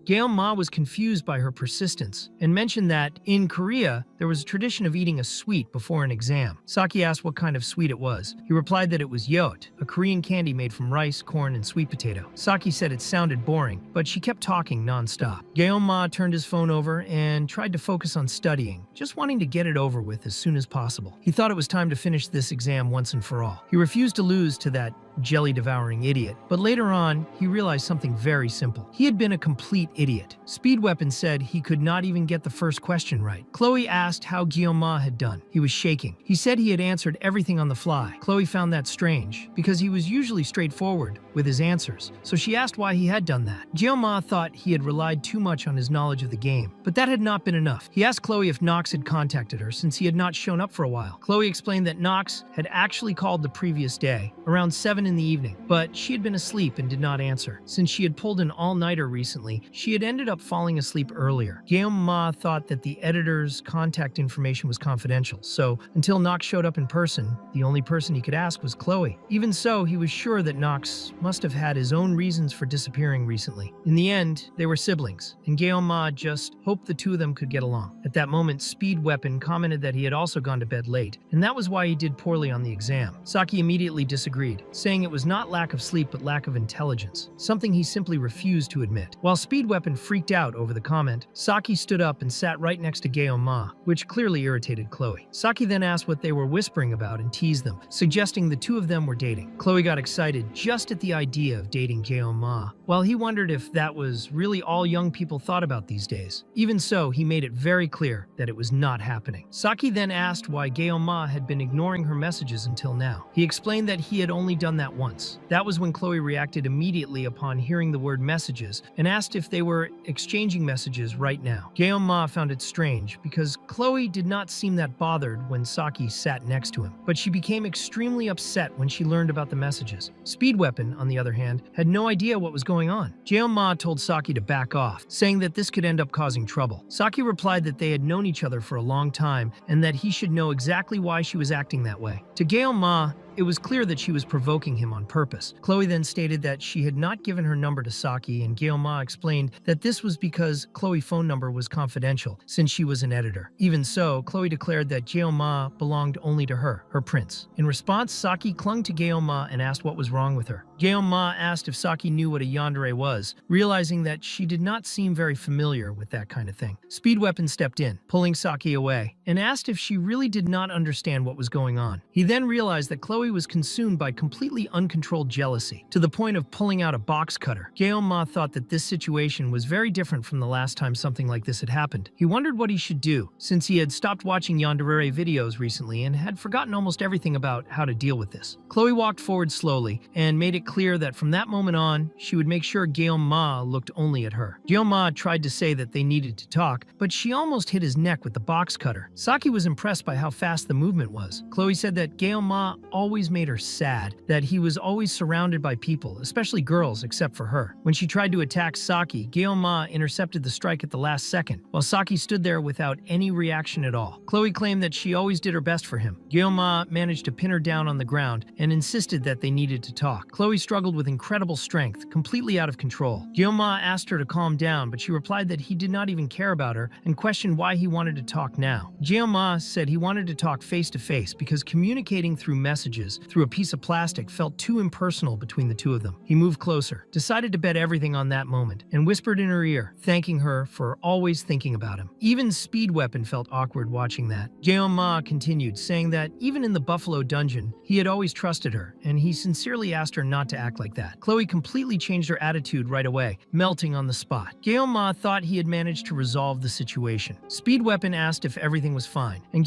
Ma replied that it was, at least for now, adding that it would be best to clean up the mess first. After Saki left, Ma found himself wondering what exactly was wrong with that girl. Later on, both Speed Weapon and Saki ended up thinking about him, about Kang Ma. Speed Weapon reflected that Chloe always released a frightening killing intent whenever someone got too close to Ma or said something specific. If he had to guess, he would say that she harbored a completely twisted kind of love for him. What shocked Speed Weapon the most, however, was remembering Ma holding a sashimi knife, a smile on his face, ready to stab her if necessary. He preferred to solve things with conversation and persuasion rather than direct violence. To Speed Weapon, that made sense. Ma knew how to use fear when he needed to. He might even look like a villain sometimes, but that was actually the trait of a ruler. Speed Weapon thought that, without a doubt, Ma would eventually become a great leader. Soon after, he noticed Saki constantly fiddling with her phone and wondered what she was doing on it so much. Saki explained that her followers were not properly following the instructions from a video she had posted. She said she was just bored and ended up recording a video with a perfect counter strategy for dealing with yanderes. Speed Weapon was shocked when he realized she was deleting the video even after it had reached 210,000 views. Saki replied that she did not need it anymore. When Speed Weapon asked what that channel was for and what exactly she was doing, Saki repeated that it was all just boredom. Later in the library, Ma Ma was focused, thinking about the survival training that would begin the following Wednesday. It would last 3 days and 2 nights on a deserted island, more specifically Avalon Island. The name made it sound extremely harsh, focused purely on survival, but participants could form teams of up to 4 people. The schedule for this training had been clearly announced to all cadets, and in practice it was treated more like a camp or a school trip than intense training. Even so, Guillaume Ma picked up several books on island survival, identifying poisonous plants, and basic techniques for staying alive in hostile environments. He thought he might be overdoing it, but he had the feeling that the academy took this training very seriously. It did not directly affect grades, but it was used to evaluate each cadet's survival skills over the 3 days. Thinking about it more carefully, even he, as a veteran player, clearly remembered this event. This was the point in the main story where the protagonist Leon obtained the grip of his main weapon, Bao Meng, and also where the feelings between Abel and Leon began to emerge. Guillaume Ma remembered that back then he had been completely immersed in that event. Now, however, he felt no envy at all. Since entering the academy, he had been far removed from any kind of romance, surrounded by chaos all the time. The academy elders were watching him closely. There was that mysterious structure at play, and he still needed to recruit members for the club. To Guillaume Ma, it did not matter how beautiful someone might be. This was not the moment for those kinds of feelings. In his view, that youth would be left for another life. What truly mattered was the sacred and demonic sword Bao Meng. Maybe it was the spirit of an extinct swordsman within him, but Guillaume Ma desired that sword. He knew exactly how much power it held. Even so, tracking down the broken fragments of Bao Meng was part of an extremely important story arc. Even knowing its location, he could not simply take it. The condition to wield Bao Meng was clear. The sword chose its own master. On top of that, obtaining it required the blessing of a miracle. Guillaume Ma thought that weapon had been literally created for the story protagonist. Meanwhile, there he was, holding nothing but a sashimi knife. Instead of lamenting what he did not have, Guillaume Ma decided to focus on preparation. If he was lucky, there would be no other mermaids setting up an ambush. For that reason, and under direct orders from the headmistress, a temporary instructor from the Wolf class would join the supervision team, the Sword Emperor. Guillaume Ma found it surreal, the strongest hero of humanity leading a camping trip for freshmen. It was very different from the main story, but because of that, he believed he could achieve his goals more safely. While researching, Guillaume Ma looked for a specific book, The History of Avalon. He needed the knowledge recorded in those ancient texts. Later, while reviewing the gathered material, he read that Avalon was a distant island located in the Western Sea, a mysterious place where the terrain constantly changed. At the center of the island was an ancient lake known as the Queen Lake, and the entire region was called the Land of Beginnings. Guillaume Ma thought that much of this information was already familiar to him, but even so, he would have to scour a large part of the library to find everything he needed. That was when someone commented that Guillaume Ma was there as well. It was Leon, the protagonist, who noticed that it had been quite a long time since the last time he had seen Guillaume Ma.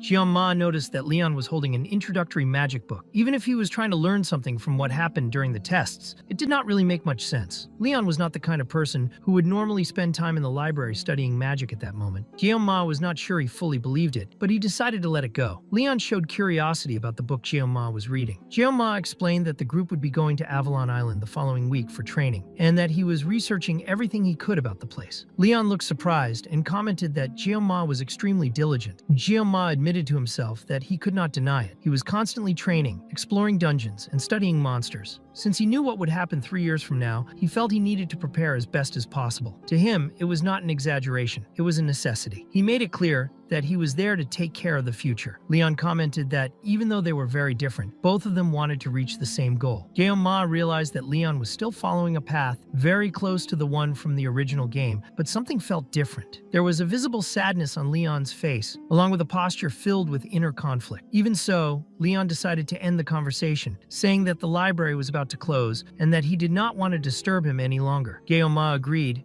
and wished him good studies. Even just passing by Leon, Guillaume Ma felt the weight he was carrying. It was as if the fate of all humanity rested on his shoulders. Light and darkness seemed to press down on him at the same time like invisible lead. That only strengthened Guillaume Ma's desire to finish his own preparations as soon as possible. Then the day of survival training on the deserted island arrived. When Saki and Chloe showed up, Rachel commented that it had been a long time since she had last seen Saki. Chloe reacted coldly, only drawing attention to her blonde hair. Saki confirmed that it really had been a while. Abel appeared right after and asked if everyone was ready for the training. Saki said she would do what she always did. Rachel, watching the mood, commented, on the obvious rivalry between them. She hinted that Saki had slipped in to gain an advantage behind everyone's backs. To Rachel, that only made school life even more fun. Saki replied that everything had been done within the procedures and that she did not think it was necessary to inform anyone. Rachel then provoked her, saying she really needed to watch Gyeoma being taken like that. Abel tried to interrupt and asked her to stop, but Rachel insisted. She reminded them that Saki had gone to the Buffalo Dungeon with Gyeoma, done club activities with him, and now would spend 3 more days with him during training. Saki asked if Gyeoma had not said he wanted to do the training alone. Chloe confirmed that he really had said that, and that he intended to act solo. Rachel then raised an interesting point. If he was not officially teaming up with anyone, that changed everything. At that moment, Saki and Abel became curious about what Rachel was planning. Rachel explained that Gyeoma had not asked anyone to follow him. All of them reached the same conclusion without needing to say it out loud. That was when Rachel proposed a fair and clean game, which she called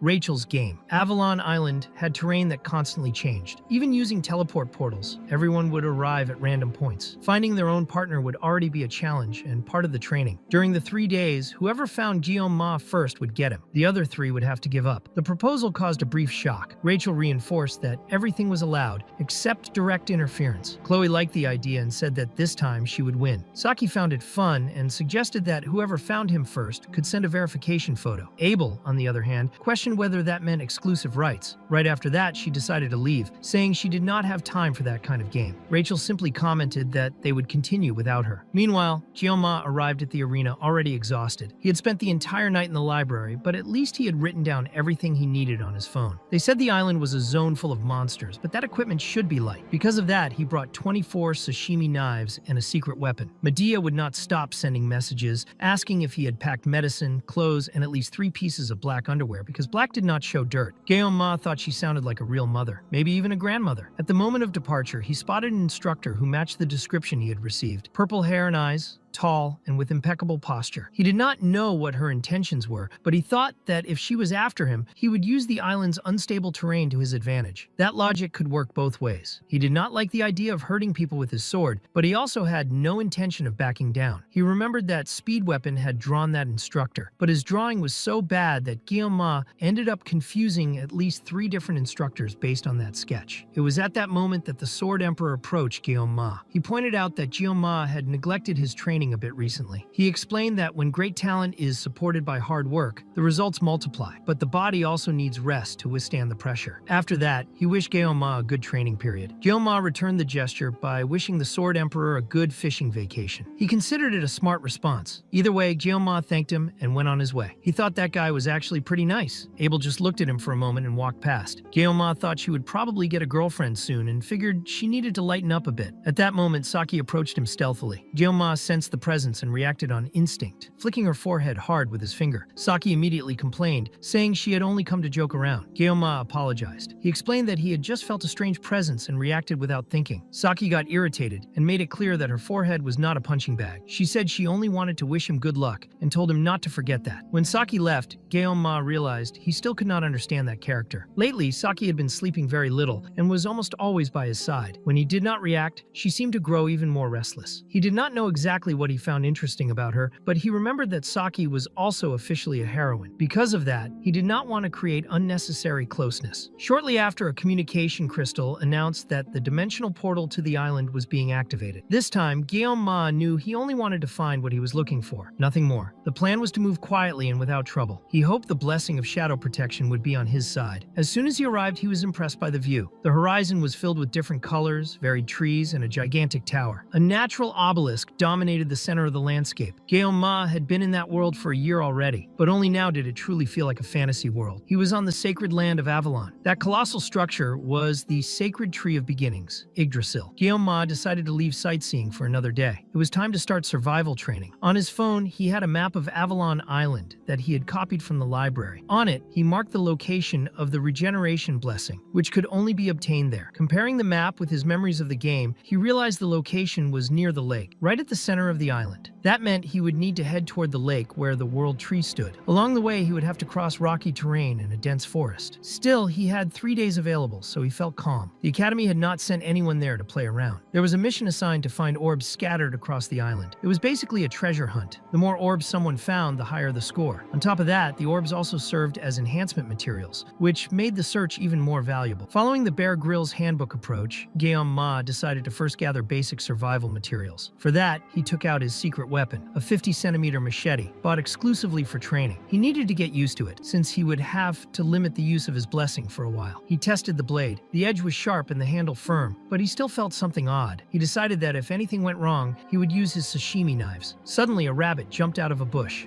Ma thought it would be a good opportunity to get used to the blade and secure some food. However, the monster was huge and muscular. Even so, he remembered that he had already defeated the King of Treasures. A rabbit should not be a big deal. Food was food. He moved forward without activating any blessing. Meanwhile, Abel also ran into a rabbit, but a completely different one. It was small, ordinary, and extremely cute. She thought she needed food, but hesitated when she saw it. When she got closer, the rabbit bit her hand and ran off. That made her furious, and she immediately drew her sword. Chasing after the animal, Abel thought it was a good chance to test the results of her training. The problem was that the rabbit was absurdly fast. It almost felt like it was mocking her. After a long time, Ma was exhausted and the rabbit was still alive. He thought he had trained so much, but without the blessing, he felt useless. Comparing it to his past life, he believed he had a decent physique, but that was clearly not enough. He sat down and decided he would rather stay hungry than waste energy. He chose to let the rabbit go. However, when the animal turned its face as if to provoke him, Ma immediately activated the sword blessing. Meanwhile, Rachel was moving quickly using her abilities. She was looking for someone,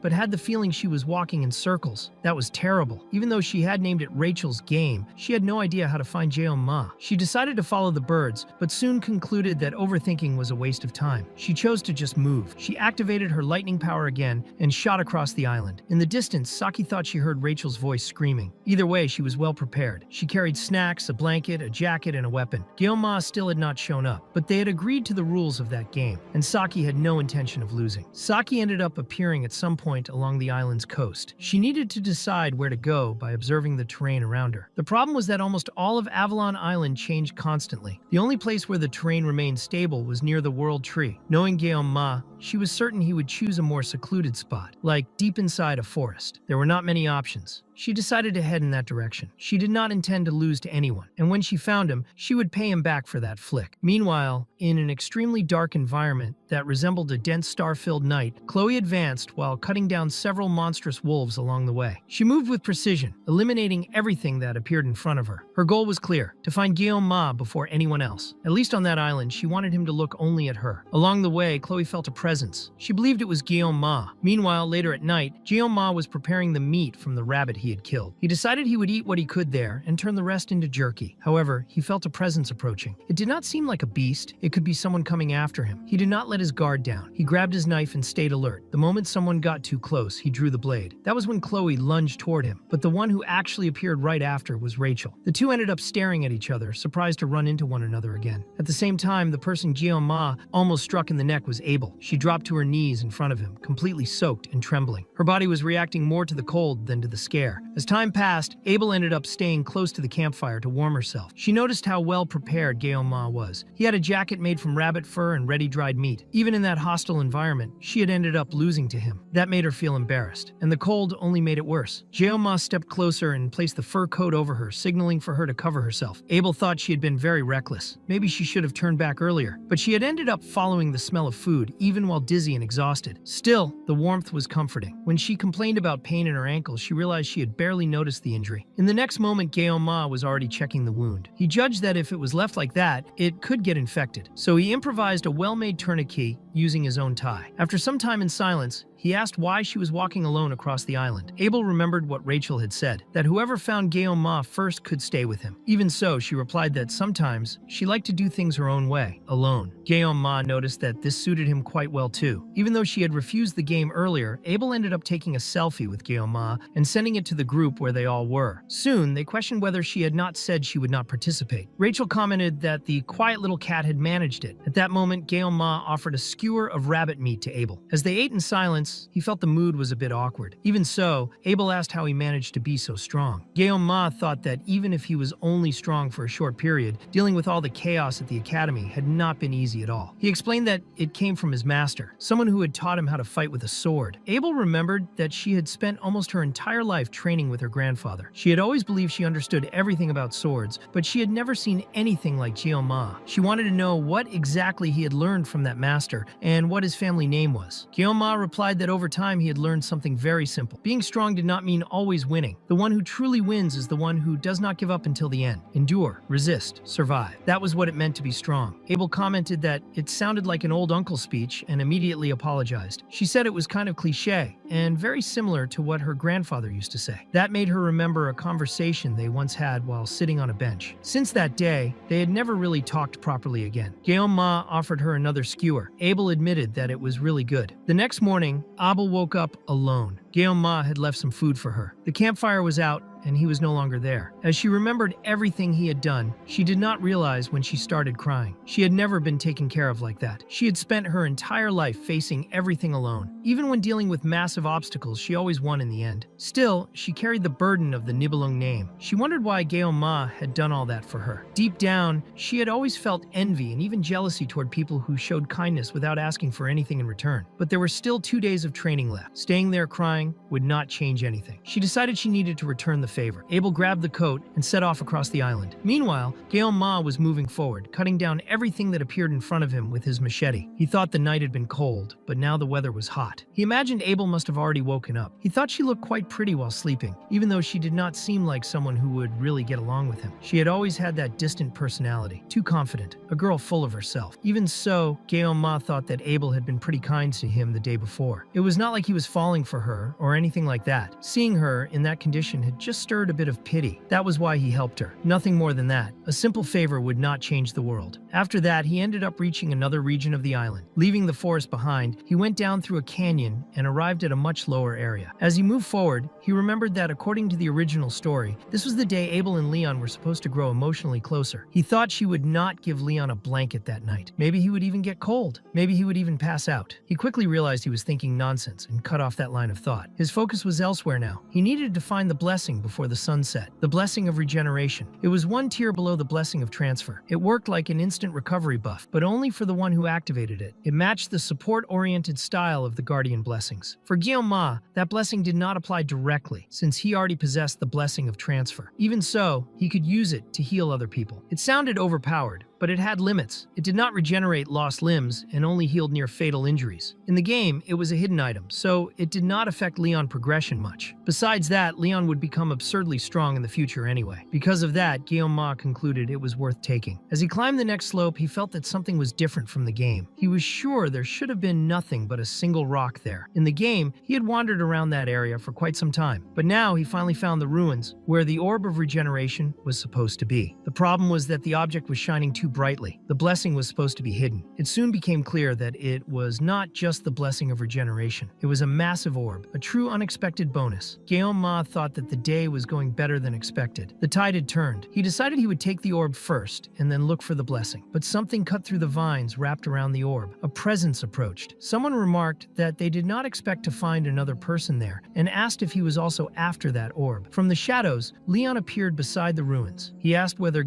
Ma had come for another reason. Ma made it clear that he had not. He had seen the orb from afar and came to take it. Nothing more than that. Leon accepted that naturally and implied that, in that case, the only way to decide would be by contesting the orb. At that moment, Ma found himself face to face with Leon, the hero. It felt like an unexpected trial. He was not prepared for that situation to appear out of nowhere. In the original story, Leon was supposed to be with Abel that day. It was an important turning point in the narrative. Maybe Ma had interfered with the event without realizing it. Maybe he had even saved Abel without knowing. Even so, that was not reason enough for a fight. But with a single swing of his blade, Leon split the ruins in half. He was wielding Baomeng, the promised sword. Ma knew it was not yet in its complete form, but even so, it was considered the most fearsome magic sword in the world. The blue gem embedded at its center worked as a catalyst that neutralized magical power when infused with sacred energy. The ether gem. The detail was that Baomeng was based on magical power. Even when neutralized, it was still heavily influenced by the nature of its wielder. Because of that, even in the game, it could become either a magic sword or a holy sword, depending on the user. Guillaume wondered if Leon was leaning more toward the use of magic. Leon made it clear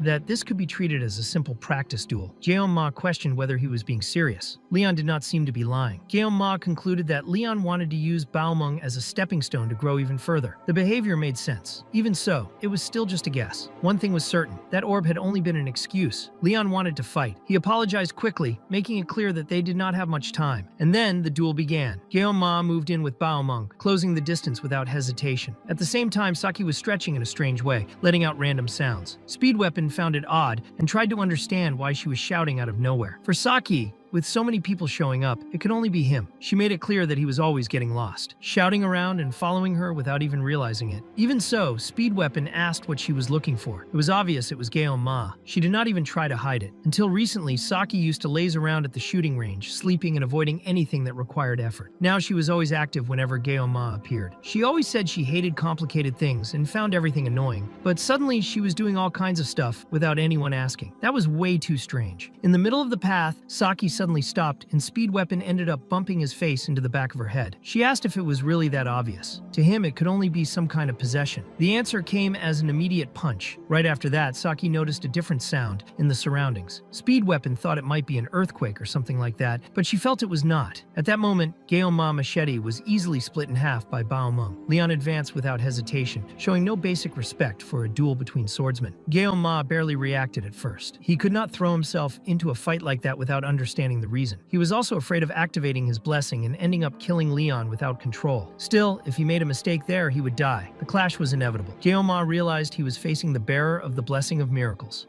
Without using his own blessings, this would be pure madness, so he activated the blessing of the sword and pain immunity. The exchange of blows was fast, but Leon was clearly more skilled. With a wide slash, he split Guillaume's sashimi knife in half and kept up the pressure. The next strike was so strong that it destroyed all the pillars of the ruin. Guillaume barely escaped. Even the bag he was carrying was cut in half. After pulling out another sashimi knife, he managed to create some distance. It became clear that this level of power was completely different from anything he had ever seen. Leon seemed to have endless buffs, a true protagonist. Even so, Guillaume almost got hit by a red strike charged with magical power. When Leon, exhausted, looked around, he realized that Guillaume was still standing. That confused him. He felt as if the world was demanding something from him, as if he carried an invisible burden. He pushed Baomeng power even further, creating a pillar of pure energy, determined to understand who Guillaume really was. The final attack was dodged. With a precise move, Guillaume sliced through Baomeng hilt with his sashimi knife, making Leon lose the blade. In that moment, Leon understood that he had been wrong. He had dreamed too high. The one who should have been chosen as the hero was Kang Guillaume. Soon after, Leon disappeared. Everything had happened too fast. Maybe that was a necessary step to affirm the hero or even to refine him. Guillaume did not know. What he did know was that he did not intend to lose to anyone. In the process, he lost several knives. If he had slipped up, he would have died, but it was still frustrating to lose so much equipment. He did his best not to kill Leon, focusing only on dodging and surviving. Even so, Leon's growth was absurd, clearly worthy of a protagonist. Guillaume also ended up lightly injuring his body. He thought that if Baomeng were repaired in the future and received a few more upgrades, it could still reach its final form without any problems. The important thing was that the protagonist did not die. At least the world would not end. Yet, after that, Guillaume picked up the orb and obtained the blessing of regeneration. To test it, he cut himself with the knife, and in the next second, the wound closed. It worked perfectly. Later, camped in front of a bonfire, Guillaume tried to make sense of everything. It did not make sense that all that chaos had been caused just by the encounter with Abel. He remembered Leon's words and wondered if that was something destined to happen. Maybe Leon was also an existence from outside that world, just like him. The questions only kept growing. He still did not know who had thrown him into that game world. For now, he decided to focus on what needed to be done. Since his past life, his personality had always been explosive. Even now, trying to control himself more, he had never been able to ignore injustice. That was how he had always been. He never ran from a fight. Maybe that was his way of delivering justice. The plan to stay out of the main story had turned into nothing more than a way to protect himself. The original intention was to obtain a blessing that would not cause much impact, but even so, the story had placed Guillaume in direct confrontation with the protagonist himself. To make things worse, there were now even more people interested in killing him. If they truly put his life at risk, he knew he would have to actually kill someone. Until that moment, he had never done that. He began to wonder if he was acting the right way. Moving forward was not always the best option. Sometimes, knowing when to stop mattered just as much. Lost in that thought, he almost felt Saki's presence, as if she were there telling him that he thought too much and should just act the way he always did. He soon realized it was nothing more than a hallucination. That bothered him. If Saki were nearby, he would have felt her presence for real. He thought about what the others might be doing at that moment. Saki was at the camp with Speed Weapon, but the two had gone separate ways after crossing a boundary line. Rachel was probably annoying Chloe as usual. Abel was likely bathing somewhere. Wondering whether he truly had friends in that world felt a bit awkward to him. Later, while Gaoma was sleeping, a group of assassins approached silently. Shurikens were thrown in his direction, but he woke up in time to dodge and avoid any fatal blows. Even so, he suffered a few scratches. One of the assassins remarked that he was skilled and suggested recruiting him, but the commander ordered him to stay quiet. Gaoma immediately recognized who she was. Rei Shun, the leader of the group of assassins known as the Reapers. In the future, she would be the first human demon Leon would face. She was a noble who had been betrayed by her own family and expelled from her home. She chose to live as an assassin, feeding on hatred, until becoming a villain who would eventually be defeated by Leon. Even knowing her story, Gaoma felt no pity. She had abandoned her own humanity. One of the assassins mocked him, saying the kid dodged far too well to be normal. Rei Shun asked where he came from. To Gaoma,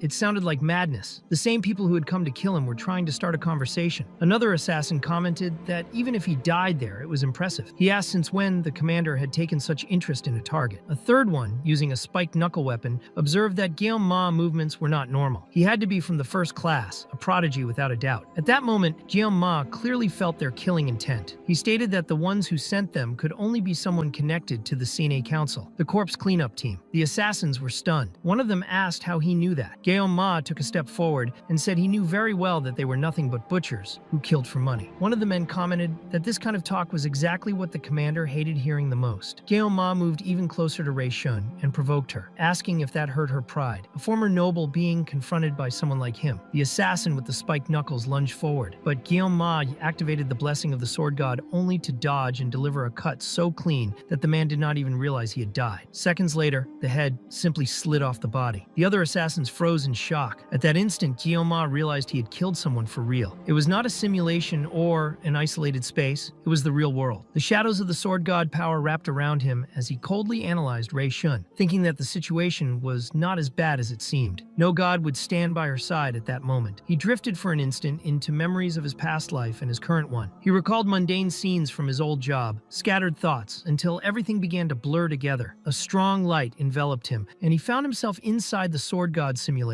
When he regained awareness, Gaoma was cutting down all the assassins. He was not an ordinary recruit. He moved as if cutting through butter, dodging and killing without effort. It was not uncontrolled violence. It was execution, instant deaths. Rei Shun watched in shock as her men were wiped out. After seeing the last one fall, Rei Shun thought she could still kill him. The reward for his head was enormous, but in the next instant she was on the ground, with a knife pressed against her neck. Gaoma deactivated the blessing. It had been a complete mess. Only 9 seconds of use remained. He had already spent a huge amount of power in the fight against Leon. All of it had been self-defense, but he hoped he would not have to do something like that again. The sensation had been strange, different from anything he had ever felt. Even so, the enemy had been human and had tried to kill him. There was no reason for mercy. Now only Gaoma and Rei Shun remained. He asked who had sent the group. Rei Shun replied that he really thought she would tell him. Jomar knew this was his only chance to find out who was behind everything. If he killed Rei Shun there, he would get no answers and would probably regret it later. The best way to extract the truth was not by killing, but by making someone talk. He thought she had to be either very stupid or extremely brave. All her subordinates were dead and she was alone. It made no sense for her to stay silent. She answered by calling him crazy. That was when Geomar understood why someone had tried to negotiate earlier. He realized that all his personal information had been erased. Full name, origin, old records, even data about relatives no longer existed. That left him unsettled. He tried to remember his parents' faces and realized he could not. He did not remember what they looked like. That disturbed him deeply. Jamar asked her to repeat what she had said. Information about relatives erased. He stabbed the knife into the ground right beside her and made it clear that he only wanted a name. The name of the one who had sent that group. If she spoke, he would let her go. But Rei Shun said she now had something far more interesting to say. That was not negotiation. It was a threat. Even without an arm or a leg, she would still be able to talk. Before Jumar could react, he felt a violent tremor. An overwhelming magical pressure flooded the area. A demonic power began to move the blood of the surrounding corpses, pulling everything toward Rei Shun's body. At the same time, far away from there, there, the Sword Emperor was calmly fishing. He thought the place was too large for something simple, but still acceptable. He had not received any complaints so far. He was fishing in the Lake of Avalon when he finally hooked a fish. In the next instant, he felt the magical pressure. He recognized it immediately. Only one thing in that world emitted power at that level: the Commander of Corpses. That was a serious problem. Back at the camp, Rei Shun began to be consumed by demonic power. She screamed that she would kill everything. She did not want to die. Suddenly, a blazing power fell from the sky. A pillar of light engulfed the area, followed by a violent explosion.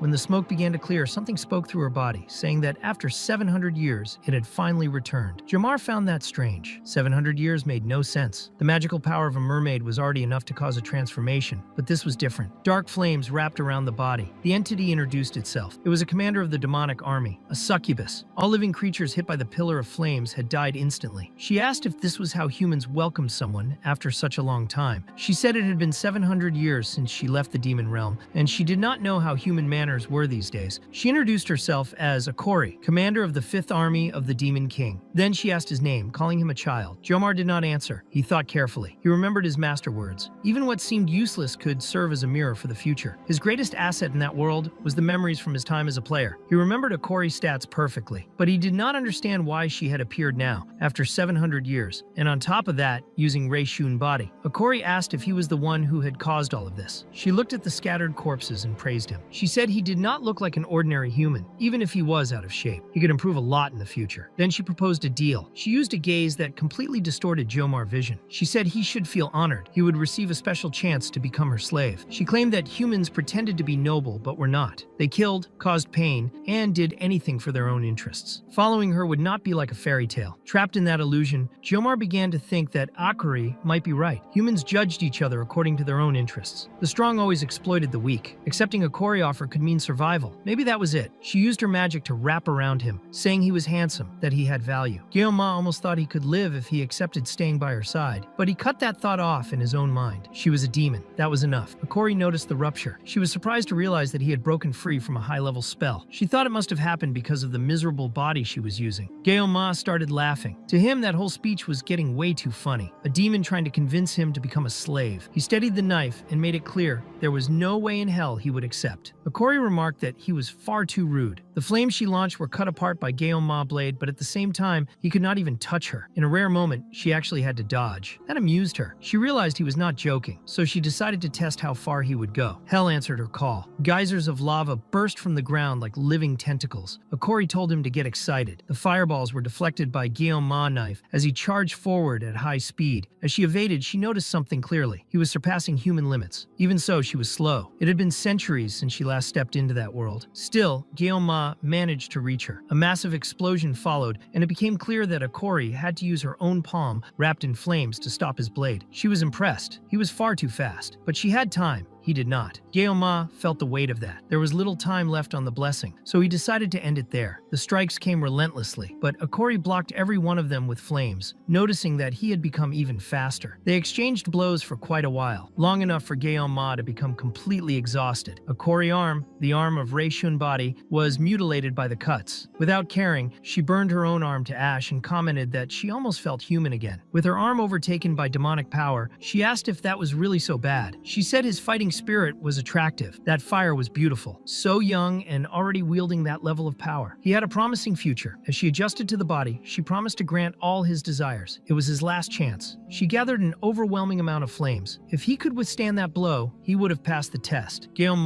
was on the verge of losing consciousness when, at the last instant, the Sword Emperor appeared, blocking the fireball and telling him to wake up. Akori asked if that old man really intended to stand in her way. The Sword Emperor replied that he would not allow it. She then told him to give it everything he had to protect the boy. As she tried to incinerate the old man, Guillaume fell into a blank space, completely numb. In that state, he saw the Sword Emperor's left arm being burned away to save him. That pulled him back to consciousness. The moment he moved to shield the student, the Sword Emperor thought that a prodigy like Guillaume could not die. He was destined to face the demons and save humanity. He was the hope of that world. That was why he sacrificed his own arm to deflect the fireball. He asked if Guillaume had regained consciousness and told him to focus on his own wounds. Guillaume tried to speak about the arm, but the old man said it was fine. He only needed one hand to wield a sword. He told him to take care of himself now. Akori asked if that made sense to him, how that ridiculous human had survived her magic. The Sword Emperor knew exactly who she was. For her to be summoned that way, many sacrifices had been made. Something had served as an anchor between the worlds. A human body used to cross the veil. Even so, she could not use her full power. Still limited, she had managed to tear off his arm. Akori complained. Being unable to use her power properly was irritating. Compatibility with that body was minimal. And yet, she was facing a kid and an old man on the brink of death. She advanced, saying that next time he would not get away with just losing an arm. At that moment, the Sword Emperor truly focused. He returned the attack, slicing her arm off with his sword. He asked if she was scared now. Akori flew into a rage, called him an arrogant insect, and gathered even more flames. The Sword Emperor said he did not know exactly why she had crossed into that world, but he was certain of one thing. That had been a massive mistake. He deflected all the incoming firepower and said he could see fear in her eyes. Akori replied that he was far too arrogant. Maybe he had been lucky when he tore off her arm, but he barely noticed when the Sword Emperor almost sliced her face with his blade. That left her intrigued. She wondered how an old man like him could possess such a dense aura. Those eyes reminded her of the Aroni bloodline. To her misfortune, she had shown up in that exact place, standing in front of that damn man. Even so, she said it was a shame. A descendant of Aroni, who was no longer in his prime, then she summoned a storm of fire arrows and asked if he really thought he could dodge all that with such an old body. The arrows fell like a violent downpour. Siegfried dodged every single one after another. Guillaume watched with concern, but he could not help. He was barely able to stay conscious. If he relaxed, he would die. If he gave up the blessing, the result would be the same. The Sword Emperor kept moving forward, slicing arrows out of the air, but it was clear that Akori still had the upper hand. Even so, he kept advancing, saying that demons truly were stronger than humans. In his youth, he had cursed the world because of that absurd gap in power, something he could never overcome. Only now, at his age, had he finally understood the truth. Akori mocked him, saying it was nothing but empty talk. Still, she could not ignore the weight of that old man's experience. The real problem was the massive opening on the side where he had lost his arm. She aimed straight at that spot, but he rushed forward to close the distance, saying that humans keep growing, even when all hope seems lost. That was what demons feared the most. That was why they kept trying to invade the human world. He leaped in to slash her neck. Akori denied it, saying that was not the reason. At the last instant, fire arrows pierced his leg from below. She said she was honestly tired of hearing those words. Then she touched the Sword Emperor's stomach, piercing his body with a spear of fire. A massive hole opened up, burning him from the inside. She stepped on his head and mocked him, asking where that grand hero speech had gone. She said that in 700 years, nothing had changed. Humans were still trapped in the same cliches. To her, they were nothing more than insects. Guillaume could only scream for the director. Akori then turned to him and asked if his name was Guillaume.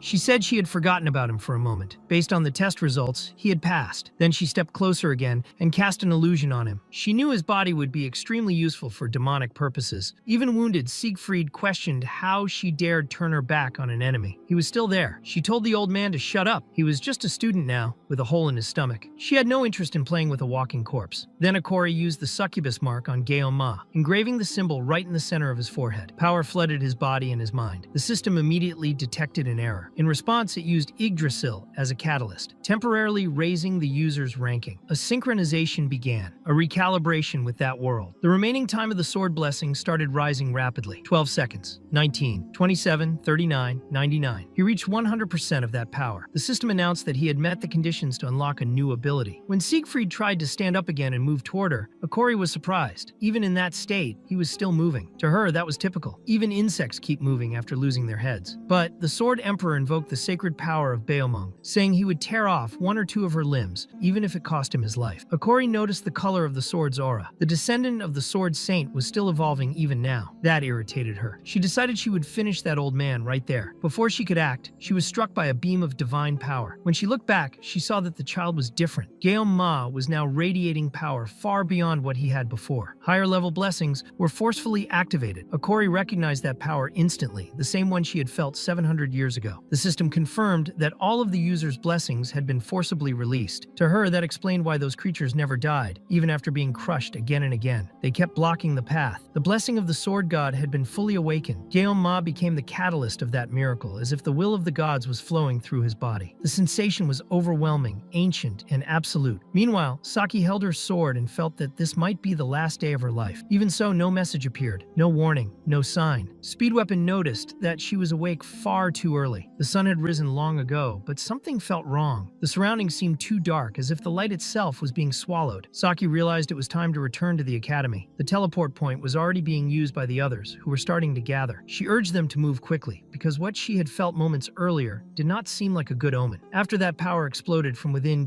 Ma, Akori noticed something impossible. Standing before her, walking in silence, was Joachim. It made no sense. He was human. A human should not have been alive after all that. And yet, that cursed body was there, carrying the exact same power she remembered. Even believing that her judgment might have failed, Akori was certain that presence was real. Siegfried watched everything in silence, completely fascinated. Without a second thought, he knelt before Ma. At that very moment, his wounds began to close. The lost arm did not return, but the scar sealed completely. He did not understand what was happening, but he knew it was not normal. Ma released even more power. His body moved with the speed of lightning, appearing behind the demoness before she could react. Akori could no longer even define the shape of that boy in her mind. Everything felt distorted, too fast, too intense. That was not human. It was dangerous. Even so, she apologized to him in her thoughts, but decided she had to kill him. She used a volcanic eruption as her attack, unleashing an even greater surge of flames. She revealed that she had intended to obtain a vessel body, but now that no longer mattered. Ma represented a direct threat to the path of the demons. A storm of ash and fire consumed the island. A gigantic sphere of blazing energy was condensed, large enough to annihilate everything around it. It was pure destruction, a cruel amusement before the end. When the sphere advanced, burning everything in its path, Ma felt no pain, only the presence of the blessing. The spirit of pain, active without mercy. The spirit of the sword god fully awakened. Inside him, there was only one certainty. He would cut, nothing else, using only the blade. With the celestial sword, he split everything. The path of the sword cleaved the sphere in two. At that same instant, the succubus's body began to glow, as if it were being aligned with the sun itself. The sky, once covered by dense clouds, was completely divided. Something bright and divine had cut through the heavens. Akori realized that her body was no longer regenerating. The source of her magical power had been severed. Her body split in half, and she understood that she would die at that rate. Even so, when she saw Ma approaching, she noticed that he collapsed heavily onto the ground, unconscious. She refused to die like that. She crawled toward Ma,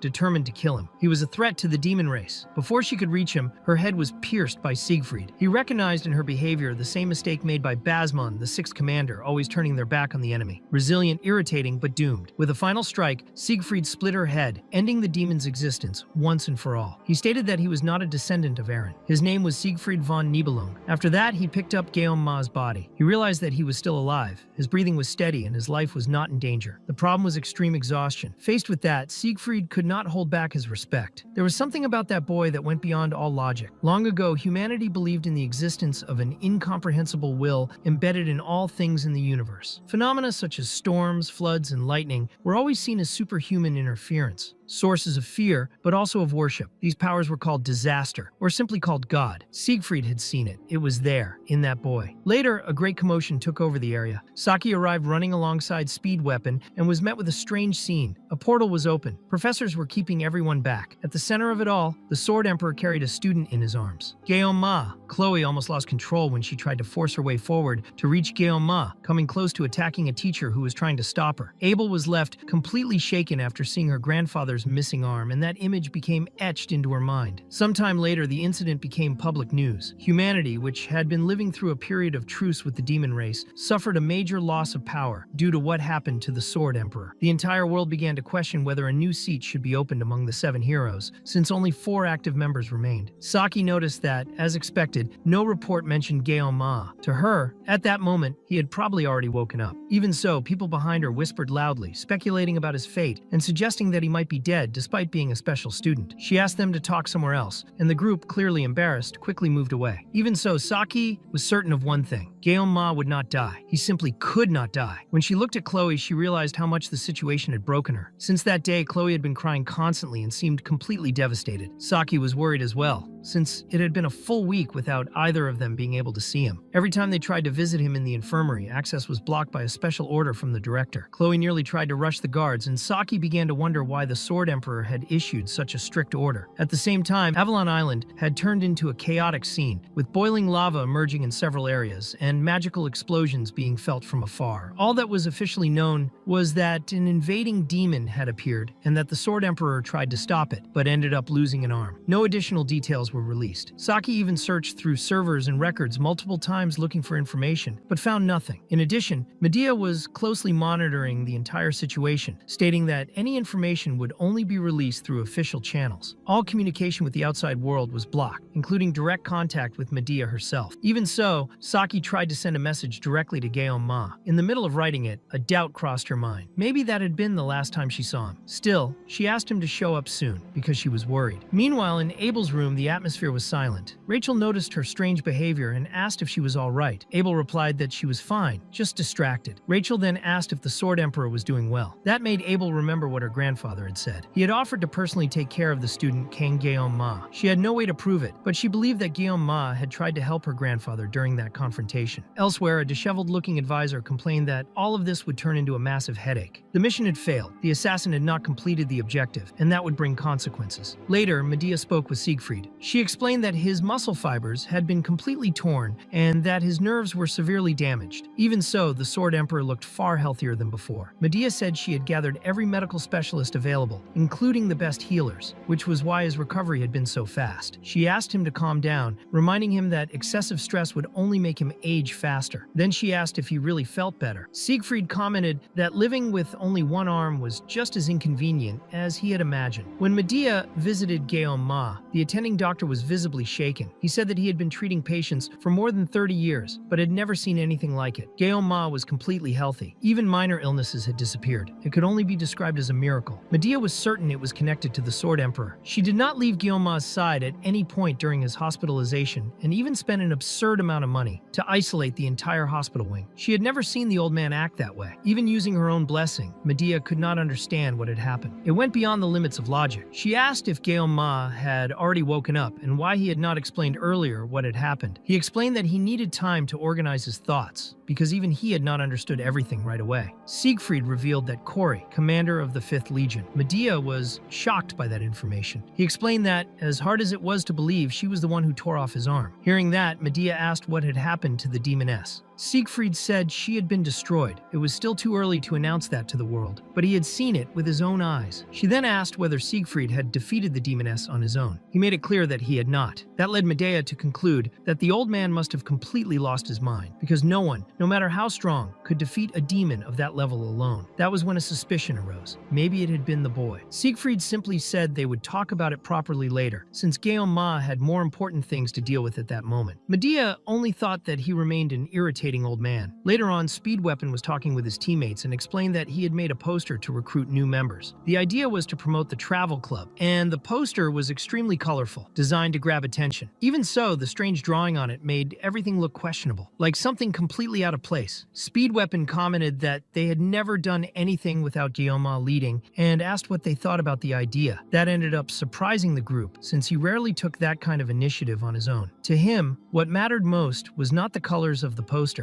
but the intention behind it. Chloe, however, had no patience. Without hesitation, she tore the poster in half with her cutter. To her, there was no way she could allow Gaon-ma to see something like that when he came back. Speedweapon was outraged, since he had spent the entire night working on the poster. Chloe only thought that it was a good thing that trash could be destroyed. Saki, watching everything, felt that the louder the noise, the greater the emptiness everyone was trying to ignore. The only question that truly mattered remained unanswered. When would Gaon-ma return? Shortly after, the group heard Chloe approaching Gaon-ma. He was already back and had been discharged. When Saki came closer, she gave him a light flick on the forehead as a way of greeting him and welcoming him back. Gaon-ma confirmed that he had returned. Speedweapon excitedly mentioned the poster he had made for the club. Chloe, without changing her tone, made it clear that it was still a terrible idea. That night, Gaon-ma once again had strange dreams. He saw himself in a simulated space, very similar to the system that had accepted him into that world. In that place, he was attacked by his own sashimi knife, which pressured him to accept power, to accept true power, the savagery that existed within him. The dream kept repeating, always with the same uncomfortable feeling. When he woke up still drowsy, Gaon-ma complained to himself for having that dream again. Soon he noticed that he had received messages early in the morning. They were from Speedweapon, saying that he had put up posters around the academy to recruit new members for the club. Gaon-ma replied directly, saying that, honestly, he was already tired of this recruitment business. His physical condition had improved a lot, and he felt much better than before. He had also heard that after the battle, the Sword Emperor managed to get a room in the hospital and paid for all the treatment,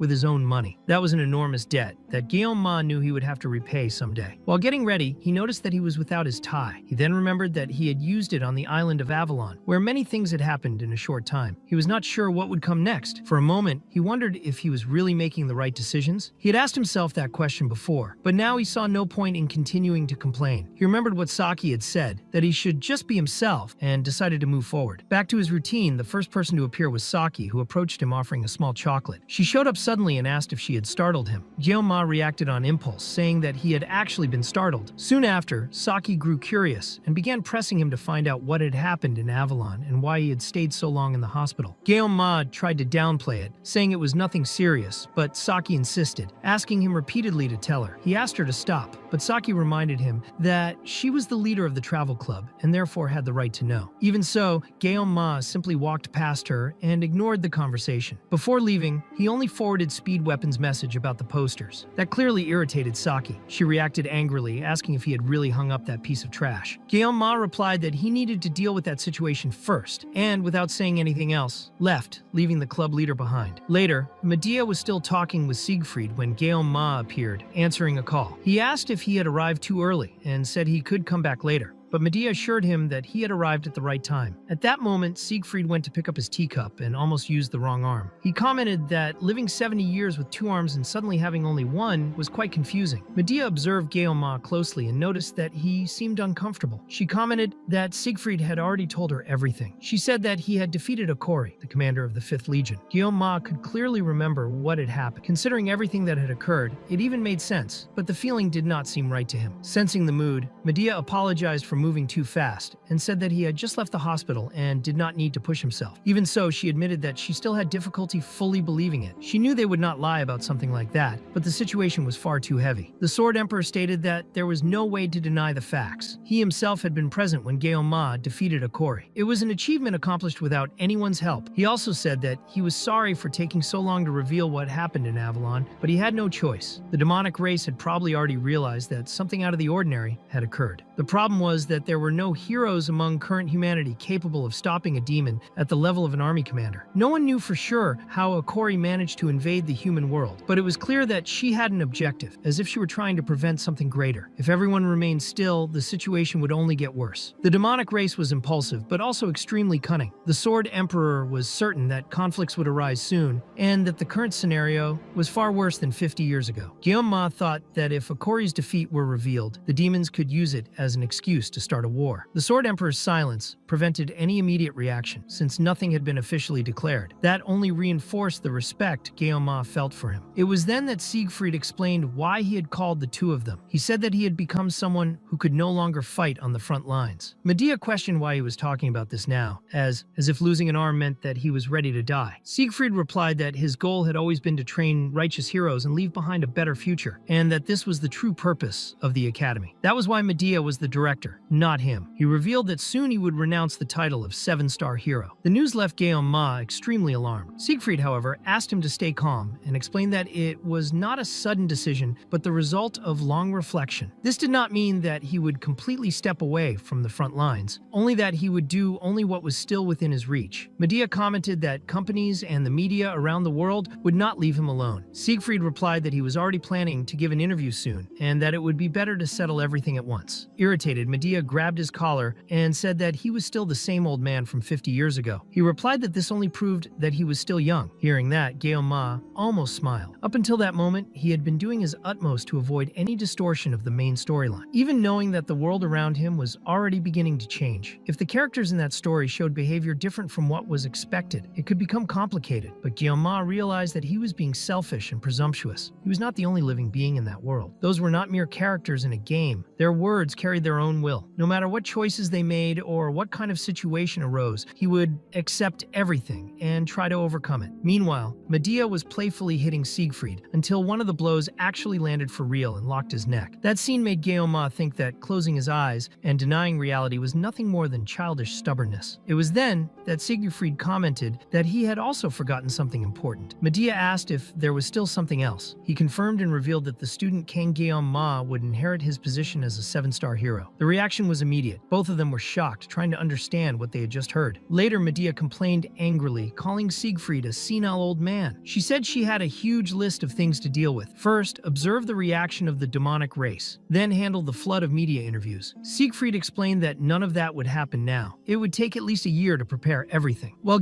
Ma was still at the academy, he should simply enjoy student life. Medea said that this was madness. Inheriting the position of 7-star hero was far too much responsibility for a 17-year-old boy. Even so, she acknowledged that few people suited that title as much as Ma. If his actions were revealed, the world would be turned upside down, even if it was not possible to make everything public. He was a prodigy who seemed to have fallen from the sky. The comparison that came to her mind was so absurd that she even covered her mouth in the middle of the thought. In the end, Medea admitted that she would never be able to fully understand what went on in that old man's head. The vacancy left by a 7-star hero would not only cause problems within human society, but could also generate diplomatic friction with the demons. There could be opposing opinions, but if the successor had been personally appointed by Siegfried, no one would dare to contest it, even without formal consent from the association or the other 7-star heroes. Everything indicated that a meeting of former students would happen soon.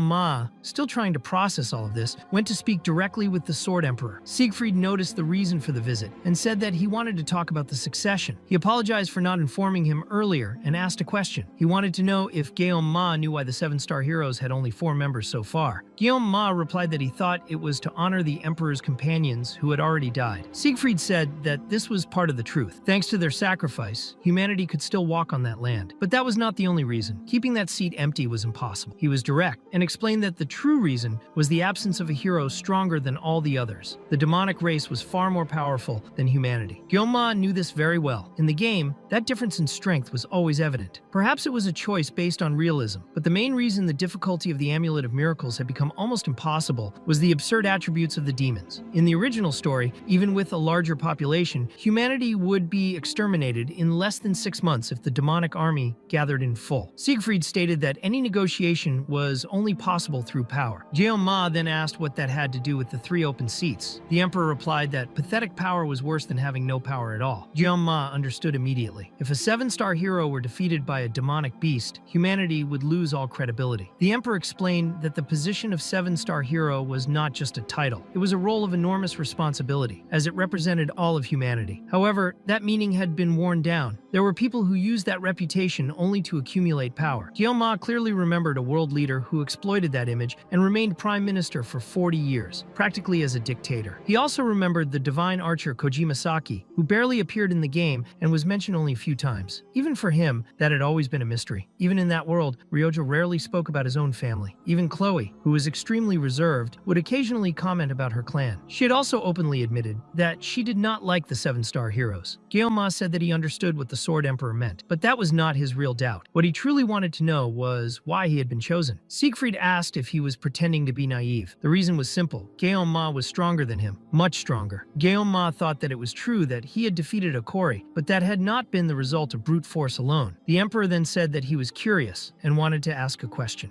Ma's power seemed to have a time limit. Ma was startled when he heard that. He had never told anyone about it. Siegfried asked him not to panic and explained that it was only a guess. Even he could not use such great power without any restrictions. At least that was how it seemed. During the allocation test on the island of Avalon, it had been clear that he collapsed in less than a minute after releasing everything. Ma realized this at that moment. He clenched his fists and, determined, decided that he needed to talk about his own power. After explaining the situation, the Sword Emperor made an important observation. Manifesting a blessing caused terrible pain, and that pain was only suppressed by another blessing. Ma explained about the blessing of the sword and about his tolerance to pain, but left out many details. Even trusting the Emperor, revealing all of his weaknesses was still far too risky. He was not there seeking empathy or understanding, only guidance. The Emperor replied that he could rest assured. He had no intention of telling anyone about it. Using one blessing to suppress the restriction of another was a revolutionary idea. Even so, Ma was accepting that risk and using his power in his own way. That showed talent, but it also brought a problem. He could not fight forever while being pressed by time. Managing one's own strength was just as important as possessing it. For that, he would need an experienced master. By coincidence, the Sword Emperor commented that he was precisely in need of a disciple like him. Since he had chosen a successor, it would make no sense to simply retire and remain idle. He also did not want to leave everything on others' shoulders. Before ending the conversation, the Emperor picked up Ma's tie and explained that Abel had asked him to deliver it to him. He said that while he dealt with these greater matters,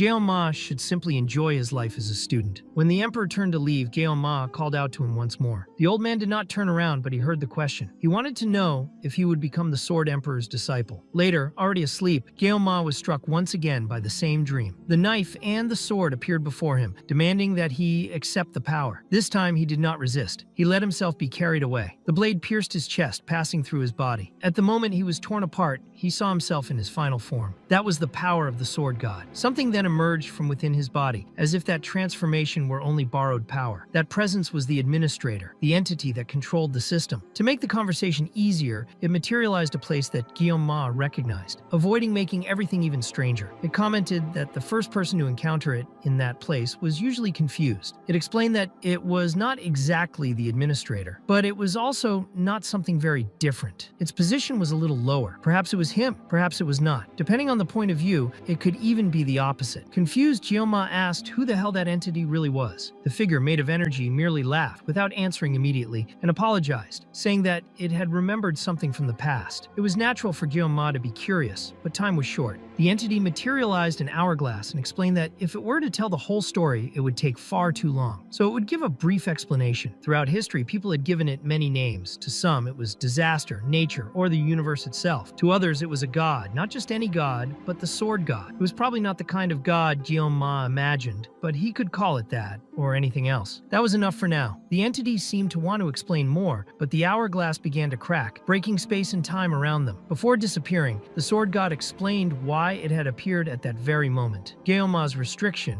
had been removed recently. Gyeoma wondered if that had happened at the moment he transformed, and the entity confirmed it. That was exactly the answer. Even so, the power had not been completely released. It was there in an incomplete state. The mere fact that it could speak with Gyeoma was already a miracle. As the hourglass shattered completely, the sword god said that their time was up. It commented that Gyeoma could continue cutting and slicing whatever he wished, but that he should not be too impulsive. It added that the power he wielded would not be explained now because he would not understand it. Not yet. Irritated, Gyeoma thought that he had countless questions and that the entity simply answered none of them. Before disappearing completely, the sword god told him not to make mistakes this time. He still trusted him. Then Gyeoma woke up in his room. The system informed him that his assimilation rate had reached 21.3%. He wrote everything down in his notebook, since he had forgotten most of the dream. At the moment, the most important thing was to gather clues, even if there were only a few. He noticed that it was raining outside. It was that time of year. Even bothered by the sudden jump in the assimilation rate, so far nothing wrong had happened because of it. Then, suddenly, someone called him. Gyeoma answered the call. Someone announced that the boss had arrived. A short time later, the travel club was gathered. Saki asked how that person had managed to get in touch, even after seeing that horrible poster. Chloe commented that, honestly, she did not even know that piece of trash was still hanging around. Speedweapon also seemed surprised by the situation. Chloe asked what kind of person that candidate was. Saki replied that it was already suspicious for someone to show up after that ridiculous poster, so she herself would go check. She entered serious mode. Chloe immediately agreed, saying that it really did seem suspicious, and the two of them almost celebrated their shared distrust. Gyeoma thought that being a little suspicious did not hurt. There were still many unexplained things about what the instructor and Lei Shen had really wanted to reveal when they bribed the dungeon guardian. Perhaps that candidate was a spy sent by hidden forces that were keeping an eye on him. Speedweapon asked if the boss knew about the plan for the following night. Chloe confirmed it and reminded everyone that he liked seafood. Saki explained that the club foundation period was about to end, but before that, they needed to celebrate Gyeoma being discharged from the hospital. He replied that he was quite picky about seafood. Thinking about it more carefully, he realized that he did not actually like it that much, which was curious for someone known as the best sashimi cutter in the world. Speedweapon commented that they had managed to get a reservation at the most famous restaurant in the academy, something extremely difficult. Saki added that the place had more than 3,000 reviews on the internet, which made it even more impressive. Gyeoma agreed. The celebration was being so thoughtful that he could not even refuse. That was when the candidate appeared. She was a girl with braided hair and glasses. Saki commented that she looked much more ordinary than expected. Gyeoma thought that, in truth, everyone in that club was kind of strange anyway. When Gyeoma looked directly at her, the girl adjusted her glasses with her middle finger. He wondered if that was not a bit rude. Speedweapon politely thanked her for applying to the travel club. Saki, still serious, asked her to introduce herself. The girl introduced herself as Sanhana, a second-year student. She said she came from the city of Busan and that she was Korean. Gyeoma wondered mentally if there were many people with the surname Sun in Korea, but then thought that his own name was not exactly common either. He commented that when he lived in Busan, he ate a lot of pork rice soup. Hana replied that it was a local specialty, especially when spicy sauce was added. Saki Saki interrupted, asking Gyeoma to focus. Then she said that she already understood Hana's background and asked her to explain her motivation for applying to the club.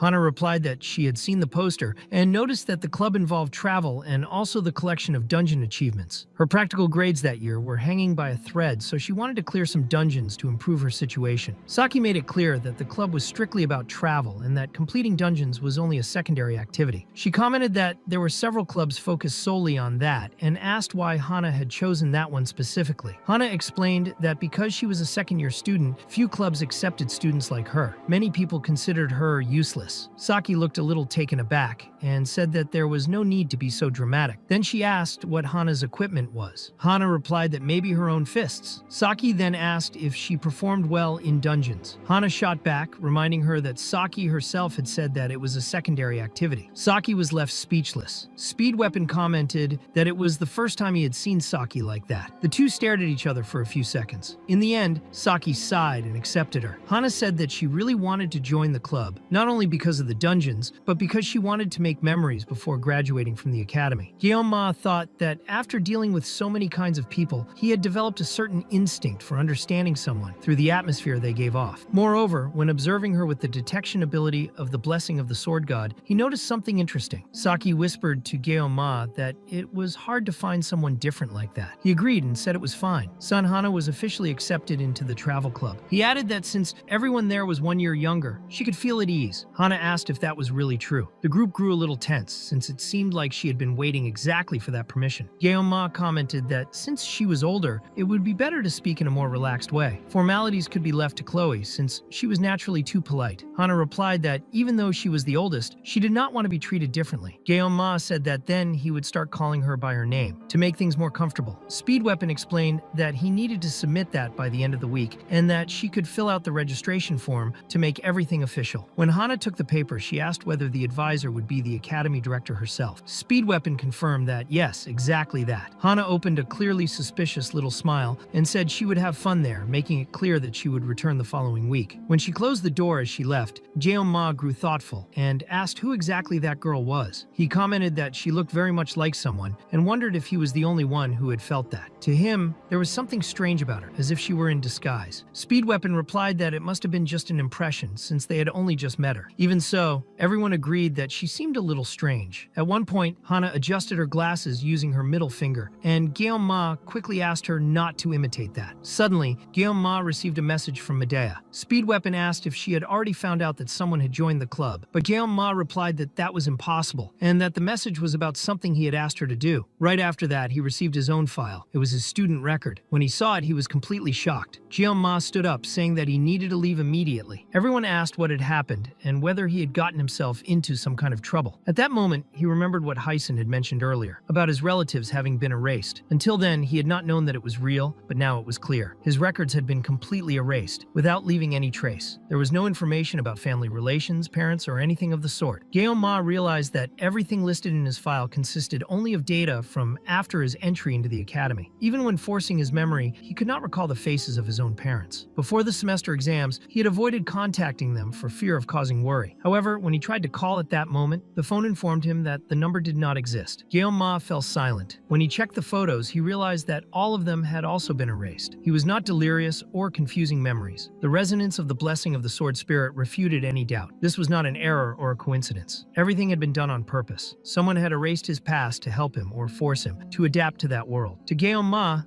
this could only be a trap. Either it was the work of the sword god or of the system administrator, perhaps both. At that instant, a bolt of lightning struck directly at him, but Gyeoma deflected the blow with his sword. In silence, he made a vow that one day he would uncover the whole truth. Meanwhile, Rachel, known for being adored by practically all the men at the academy, was rejecting all of them in order to go talk to Abel. Abel commented that it must be extremely tiring to deal with that every day. Rachel simply sat down beside her without saying anything. That left Abel confused, finding the situation strange. She thought that perhaps it was because of the rainy weather. After some time in silence, Rachel asked if she could give some advice. She commented that Abel had very low self-esteem. She said sincerely that she did not think Abel was a bad person. Quite the opposite. She was confident in her own power and appearance, but the most important thing, according to Rachel, was her body. As she said this, Rachel looked Abel up and down, making her feel a chill. Abel asked where she was looking. Then Rachel changed the subject and asked if she knew that Gyeoma had created a club. Next, she asked whether anything had happened between Gyeoma and Abel there in Avalo. Abel Abel quickly denied it, saying that nothing had happened, only that she had a sprained ankle. Guillaume had left first, right at dawn, and that was all. Rachel commented that she was not the type to lie. She said she had only become a little sensitive and apologized for it. Before, she truly had no interest in Guillaume and only teased him for fun. But now, looking at Abel, it felt different. Abel made it clear that she was not talking about that. Even so, Rachel moved closer and asked if Abel also had an interest in him. Abel pushed back, asking why the conversation was going in that direction. Rachel replied that people's hearts could change at any moment. After all, everyone was human. Abel asked to change the subject and go back to talking about the club. Rachel then explained that Guillaume had said he would join Speed Weapon, but ended up refusing. He thought that belonging to a class would be a burden and decided not to participate. Abel asked what that had to do with self-esteem. Rachel said that something strange had happened the day before. She was as usual, confident, had her coffee, a latte, and a very cold Americano, commenting that the Korean version was much hotter than the one in her country. That was when she noticed Guillaume outside, together with a girl.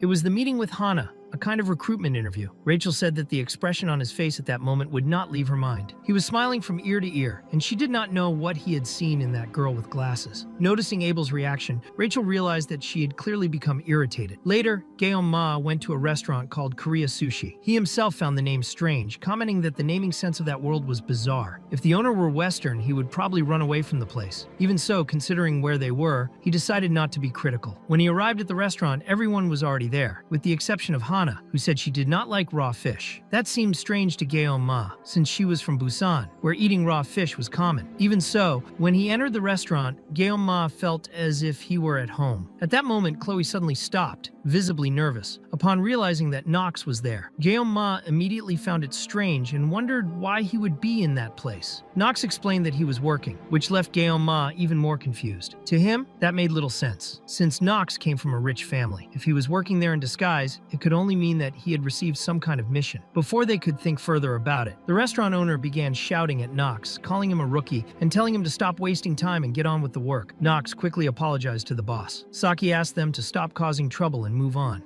Later, she commented that she had loved the menu, while Chloe remained a little tense. Guillaume told Chloe that Knox must have his own reasons and that, since they were there, it was better to try to enjoy the moment. He commented that relationships between siblings were truly complicated. Next, Saki approached and said that people claimed the house special of that Korean sushi place was very good. She also said that the price seemed reasonable. Guillaume was puzzled when he learned that the set cost 400,000 won and asked whether that could really be considered reasonable. Saki replied that it was a celebration and that they did not need to think so much about the price. Guillaume even suggested going somewhere else, but ended up giving up and let everyone order whatever they wanted, since it would not be them paying. When Saki called the waiter, Guillaume realized that she was on another level. He still could not fully get used to that difference in social class. When the set arrived at the table, it was clear that the presentation was beautiful. As expected, Saki took a photo right away. Guillaume commented that it felt a bit strange to make that kind of criticism while being in the position of someone who was being treated. As he analyzed the dish, Guillaume realized that the ingredients were good, but the knife skill left something to be desired. The fish was too moist. Knox immediately realized that Guillaume had said exactly the kind of thing the boss hated hearing the most. Shortly after, the boss approached the table and asked what he had just said. Guillaume repeated himself, explaining that the technique was not bad, but it was not enough to justify that price. The boss replied that if Guillaume spoke with such certainty, then he must understand a great deal about the subject. He provoked him, saying that Guillaume would not be challenging the greatest swordsman of all time, and drew the attention of everyone in the dining hall. Guillaume realized that despite the boss's poor Korean, his hearing was excellent. Faced with that, he stood up. The boss asked whether that academy student truly trusted his own skills. He claimed to have 12 years of experience and said that if Guillaume were better than him, he would make the meal free. Guillaume accepted the challenge, but made it clear that the boss could not take back his word. To the boss, it seemed like nothing more than a boy trying to act tough in front of his friends, someone who needed to be taught a good lesson. The boss said that the fish being used would be sole, but Guillaume asked for the red snapper that was on the cutting board. The boss found it strange, and Knox told him to just observe for a moment. The boss complained that letting a stranger into the kitchen would be a big problem, and also emphasized the value of that snapper. Even so, Knox insisted that it was worth trusting that boy. Guillaume stepped forward, took off the uniform, and realized that it had been a long time since the last time he had done that. He picked up the sashimi knife, and his blessing from the sword god was activated automatically. In a short time, he prepared a perfect set,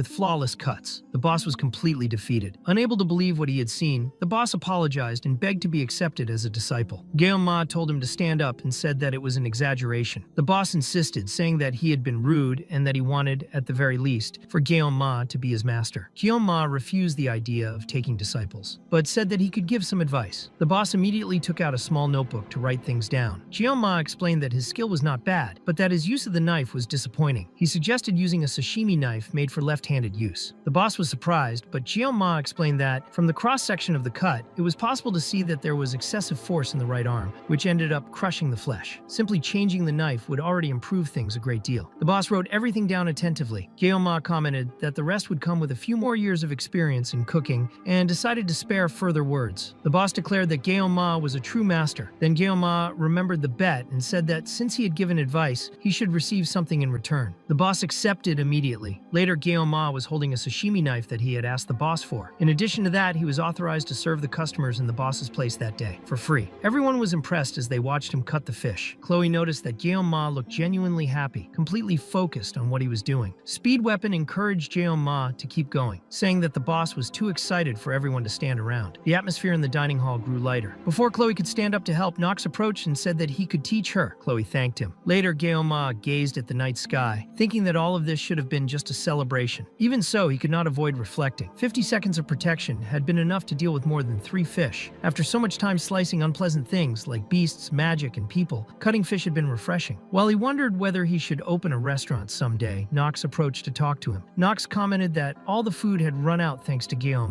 The restaurant owner explained that he himself would take care of closing, and that the remaining service would be left to his partner. Nox explained that he had only come there because Chloe had asked him to go talk to Guillaume. Guillaume asked what kind of work Nox had been doing lately. Nox replied by reminding him that it had been Guillaume himself who told him to get a real job. Guillaume confirmed that he remembered and said that he admired his initiative. Nox commented that he had only gained from it, since he had come to understand the value of money earned through his own sweat. After that, Nox asked how Guillaume dealt with troublesome customers, especially drunk ones. Guillaume explained calmly, and the two ended up talking for quite some time. At one point, Nox remarked that it was surprising that Guillaume was the same age as him, and asked whether he was not lying about that. Guillaume replied that maybe it was just a lot of accumulated social experience. Soon after, Nox changed the tone of the conversation and began to talk about something more serious. He explained that normally, leaking family matters to the outside was considered a serious crime. He had tried to warn about it through Chloe, but she had not answered the phone. The investigation into Kang Guillaume, conducted by the Auditore, had finally been concluded, and fortunately no suspicious circumstances had been found. The request from the Council of Elders was cancelled and ended up turning against them instead. Now the clan leader was investigating the council itself. Nox explained that the Auditore existed to maintain order, not to act as anyone's hunting dogs. An investigation team would probably be assembled, and the process would be extremely careful. He had also decided to take part in it, and only wanted to inform Guillaume about the situation. Guillaume understood that this meant the Auditore no longer had any reason to pursue him. If their blade was now pointed at the Council of Elders, something big would certainly happen. Even so, that should not have a direct connection to him. Guillaume sincerely thanked Nox and extended his hand, saying that it could not have been easy to bring that information. Nox shook his hand and said that he had not done anything special. On the contrary, Guillaume had been the starting point of everything. Guillaume felt satisfied when he realized that, from all indications, the relationship between Nox and Chloe had improved a little. He then asked whether he knew a girl called Sanhana, who had joined his club since they were in the same class. Nox confirmed that he knew her. He said that she was the type who was always reading books and barely spoke to anyone. She did not seem like anything special at first glance, but she had a curious trait. She always stayed exactly in the middle of the class ranking, never below and never above. That applied to both theory and practice. Always exactly in the middle, something that almost seemed difficult to do on purpose. Nox commented that he found it strange that Guillaume cared about someone else like that, and asked the reason. Guillaume replied by asking what kind of image Nox had of him. Before the conversation could go further, the boss appeared, saying that Nox had not finished his work yet and asked whether the master was there. The boss explained that Guillaume had taught him a lot that day and asked him to accept a gift. He handed over an extremely beautiful knife. Guillaume commented that, for a swordsman who used a knife, the blade was the same same as his own life and questioned whether the boss was really giving it away so easily. The boss explained that the knife was no longer useful to him. Before, he trusted only the tool, but now he understood that, for a true expert, skill came before the blade. Faced with that, Ma accepted the gift and thanked him. When he looked more closely, he realized that the knife was very rare and of extremely high quality. It did not look like just a sashimi knife, but almost like a combat weapon. That made Ma remember his first master, who was obsessed with knives and always said that a true expert did not blame the equipment. To him, a good knife was like family, something that could even be given a name and carry a determination engraved into it.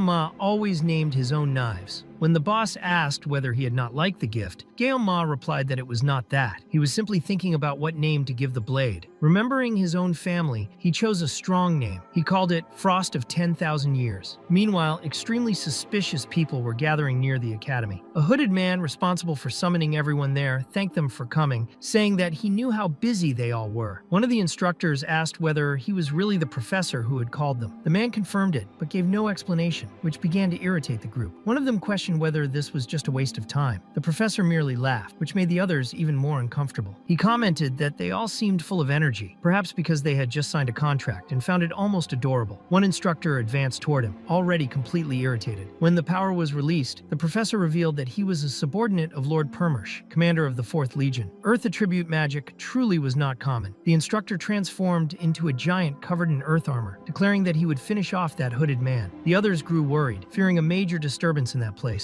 Hana, however, showed no concern at all. To her, none of that mattered. The professor asked why anyone would worry about that. Then, with a simple slap, he destroyed the poor fool who had advanced against him. That demonstration made clear to everyone the value of what he had created. After that, he suggested that they end the introductions right there and move straight to the main subject. Everyone agreed immediately. No one dared to question it. Then he called Hana, commenting that after so long, he had gotten used to calling her cadet. He said that she would explain the details. Hana was direct and stated that she would get straight to the point. Contrary to the rumors, her professor had not been killed by the Sword Emperor. The rune had died at the hands of one of the Academy's own cadets, Leon von Reinhardt, the one considered to be the next hero. As the Legion took notes about the Sword God, the Administrator, and many other things they still did not know, it became clear that whatever came next would be extremely important. At the time, the Council of Elders decided that the Auditory would handle the investigation on their own. Among the nobles, the peak of elitist ideology had always been the Council of Elders of the Academy. They probably saw the clan of the Order, the Auditory, as mere servants. Sending that group on a mission that involved assassinating cadets without justification was basically treating them like strays. However, thanks to the Council's massive blunder, the Auditory ended up becoming allies.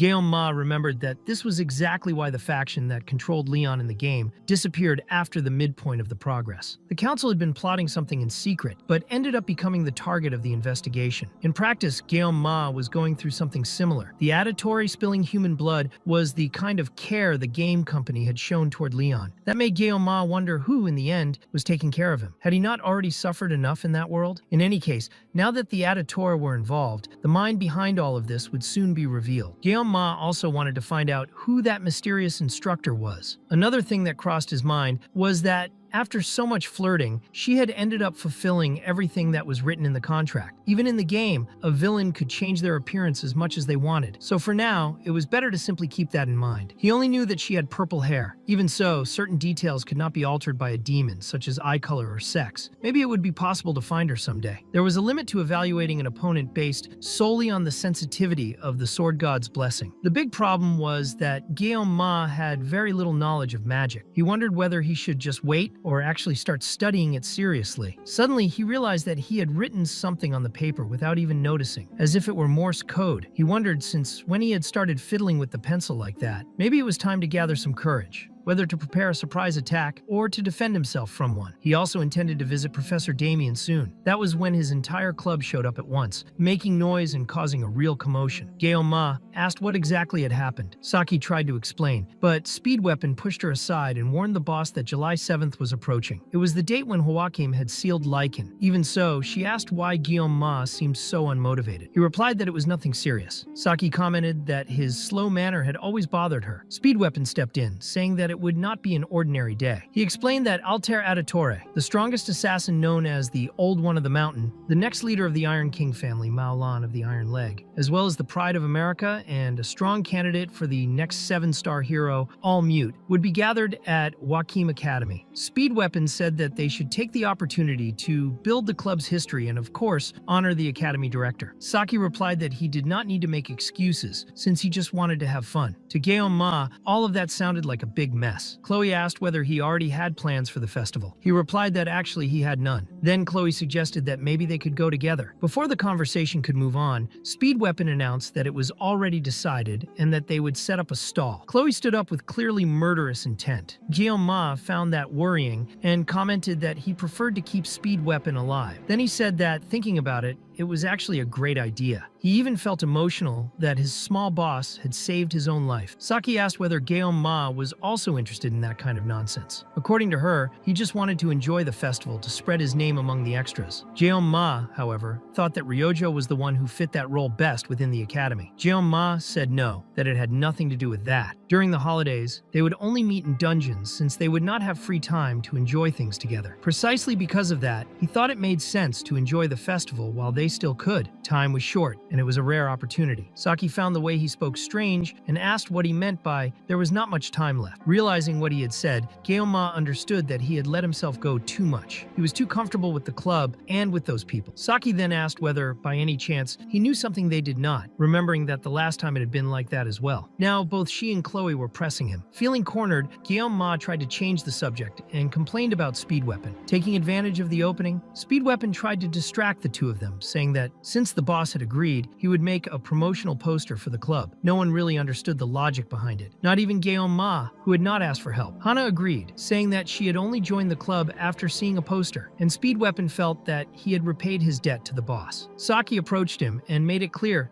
that he only made ridiculous posters. That was not something she had just thought of. To her, there were too many people trying to give orders in the club, and that only created confusion. It was necessary to establish a clear hierarchy within the travel club to put an end to the mess. Later, at Saki's training center, Speed Weapon said that this was exactly what he wanted. Even so, he asked her not to regret it later and not to break his nose. Saki replied that if she won, she would never bother him again and would start following all of his stupid ideas. Guillaume Ma, who was there with the rest of the group, wondered how that situation had come up so suddenly and why he was even there. It felt like being thrown from one scene into another without warning. The two of them were already ready in the dojo. Saki was taking it seriously enough to be wearing a kimono while Speed Weapon was determined to prove that he was the best in the eyes of the boss. During the confrontation, it became clear that Saki was completely focused. She used a longbow, which required time to prepare each shot. Speed Weapon thought about getting closer and applying some debuffs, but he hesitated, unsure whether that would be the best choice. When the fight truly began, Saki was already moving quickly to circle around him. By the time he realized it, she was already behind him. He was surprised by the way an archer could fight like that. Even though he believed his blessing would work at that distance, Saki struck his ribs with an arrow and sent him flying out of the dojo. After that, she turned her attention to Guillaume Ma, asking whether he had already made his decision, while Speed Weapon outside tried to heal himself by playing the flute. There were 4 days left until the festival, and the travel club was in full swing. Watching everything, Guillaume Ma realized that everyone was doing much better than he had imagined. Chloe, the auditor, had taken on the role of kitchen assistant, something that seemed natural for her. Hana took care of the materials and purchases, reporting that she had ordered ham, pork, and various kinds of vegetables, in quantities enough for 3 days, with delivery scheduled for the day after tomorrow at 3 in the afternoon. Meanwhile, Speed Weapon, in charge of general matters, was completely stressed. He had already rented tents, tables, chairs, and even the gas installation, without anyone knowing exactly when or how he had done all of that. Saki told him to shut up and explained that she was handling administration, public relations, and design. She admitted that she had never done anything in the kitchen before, and that now she needed to prepare a hot soup. Guillaume Ma replied that he had already made his decision, so the best thing was simply to try. If it were sushi, it would be easier, since they were already used to preparing meals together. Even so, there was a risk that everything would end up falling on him, especially because the festival would last a long time. It was not possible to rely on just 50 seconds of blessing. In fact, Guillaume Ma had never had the chance to take part in a real festival. He had worked for 17 years without a break and had never had that kind of free time, which explained why he had ended up addicted to that game. Deep down, all he wanted was to live a normal life, even if that was not as simple as it seemed. That peace, however, had an expiration date. In the second year, the demons would finally become aware of Leon's existence, and that would be the last festival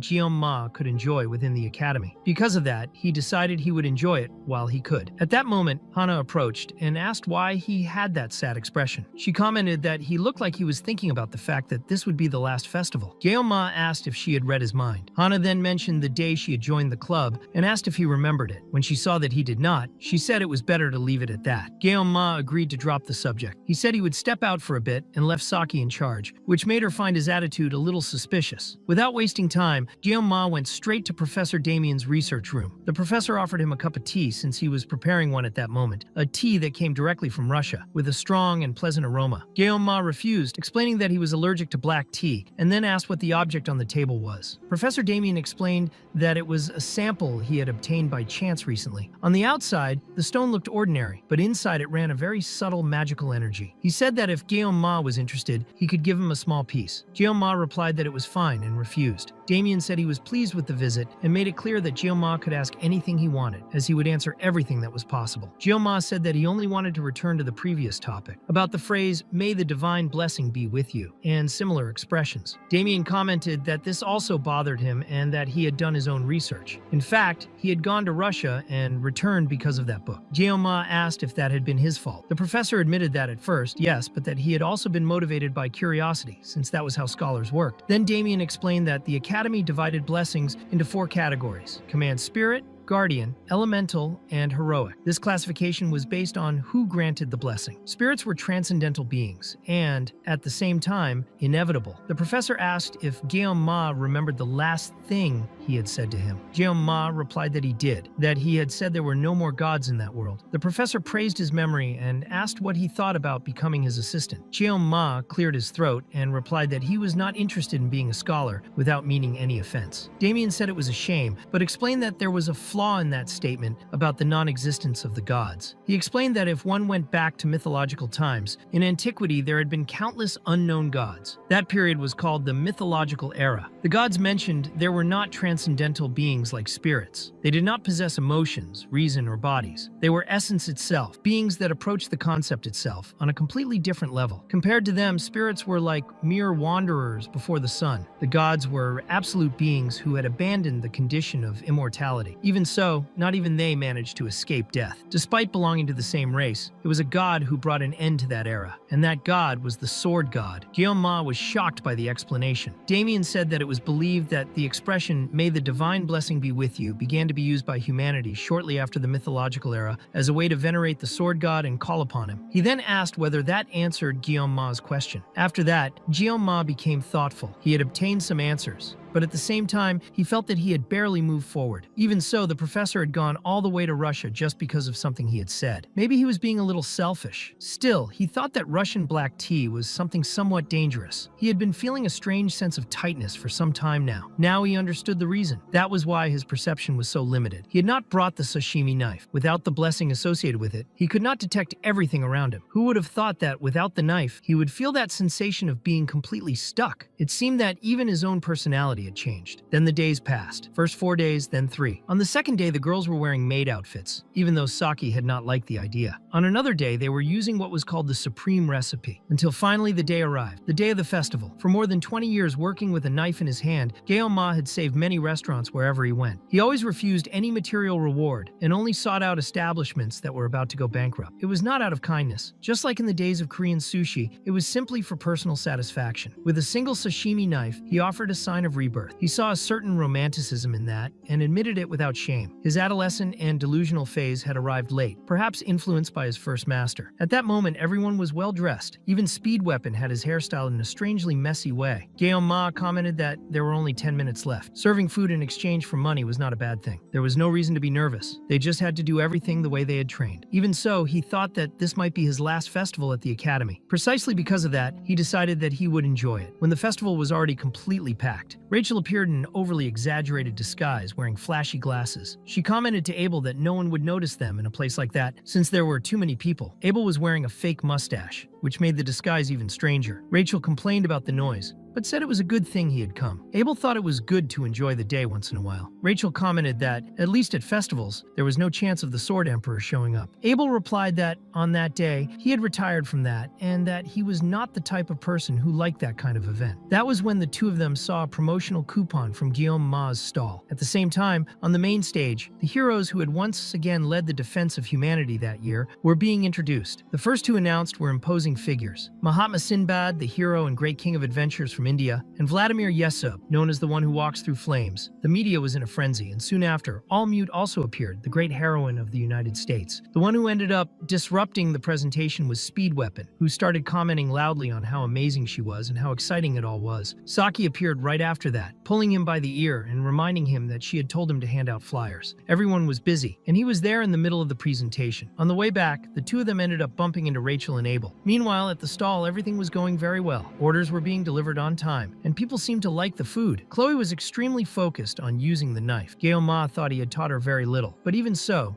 she was already showing a lot of skill. It was not that she did not know how to use a blade before, but back then, it had been for a different kind of thing. Since he could not use the knife, he left the ingredient preparation to Chloe and took responsibility for the overall cooking. In any case, only he knew how to prepare that specific kimchi recipe. He thought customers would not stop coming anytime soon, but he noticed that two members of the group were missing. Just as he thought that, Saki appeared carrying Speed Weapon and threw him on the ground. Right after that, Rachel and Abel arrived as well, having already come to join Guillaume Ma. Chloe reacted instinctively, threatening to advance with the knife, while Abel, visibly awkward, greeted Guillaume Ma. Guillaume Ma received them naturally. They were not there to cause trouble. In fact, they sat down and placed orders like ordinary customers. He had imagined they would be watching the presentation, but he did not expect them to show up at the stall. They needed to be served quickly before more customers arrived. While they waited, Rachel and Abel watched Hana working. Rachel commented that she was the newcomer she had mentioned before. Abel replied neutrally, saying yes. Rachel teased him, asking if he was pretending not to care. Abel answered that he really did not care. Even so, Rachel said that was fine. Since they were at a festival, it was better to do something fun. Abel recalled that the final tests were approaching, and that there was still a lot to prepare, so there was not much time for that kind of activity. Saki approached and commented about that kind of thing, while Rachel was clearly enjoying the situation. Speed Weapon returned to the stall, relaying the next orders to Guillaume Ma, and asked if he was okay. Guillaume Ma replied that he was. He had taken a beating, but in return, he had managed to see All Mute up close. For him, that alone had made it worth it. He commented that she was incredible, their heroine, pointed out as the next candidate for a 7-star hero. Guillaume Ma indicated that there was ice there for him to put a compress on his face. Meanwhile, Guillaume Ma was thinking about All Mute. Her real name was Khan Elizabeth, the American heroine often mentioned as a candidate for the position of next 7-star hero. Even in that world, the United States remained a superpower, occupying the top among nations, side by side with Korea. With all that prestige, they had established their own system within hero society. It was said that a traditional hero left their name through death, while a modern hero carried their own name in life. That was why they were so applauded in current times. Even so, neither traditional nor modern heroes came close to the ideal Guillaume Ma had in mind. In the end, he was relieved that he had not come to that world in an American body. Otherwise, he would probably be known as the Sashimi Man, wearing a cape and embarrassing himself. Besides that, he and Khan Elizabeth, even if not officially, could end up crossing paths, since the Sword Emperor had designated him as a successor. He intended to refuse that proposal, but for safety it was better not to get involved with her. All Guillaume Ma wanted to do was stay at the stall, working. Just that. He did not want to draw any attention at all. Meanwhile, Rachel laughed at the situation, and Abel tried to explain himself, saying it was not quite like that. He commented that she had seen what he was like before entering that sequence, when he used to sleep through classes. Even so, he made it clear that the club was not the same thing. He added that he did not think Abel was being that unfair in what he was saying, but Abel replied that the problem was not the club activities, and even asked what kind of clothes she was wearing. Rachel just laughed in her face. At that moment, someone arrived at the stall, a presence that made everyone tremble. A woman approached Guillaume Ma and asked if he was the one who had left her brothers in that state. She was the older sister of the evil twins, Mao Lan, known as the Iron Kick. Mao Lan commented that she had imagined he would be some kind of beast, but that in reality he was actually kind of cute. That was strange, since she had never seen those twins speak well of anyone. She sat down on the bench and said she would borrow that seat. feet for a little while. Attached to her leg was Storm Strike, a level S weapon. The fact that she was equipped made it clear that this was not a good sign. Chloe immediately drew her knife, asking what she wanted there. Ma made a gesture for no one to get involved. Malan explained that it was not what they were thinking. There was no reason to stir up something that had happened a month ago. Ma then asked why she had come. With the status she had, she should not have free time to wander around like a background character. Malan only asked that he not compare her to other heroines and ended the matter there. She explained that she had come purely out of curiosity. Her brothers were a disaster in terms of personality. They did have skill, but seeing someone panic and become traumatized just from hearing their names had been impressive. That was why she wanted to meet King Ma, the man who had left her brothers like that. Ma thought that maybe that entire family was unbearable. Even so, Malan said she was somewhat grateful to him. Because of Shun and June, the family's reputation had sunk to the bottom. She had tried to fix them, but there had been no solution. After Ma dealt with them, the two stopped causing trouble. So, in the name of the family, she thanked him. He thought that she should be focused on the competition for the position of 7-star heroine. Malan's popularity was comparable to Con Elizabeth's, but among the candidates, she ranked near the bottom. Her ability did not reach the required level, and she still carried the stigma of being the sister of those problematic twins. In any case, that had nothing to do with him, and there was no reason to continue the conversation. Ma said that if she was already finished, she could leave because he needed to work. Malan, however, added one last thing. She said she was also grateful for another reason. She commented that she felt proud seeing that they had opened a stall with the name Pao Chai. After that, she said goodbye. That was when Ma told her not to call his food that. Malan asked what he meant by that. Pao Chai. He thought that this time he had tried to stay unnoticed, but there were things that could not be ignored. That needed to be cut off at the root. For those who did not understand the reason for his irritation, Malan was calling the dish kimchi pao chai. There was an old dispute between China and Korea, in which China tried to claim the origin of the recipe, saying that Korea had copied the idea of fermented vegetables with chili pepper. That was why Ma had become so irritated. Later, everyone was talking about what had happened. Apparently, Malan was going to duel with one of the cadets in a sub-dimensional space. Questions began to arise. How had she accepted a duel? Against whom? Then someone commented that they had heard it was that crazy guy who had fought the Atatora. Leon immediately became alert at those words. In the arena, most people were cheering for Malan. Knox was also present to watch. Rachel commented that it brought back intense memories. Abel said that he always ended up getting involved in trouble. Allmute was also watching everything, completely focused. Malan commented that she felt as if she had returned to her academy days. Even so, she asked whether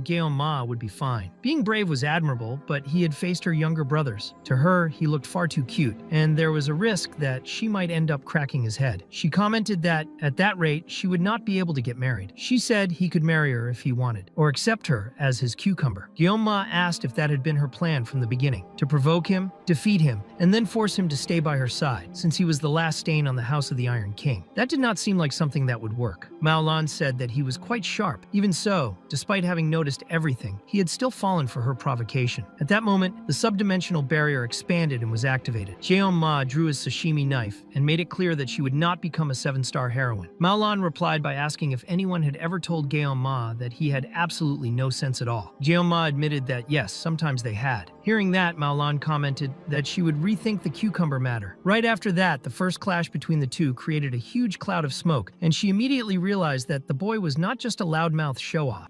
Ma hid himself within the smoke. When it dissipated, Maolan had the sensation that her head had already been cut off. At the same time, at the festival stall, Chloe remained completely focused on her work, without diverting her attention. Hana asked if anyone was worried about Ma. Speed Weapon replied that, at that moment, the focus needed to be on the customers, since there were many of them. He commented that there was no way to know if Ma would return anytime soon, so the best thing was for everyone to take care of their own role. Hana agreed, and the audience began to wonder why Maolan was still standing in the arena. She was not hesitating, nor had she been defeated. Maolan was holding her own neck because she had been captured by Ma's mental domain. That surprised her deeply. She believed that such a technique could only be mastered by someone at the 7-star level, like Alter Auditorio, a true master of martial arts. Still, every rule had its exception, and even someone young and seemingly humble could approach that level. Maolan understood that this was a wall she would not be able to surpass. Even so, she wondered why Ma had expanded the domain. The duel was taking place in a subdimensional space that did not affect reality. Perhaps he was trying to preserve his own dignity, showing who was more talented without causing destruction. That proved that he was far more intelligent than she had imagined. She had also heard rumors that he would join the elite. Because of that, she concluded that he was the official successor chosen by the Sword Emperor. However, instead of arrogance,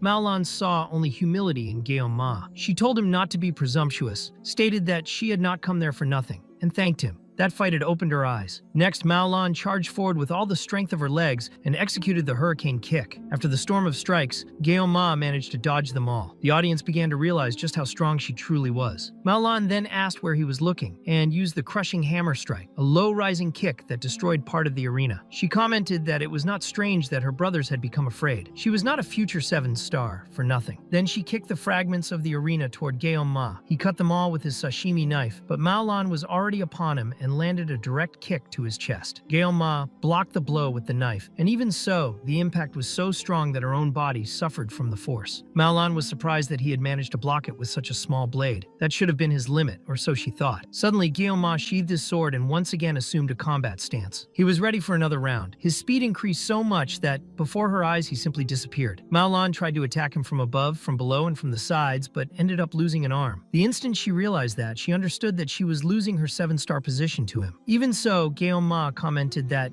despite everything, her impact had not been that bad, and adjusted his stance once again. Abel immediately recognized that stance. Mao Lan did not want to lose. Not after coming so far, she decided that she would not lose. She forced her power even further. However, at the moment she thought she would never surpass her friend again, she lost her neck once more. The shock was universal. Everyone fell into absolute silence. The winner of the duel in the subdimensional space was King Guillaume Ma. He calmly sheathed his sword. Saki felt a chill run through her body and smiled, saying that it was over. She commented that she had warned them and that he would be back soon. Later, Rachel showed a bit of disappointment. Guillaume Ma had left the festival without even tasting the pork soup. She asked if Abel was all right. Abel replied that he was and said that he was satisfied. Rachel commented that she was a mischievous girl and that, deep down, she was satisfied because Guillaume Ma had fought. Meanwhile, Mao Lan was still quite shaken by the result of the duel. Her bodyguard approached and asked if she was all right. Mao Lan replied that she was. The fight had taken place in subspace, so she had not been physically injured. Even so, her international reputation had been destroyed. She had lost to a 17-year-old boy. Thinking about that, she even felt bad for the Chinese citizens. Still, she asked them not to worry. Mao Lan commented that Kang Guillaume Ma was incredible and that he would surely rise much higher soon.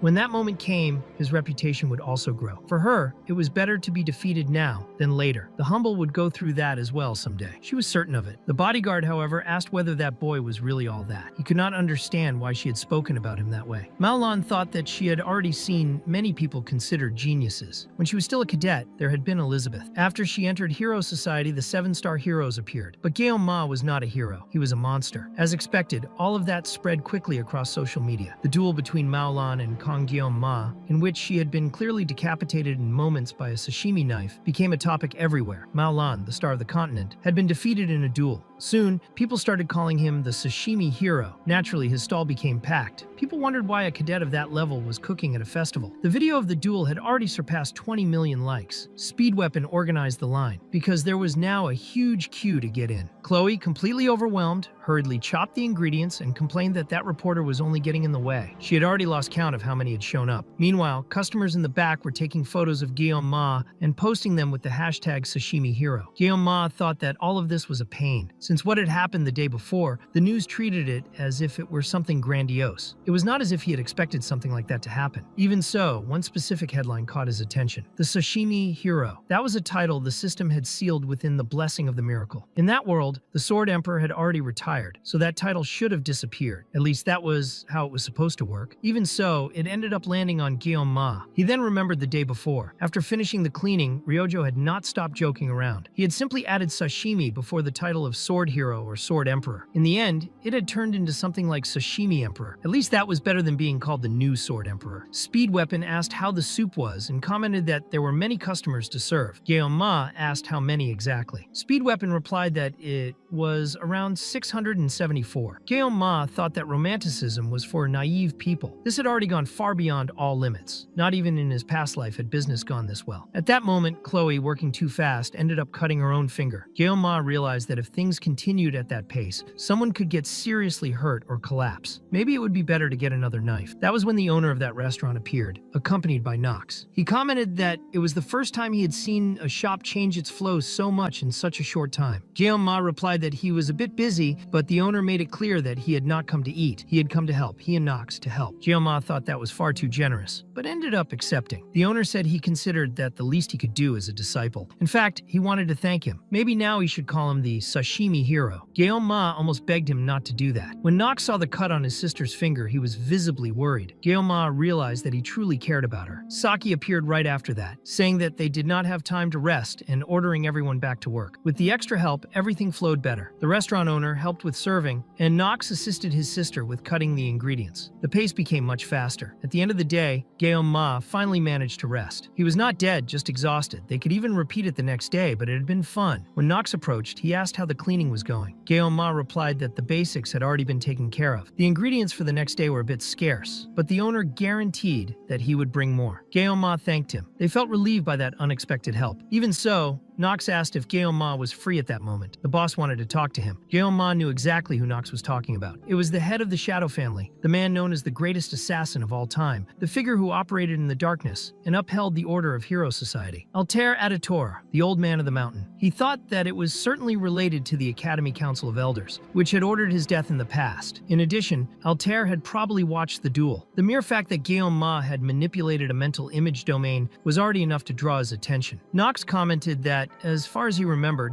this was the first time the head of the family had shown direct interest in a stranger. Appearing in person was something that did not even happen for someone at the 7-star level. In practice, asking whether Ma would go was only ritual formality. He had to go. Ma reflected and concluded that it made sense. Besides that, on that day, he had benefited from Knox's help, so he also needed to repay his debt. Even so, he remained silent. Knox asked why he was not answering. Ma then said that he would not go. Surprised, Knox asked the reason. Ma replied that he was very tired that day, extremely tired. Even so, he made a point of thanking him for the help. Later, Elizabeth, known as the Humble, met with director Medea for a private conversation. Medea commented that it was the first time they had seen each other since high school. 5 years had passed. Even so, she said it was good to see her and asked whether she had enjoyed the festival. Elizabeth replied that she had. Then Medea asked whether she had come out of curiosity because of Ma and questioned who exactly he was. According to her, Ma should not be capable of manifesting a mental domain. However, Medea recalled that Elizabeth herself had been able to do that in the past, which made Ma's case even more absurd. Elizabeth made it clear that she had not come there for fun. Medea replied that it had been a long time since they last met, but commented that Elizabeth seemed to have become less polite. When the director released her aura, Elizabeth felt a monstrous presence. It was the absolute power of the Academy director, something that neither the Sacred Spear nor the Absolute Bow would dare to confront. After intimidating her, Medea asked whether Elizabeth intended to stay there forever. Elizabeth sat down and apologized, saying that she was a bit sensitive because of what had happened to Siegfried. In any case, Medea said that she did not know what kind of rumors Elizabeth had heard to make her so curious. Even so, because of her position, Medea made it clear that she could not provide information about cadets. As the Academy director, she needed to treat everyone equally, and there was something she had always told Elizabeth when she was still a student. If she was curious, she should find out on her own. Elizabeth stood up, thanking the director for her time. Medea asked how long she intended to stay at the academy. Elizabeth replied that she would leave the next day at noon. The director commented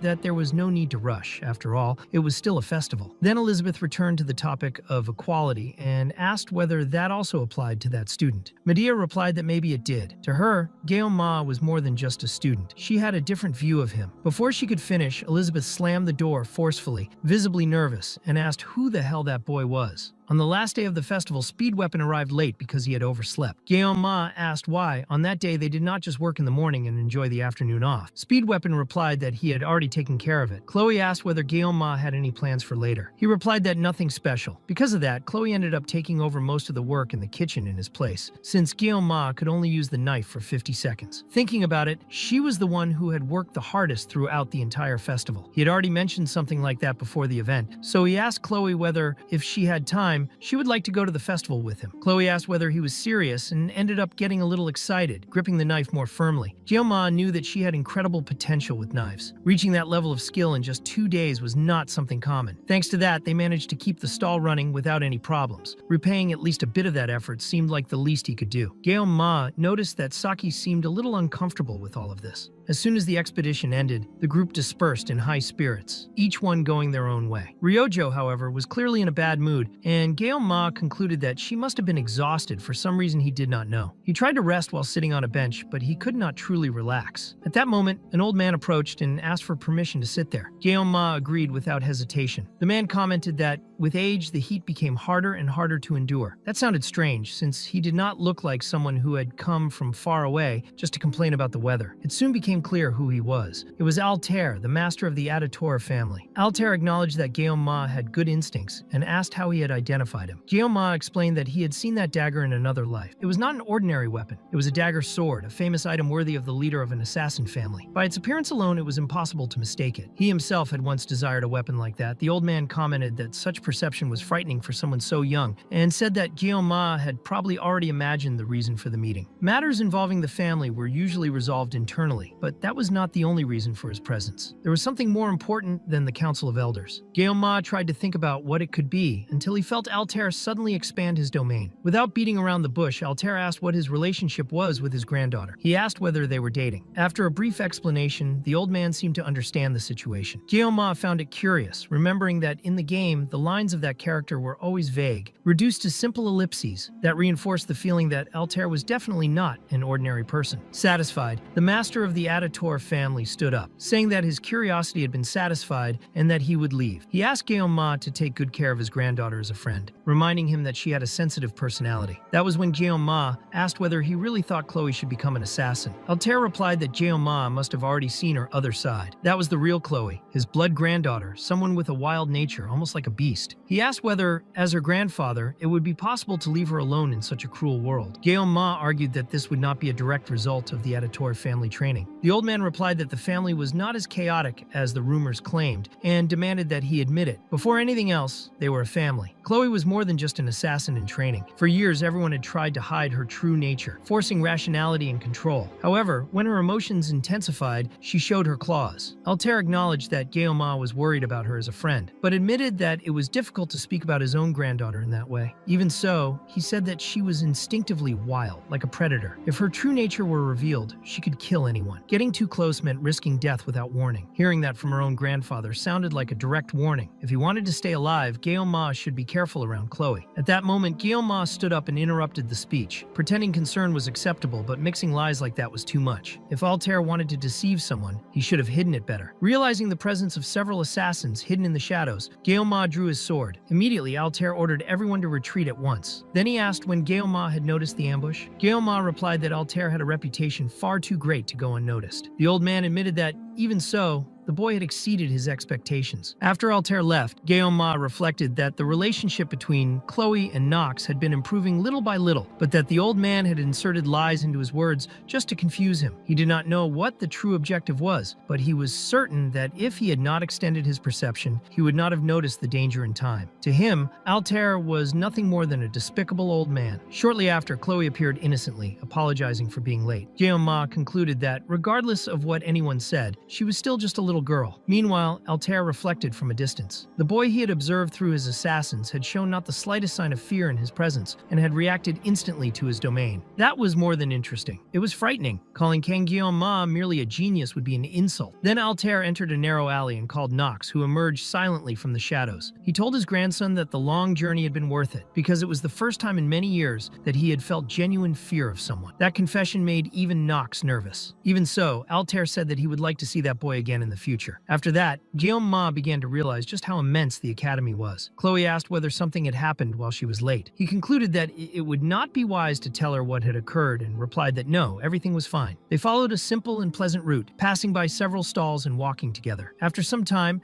Ma ended up sitting down to rest. Even though he was in a young body, he still carried the soul of a tired old man. Chloe asked whether he was exhausted because of her, and commented that she should have helped more, since she was still clumsy with the knife. Ma reflected that, in truth, he had barely used the knife at all. Chloe was the one who had taken on most of the work in the kitchen, while he had even gone out to the training field during working hours. Without her, the stall would not have functioned properly. Thinking about that, he ruffled her hair and said that she had done a great job. Chloe turned completely red and looked as if she were about to say something important. The atmosphere became strange, as if there were a silent exchange between the two, until suddenly Speed Weapon appeared accompanied by the rest of the club. Naturally, Chloe did not like the interruption at all. Guillaume asked whether everyone was not supposed to enjoy their time on their own. Speed Weapon replied that it had not been him who sent a message calling everyone to meet. Guillaume was confused. He had not done that. The only person capable of something like that was Saki, who had clearly hacked his phone. Later, everyone gathered to watch the main attraction of the night, which impressed practically everyone. Guillaume, however, decided to sit on a more distant bench, since he did not like crowds. He thought that next time, he would prefer to enjoy a festival in a calmer way. Even with everyone together, he felt that there was a certain distance between them. He had the impression that Chloe wanted to say something, but at that moment she seemed too distracted and excited. Her childhood had not been easy, and she had never been able to have fun like a real child. Because of that, he thought she deserved to enjoy that moment without worries. That was when Guillaume realized that he was surrounded by couples and concluded that he had chosen the wrong place. That game had always had romance as one of its focuses. In his past life, he had never had time to think about that kind of thing, experiencing everything only through the character. At first, he used to get nervous around girls, but now he no longer really understood the meaning of all that. In just 3 months at the academy, too many things had happened, many of them capable of costing him his life. Once again, there was no room for feelings, and lately that pressure only seemed to be increasing, as if everything were at its limit. At that moment, the exhausted Saki sat down beside him, commenting that she hated crowds. Guillaume knew that Saki was one of the main heroines and had even used her character in the game, but even so, he could not understand what was really going on in her mind. Even so, he trusted her intelligence and believed that there must have been a reason for her hacking his phone and sending those messages. Noticing his gaze, Saki asked why he was staring at her like that. Guillaume also realized that she seemed nervous. Saki commented that he was very slow, and then Guillaume moved closer, grabbed her by the shoulders, and tried to understand whether something serious was going on. For her to have done all that, something must have happened. At that instant, Saki turned extremely red, too red to be ignored. Saki pushed him away and said that he was squeezing her shoulder too hard. That was a lie. Then she said that he was still completely clueless and that it was nothing like what he was thinking. Guillaume then asked why she had pushed him like that. Saki asked whether he had gotten angry. When she turned red again, Guillaume commented that if that were the case, then why she had asked why he thought she was so strange. Thinking it over, the two of them were completely alone there. Saki had not even eaten the chocolate she was holding. Because of that, Guillaume asked a question. He himself was surprised to say it out loud, but he asked whether she liked someone. Hearing that, Saki was completely taken aback, not knowing how to react. Guillaume begins to recall Saki in the game, along with some of the phrases she used as standard relationship lines, and soon returns to his previous train of thought, with her completely red and embarrassed. Then Guillaume asks whether she liked Leon, leaving her very confused. She quickly gets angry and says no, definitely not. She comments that she had even had a bit of hope in him, and Guillaume thinks that when he played, their relationship had progressed shortly before the final exams, and perhaps his memory is wrong. He then tells her that maybe Leon was just a weapon, and she smiles, despite being disappointed. A few hours later, Guillaume was observing his system screen and wondering how Saki could hit so hard while being an archer. Looking closely at his system screen, he notices that his equipment ranking had risen to 6, and that this might be the effect he received when he acquired that knife. Even the synchronization rate, which had increased after that dream, had risen even more after the battle with Meringue. He questioned it, since he didn't know whether this synchronization was some kind of holy grail or something like that, but one thing was certain: it was associated with the god of the sword. He also noticed that the festival was coming to an end. Despite being a world of monsters and magic, it wasn't all that different from Earth. He didn't miss his past life either, since the person he had been closest to emotionally was his master. When his master realized that Guillaume had talent with the sword, he expelled him. At the time, Guillaume was young and angry without knowing why, but only after traveling across the country and becoming the best did he understand his master's intention. More important than technique was mastering the variables. He compares the academy and the old man, saying that both were obsessed with combat. Soon after, he senses a presence and wonders if there is someone there. He clearly feels demonic energy. Combining the blessing of the god of the sword with turning the earth into his medium through the blessing of transference, he transforms the space into his own and realizes that the effect is much greater than expected. In any case, he notices someone there and quickly runs toward the person. He violently strikes her in the stomach with his sashimi knife, making her spit purple blood, and he thinks he has found her. The woman screams that she's going to die and tries tries to explain herself, saying that she only came to talk and make a deal, and that he attacked her out of nowhere. But Jioma thinks that this instructor seems to be the one they had mentioned in the Buffalo Dungeon. Shortly after, Jioma asks if her name is Choi Sol Ah, and asks why she was pretending to be an instructor. She explains that it was to infiltrate the academy. He then asks how many others like her were hiding in the academy, and she explains that they constantly change identities and faces, and that even if statuses are recorded, she wouldn't be able to say. Jioma finds it strange that she is revealing information he didn't even ask for just to survive. He is shocked when she tells him that some of them even know that he defeated Ager, even though the Sword Emperor sealed that information. Jioma asks why they then blamed Ager's death on Leon. She says she knows nothing about that, but Jioma doesn't believe her and draws his weapon. She insists she doesn't know, saying there is a guy among them called Professor, and that almost everything comes from that man's head, and that low-ranked people like her don't know anything. She thinks Jioma is crazier than she imagined, but still a gamble for her, though for the others, he would mean certain death. Jioma decides to believe her, since it seems to be the truth. He then approaches her and asks if she wants to live. She begs him to spare her, and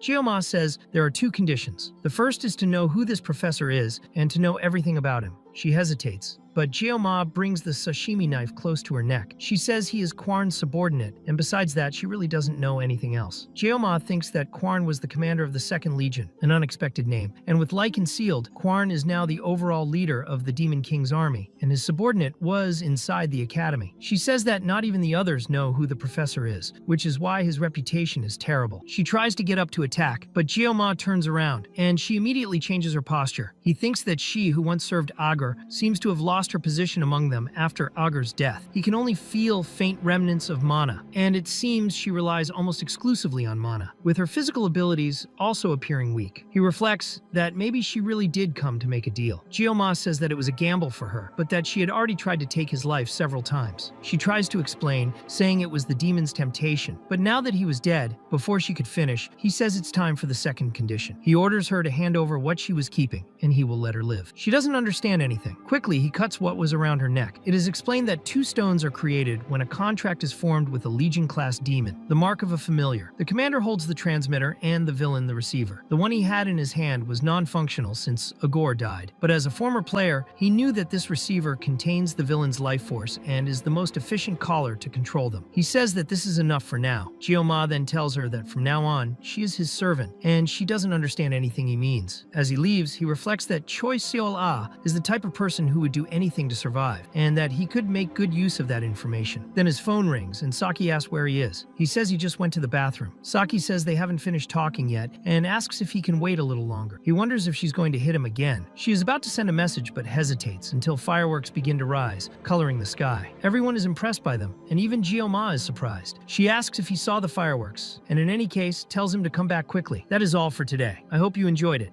Leave a like because it is very important. Even more important, subscribe to the channel and activate the notification bell. There are people who watch the channel and are not subscribed, and others who are subscribed but do not activate the bell. Activate the bell and check the channel from time to time to see if a new video has been released.